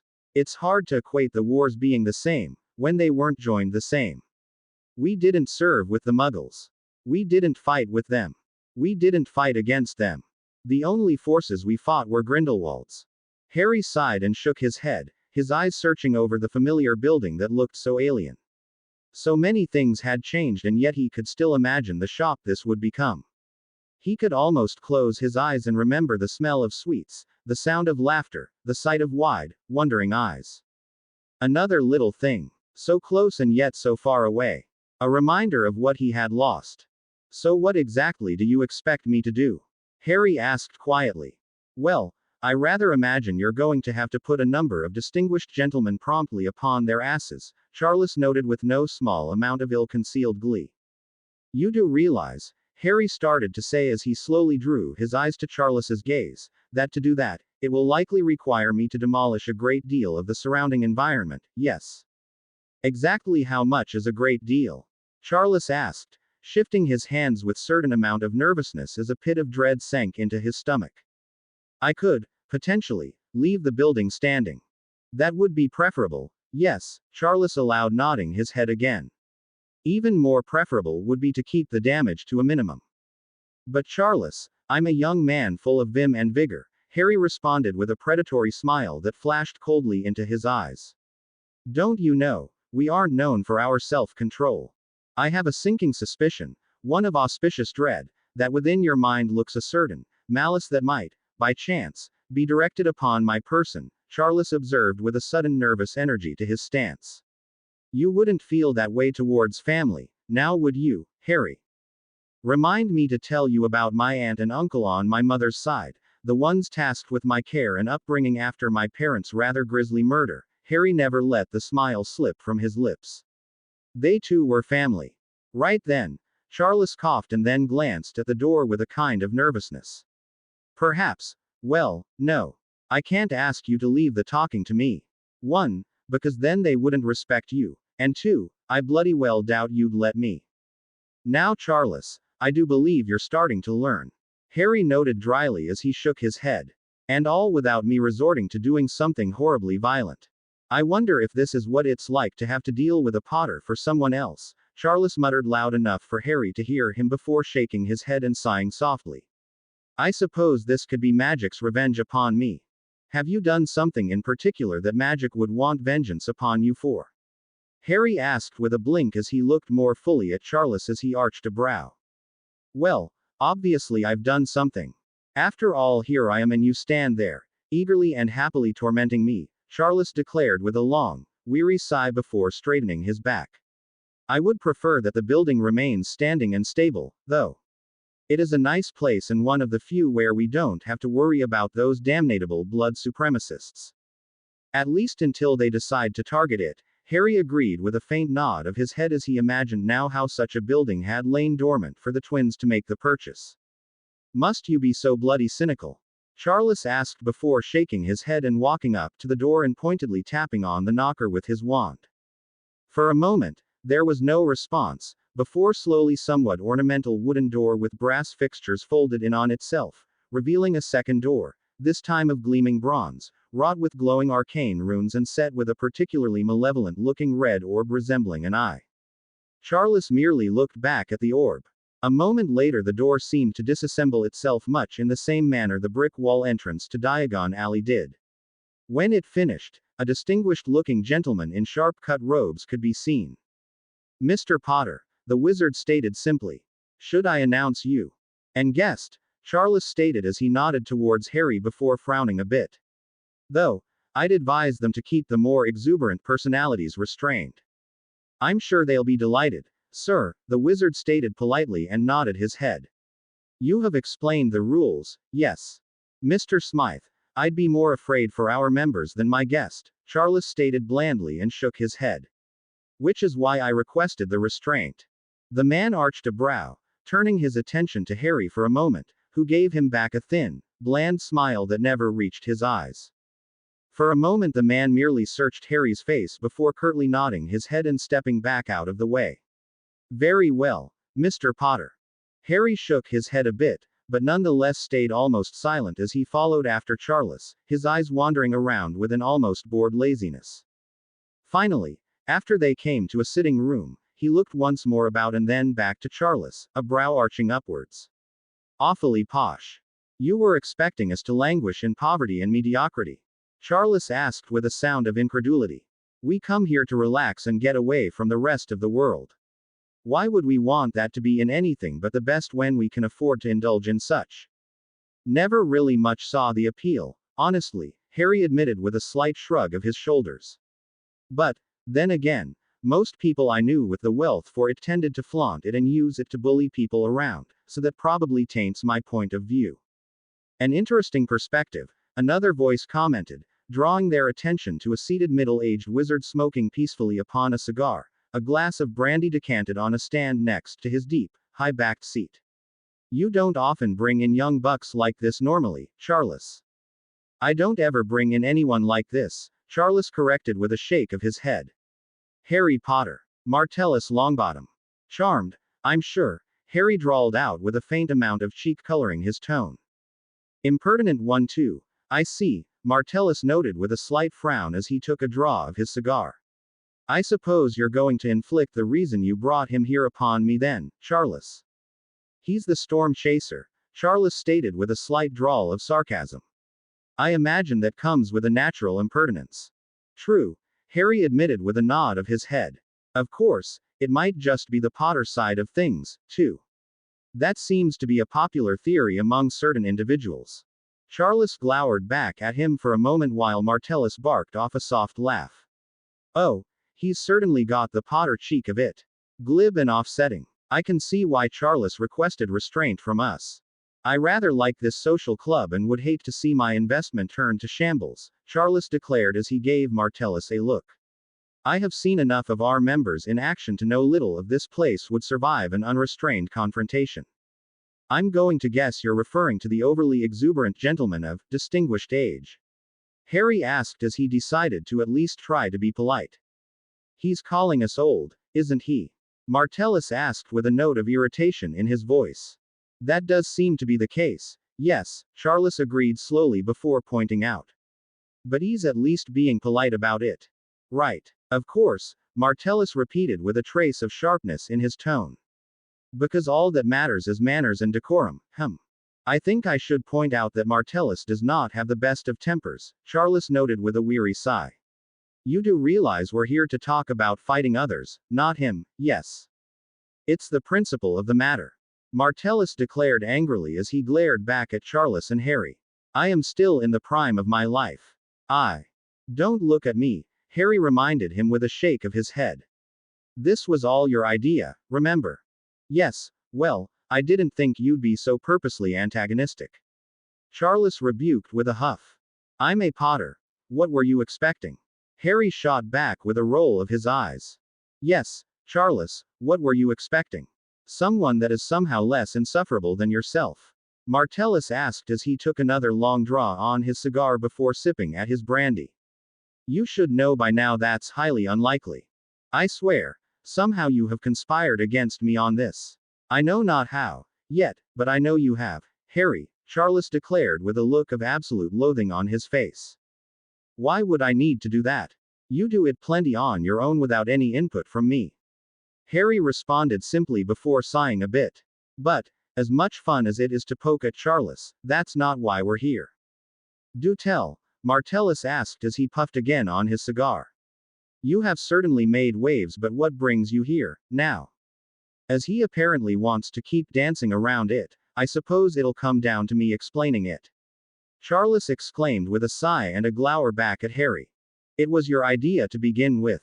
I'm still a bit leery of it, Harry told him flatly as he shook his head. Oh, dash it all, Fine, Charles stated in resigned frustration before turning his attention Martellus. We have another Grindelwald. This one actually British of all things. You're certain? Not just a group of overeager little children looking to follow his ideals without understanding them. Martellus asked, though in his voice they could hear he wasn't rejecting their position. You heard about Hogsmeade. Merlin's crotch pox. Martellus, your wife was there to see it firsthand. Charles stated with a flat look and a growl. That almost made Harry start as he re-examined Martellus more closely and this time saw a few faint echoes of the man Neville Longbottom had grown to be. He had wondered what had happened to the man but, after things with Neville's own parents, he thought it best to not push. And now here he was apparently standing in front of that grandfather. Yes, well, some things can get conflagrated at times, Martellus reminded him with a sip of brandy. Shall we tell Augusta you thought that? Harry asked blandly, hiding a smirk when the man began coughing up his drink. Dirty pool, my boy, Charles stated with a sound of faint approval in his voice. I like it. You would, Martellus stated sourly as he glowered at Charles and Harry before sighing and slumping down into his seat. How much do we know? Lord Voldemort, Harry started, earning a snort from Martellus. Born Tom Marvolo Riddle to Merope Gaunt and a muggle knob she fancied enough to keep under love potions until she either ran out or ended up delusional enough to think he actually loved her. He threw her out, she died in childbirth and Tom went to an orphanage. Martellus twitched slightly at the statement. I see. And you can prove all of this. Shouldn't be that hard for someone to go looking for it. If I just gave you the information, how could you trust it? Harry responded back easily enough. He is running low on his Knights of Walpurgis, though. For some reason the lads keep finding themselves falling into gruesome and unpleasant fates. Isn't that the name of those little blood purists running around, trying to act all menacing? Martellus clarified as he frowned a bit as the name triggered a memory. The ones calling for the purge of Muggleborn and Halfbloods. Ah, you noticed the hypocrisy right off the top. Good for you, Harry noted dryly as he seemed bemused. They're too busy being caught up with the novelty of someone of Riddle's power preaching their ideology. And you're now looking for someone to help you fight him, Martellus stated flatly as he frowned back at him. Well, the way I was looking at it, Charles, in his infinite wisdom, has managed to convince me to take the role of the defense against the dark arts professor at the esteemed Hogwarts School of Witchcraft and Wizardry, Harry stated with a drawl of his voice. Wherein I can do my best to at least help the children learn to keep themselves alive. He paused before he looked meaningfully at the man. And with my attention so focused, I will be unable to work to track down and remonstrate with these misguided knights. While they're not exactly something wholly dangerous at the moment, if they begin to apply themselves to subtler tactics, then they can whittle away at those who would come together to rebuke them. You think they're going to start targeting those of us who would fight back? Martellus stated with a slow, hard frown and a look of bubbling determination that Harry had seen more than once upon his grandchild's countenance. For everything that he is, Riddle is not stupid, Harry stated bluntly. I forced him to reveal himself earlier than he wanted because his idiots kept running across me and dying messily. He needed to put me down in front of everyone to make up for it. Instead, he was saved by Dumbledore. Must you give me a headache? Martellus asked with a sigh as he drank deeper from his brandy. I suppose you have some insights into how this Lord Voldemort's mind works then. As I had the unfortunate experience of being in it, yes, Harry agreed with a nod of his head and a sour twist of his lips. He will not let it go. And since he now knows that fighting me is not a sure victory like he thought it would be, he will try to stack the game in his favor. Which means attacking others who might support me, or oppose him. Dash it all. I was hoping that all of this was just another bit of foolishness, Martellus stated before gesturing with his wand and refilling his glass. I suppose that we would fall into the category of those who would oppose him. Harry snorted softly. I know if he had his way, no one would even know about anyone opposing Dark Lords that are not a name too grand for him to destroy, someone like Dumbledore. In that particular case he just has to find a way to be written as the one to overcome him. Delightful, he stated with a sigh before shaking his head. I suppose then we'll have to get the lads together and have them see what you can do. Merlin knows we won't follow Dumbledore again after the way things went to bollocks with Grindelwald. Harry blinked slightly at that but decided to say nothing, merely keeping his lips pressed together and his eyes slightly narrowed. He's not going to take the bait, as he, Martellus noted with a slight, almost pouting frown of disappointment. You don't want him to take the bait, Charles countered back as he shuddered at the thought before perking up a bit. I am, however, looking forward to the sight of him wiping the floor with the lot of you. It shall be a treasured memory for my pensive long, long into the future. Harry fought down the desire to twitch at that. These men, the both of them, had not originally survived the war with Voldemort. For good reason, he was now starting to realize. While his grandfather and his wife had been felled by dragonpox, he was quite sure that such natural causes weren't the fall of these men before him. Sighing a bit, he shook his head. I'm not exactly sure how I feel about beating up a bunch of pompous old men, but I'm sure that when the time comes, one of you will certainly do something to withdraw my reservations. Ha! He's certainly got spirit. We'll see if he can back it up, Martellus stated with a broad, eager smile. Harry could already feel the headache starting to grow behind his eyes before shaking his head as he turned to Charles. This was your idea, so you organize it. I suppose have that coming, Charles admitted before nodding his head. It shouldn't take long. A bit of cajoling, some implied insults, playing on copious amounts of pride. Making a few bets. Harry considered that before narrowing his eyes at Charles. We'll be talking about that later. Charles had a sneaking suspicion he was going to end up making a significantly smaller amount than what he was originally. The men assembled on the otherwise empty dirt ring had the look of crotchety irritation on their faces. They all stood tall and proud, and their eyes filled with a muted wariness. In part they reminded him of Mad Eye, though their caution weathered down by a life of peace. The other part reminded him of the retired members of his team that liked to drop in on him when they were in town, to swap stories and share drinks with the only others who really knew what it meant to be one of them. It made him smile slightly at the familiarity, even if the faces themselves weren't ones he knew. These were men who had been tempered in the fires of war before and had come out of it stronger. What would his world have been like if these men had lived beyond Voldemort's reign? As he looked from one of them to the next, he couldn't help but feel the answer was, very. And he was going to have to fight them all at once to drive in the point about just how dangerous both he himself and Voldemort were. He smiled at that thought. Some things never changed. Men like these would only listen if he proved he was worth listening to. Charles and Martellus. Words had been enough to get him a shot, along with the rumors of his fights against the Knights of Walpurgis and their lord. They were curious but more than a little wary of him. Dumbledore and Grindelwald has left them with no small amount of wariness when it came to stronger wizards, even if it was for different reasons. And now here they were, with another pair of wizards supposedly of the same caliber. If only they knew that one of them wanted to be so much worse than Grindelwald was ever willing to be.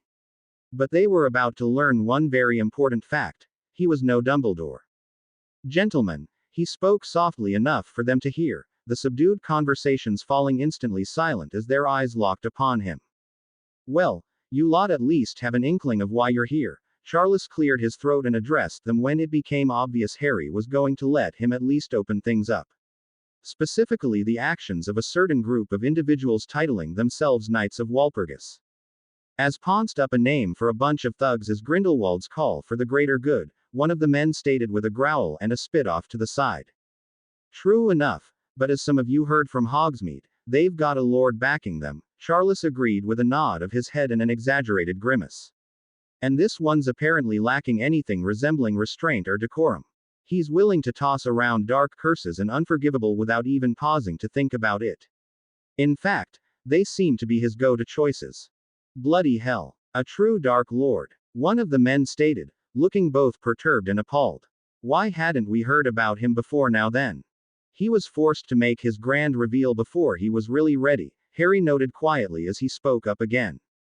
Likely he was going to originally wait until he had quietly picked the lot of you off one by one before finishing the last of you off as his great reveal to leave the rest of them quaking in fear and the only one they'd have to turn to Dumbledore. That's likely to have been a more effective plan than the bastard thought, one of the men noted with a grimace. Once you wipe away the next coming of Merlin off of the man's reputation, he's worse than ineffective. Not that Riddle realizes that. He just wants them to put all their hope into Dumbledore so he can whittle away at it and him, Harry stated simply and shook his head. So he can just start killing everything and everyone he wants. And you're supposed to be the remedy to that, One of the more jaded-looking men asked as he gave Harry a long look, that visibly showed his opinion that the man was wanting some sort of chosen one. There was a time when Harry would have flinched back from that title, filled with fear and insecurity as the responsibilities set on his shoulders since he was a child weighed down upon him. That was not who he was anymore. Instead, he snorted in disdain. Do I look like some sort of wide-eyed idiot who would just walk around hoping things work out for the best? Harry snapped back with a glower.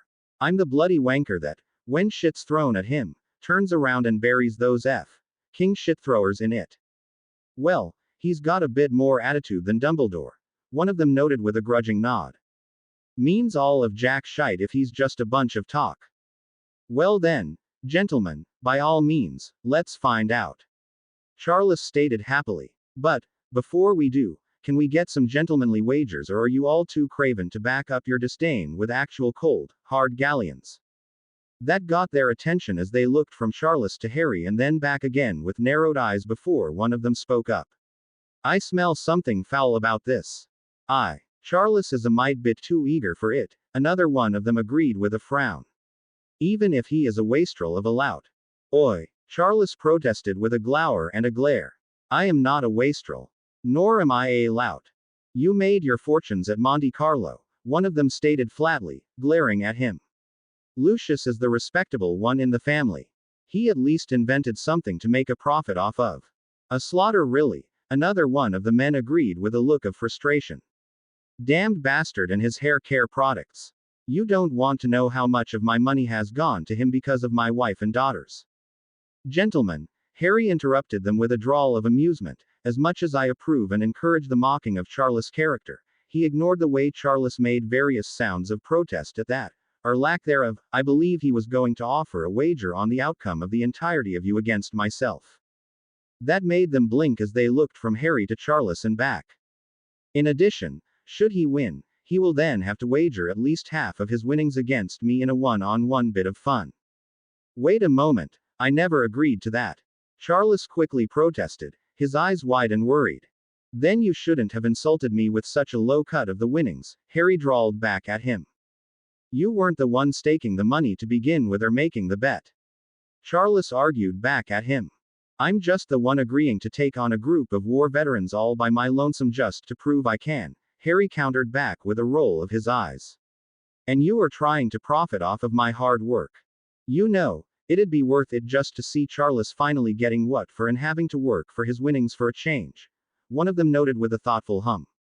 I can set up the anti-apparition and port key wards as well so he can't just run away, another one added with a nod of his head, causing Charles to frown, either from the affront at the suggestion he might run or from his plan being thwarted already. Harry couldn't tell. We could just skip the middleman entirely and pay the man the amount just to duel Charles and show us he can back up his claims, another one pointed out. Oh, I rather like that one. You're all trying to take the fun and profit out of this for me. Charles accused with a hearty glare at them. You expected differently. Charles opened his mouth but then shut it again and glowered back at them. I wasn't expecting this mutiny and insubordination. You're supposed to at least humor the officer and wait until his back's turned and he can't hear you before you start mocking and disparaging him. That's only when you're still enlisted and the officer can do something like put you on latrine duty, one of them reminded him. Now you're just like the rest of us and you weasel enough money out of us as it is. The burdens of command, Charles stated with a dramatic sigh. How they weigh upon me. With churls and uncultured barbarians, uncouth and ill-mannered. How, I wonder, did I manage to keep you lot alive again without burying each and every one of you in one of the grindy latrines? Your sergeant was a saint and kept you from getting the lot of us killed and kept the lot of us from doing you in. Another voice chimed in with a laugh. No, my sergeant was a goddess, which is why I married her as soon as we were discharged and left the rest of you jealous ever since. Charles declared with a sniff and a huff. And this is how you know the lieutenant wants the argument over with, one of the men noted. He plays the black card. Dirty pool. Dirty. Dirty pool. Almost 30 years later and still they hold it against me, Charles stated proudly, a beaming smile on his face. That, Harry M. Boy, is how you know you're blessed. I'm still taking the offers to duel Charles after this is over, Harry reminded the lot of them. Minimum buy-in is 5 galleons, front row seats will run you 10, particular humiliations, as long as they aren't too extreme will run you 20 to 30, depending upon their severity. When their eyes all gleamed and Charles' face paled, Harry beamed back at Charles. And that, Charles M. Boy, is how you then play someone else's blessing to your advantage.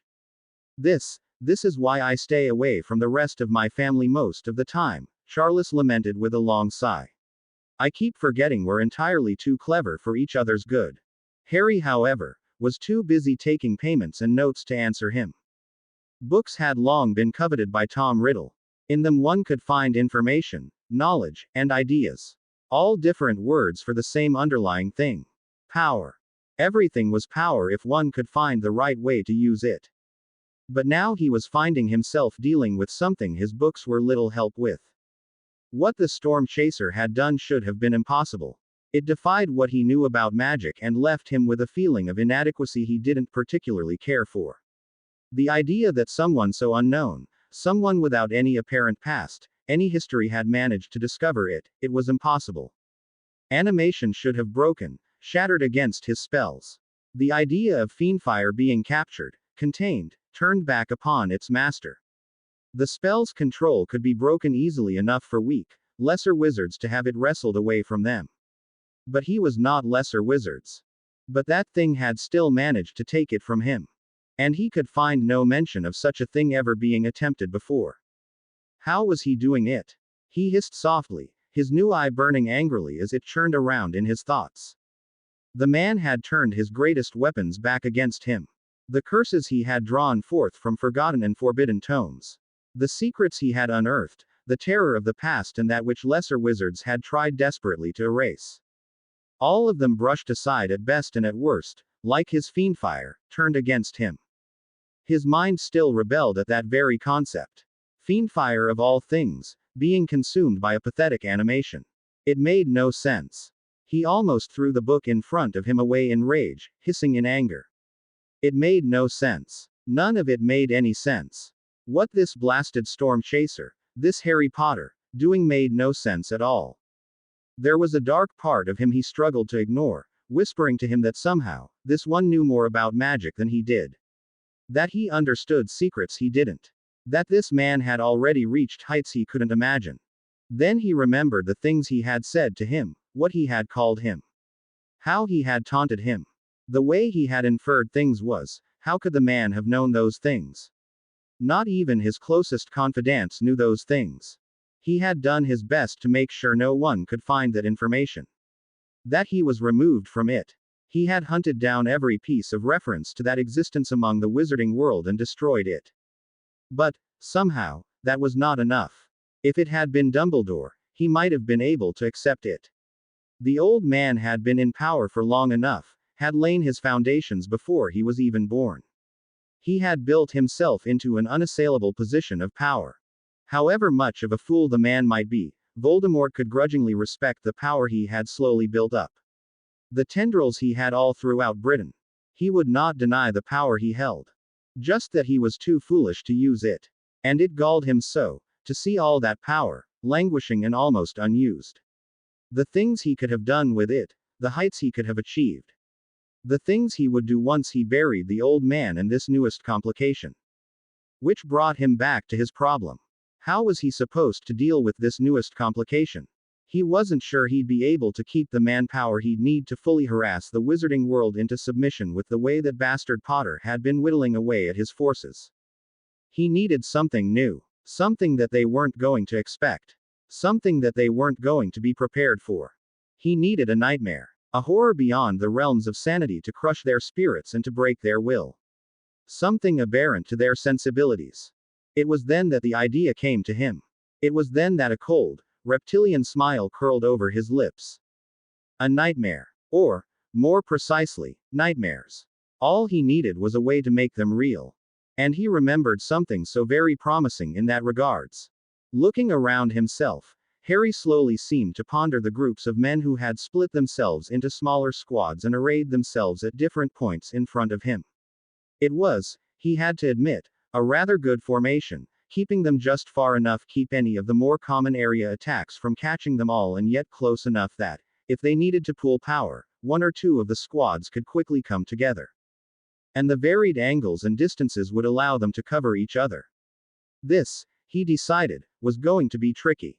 And probably rather painful for him. Cracking his neck from one side to the next, he held his wand almost delicately between his fingers as he took on a loose, ready stance. They immediately put him on the defensive, not waiting for a sound to begin as bunker shields rose up while heavy spells were slung out towards him from every position in front of him. Immediately he began to move, jumping, twisting, dodging across the field as their spells tore it to pieces all around him. Repeatedly pieces of shrapnel hit him, bounced off his clothes and skin, leaving small bruises and abrasions.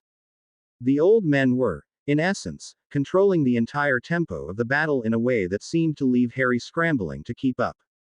And then he was thrown through the air by an explosive curse landing right at his feet, throwing him back through the air. And the men didn't rest on their laurels at that as spellfire quickly followed him. Only, as he landed, rolling on his side, the debris around him seemed to collect and roll with him, until it suddenly formed a sharp, angled wall between him and the wizards he was fighting. Their spell fire slammed into it, tearing it to pieces within moments to reveal nothing but the empty earth where Harry had been just moments before. Detection. One of them called out, and one of the men went to work as the rest watched the field with wary eyes and ready wands. All around them they could see the pieces of earth and stone they'd churned up began to rise up, pulling together into rough, brutish forms that the wizards wasted no time in trying to blast apart. Only, their spells only seemed to make them stumble back for a moment. The chunks and pieces of their bodies freezing in midair before pulling back into themselves. What the hell kind of spell is this? One of them demanded as a spell blew off the thing's head, only for it to stumble back maybe a step as it quickly reformed in a slightly different configuration. That was when the wizard running through detection spells suddenly felt a tapping on his shoulders. Feeling a sudden surge of dread running down his spine, he turned about to find a rough approximation of a giant hand waving at him before grabbing a hold of him and pulling him roughly down to his chin in the earth.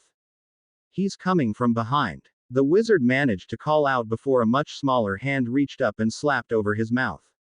Immediately the wizards closed ranks, pulling together as they prepared themselves to be caught in a pincer attack. Then another hand appeared in front of them, immediately being blasted to pieces before it reformed, pointing to a position above their heads.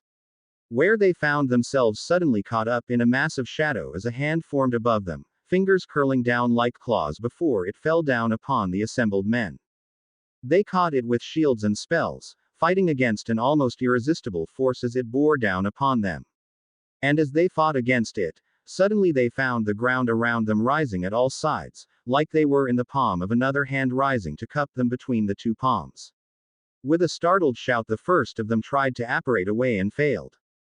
Anti-apparition is up. Portkey ward is up too. It was then that the hand above them suddenly seemed to liquefy, turning from solid clumps of dirty into clay and mud and dripping down upon them. Bloody hell. One of them noted before narrowly ducking from where a muddy tendril tried to smack him. Watch out. They're animated. Merlin's Nimue-born crotch mites. Someone swore as an attempt at an explosive hex at one of the mud tendrils turned it into a nest of snakes on the ground around them. What is this? It was that moment that the earth beneath each of them suddenly exploded into earthen tendrils that wrapped about each of them and the mud ceiling above them collapsed fully upon them. A moment later they were all buried in mud, unable to move with their heads sticking up above the ground. Centered between them all, Harry stood, bleeding slightly from a few scrapes and looking more than a little worse for wear, but still standing with them at his mercy. How the bloody hell did you do that? One of the men demanded. Practice, apparition, and levitating and disillusioning a few tons of earth and mud above your head before all of this even started. Harry stated with a tired smirk on his face. You bloody well cheated. one of the particularly sullen-looking men accused. I knew the time and the place this was happening. I knew I was going to be outnumbered however many to one. Harry started to list off. I got here before the rest of you louts even thought about dragging your lazy asses out of your nice, comfortable beds. You bloody well bet your old, saggy bollocks I prepared the battlefield to my advantage. It's you lot's fault for letting me. Now do you old mouthy bastards see what I was talking about? Charles asked smugly as he leaned back in his seat where he'd been watching the entire time. Besides, I had to keep you lot alive and relatively unharmed, Harry continued as if Charles hadn't spoken, lightly scratching the slight stubble on his chin. Can't really do that much with a lot like you without a good bit of preparation. Would have been easier to just grind you to bloody pulp when the whole thing started. And how exactly do you think you'd do that? One of them demanded, only to blink as suddenly a stone wyrm erupted from the earth he was still buried in, with a mouth full of shattered, jagged rocks open directly about his head. Oh. It was then that the mud and dirt receded enough for them to climb their way back to their feet, swapping cleaning spells one to the other as they made themselves presentable. Once they finished, Harry suddenly grinned at them predatorily. Now that we've finished with that, I do believe now it's Charles' turn, isn't it? It was at that time that Charles realized that the wards against apparition and port keys had never been removed. To be continued. I hope you enjoyed this story. Also remember to subscribe and like this video. See you in the next video.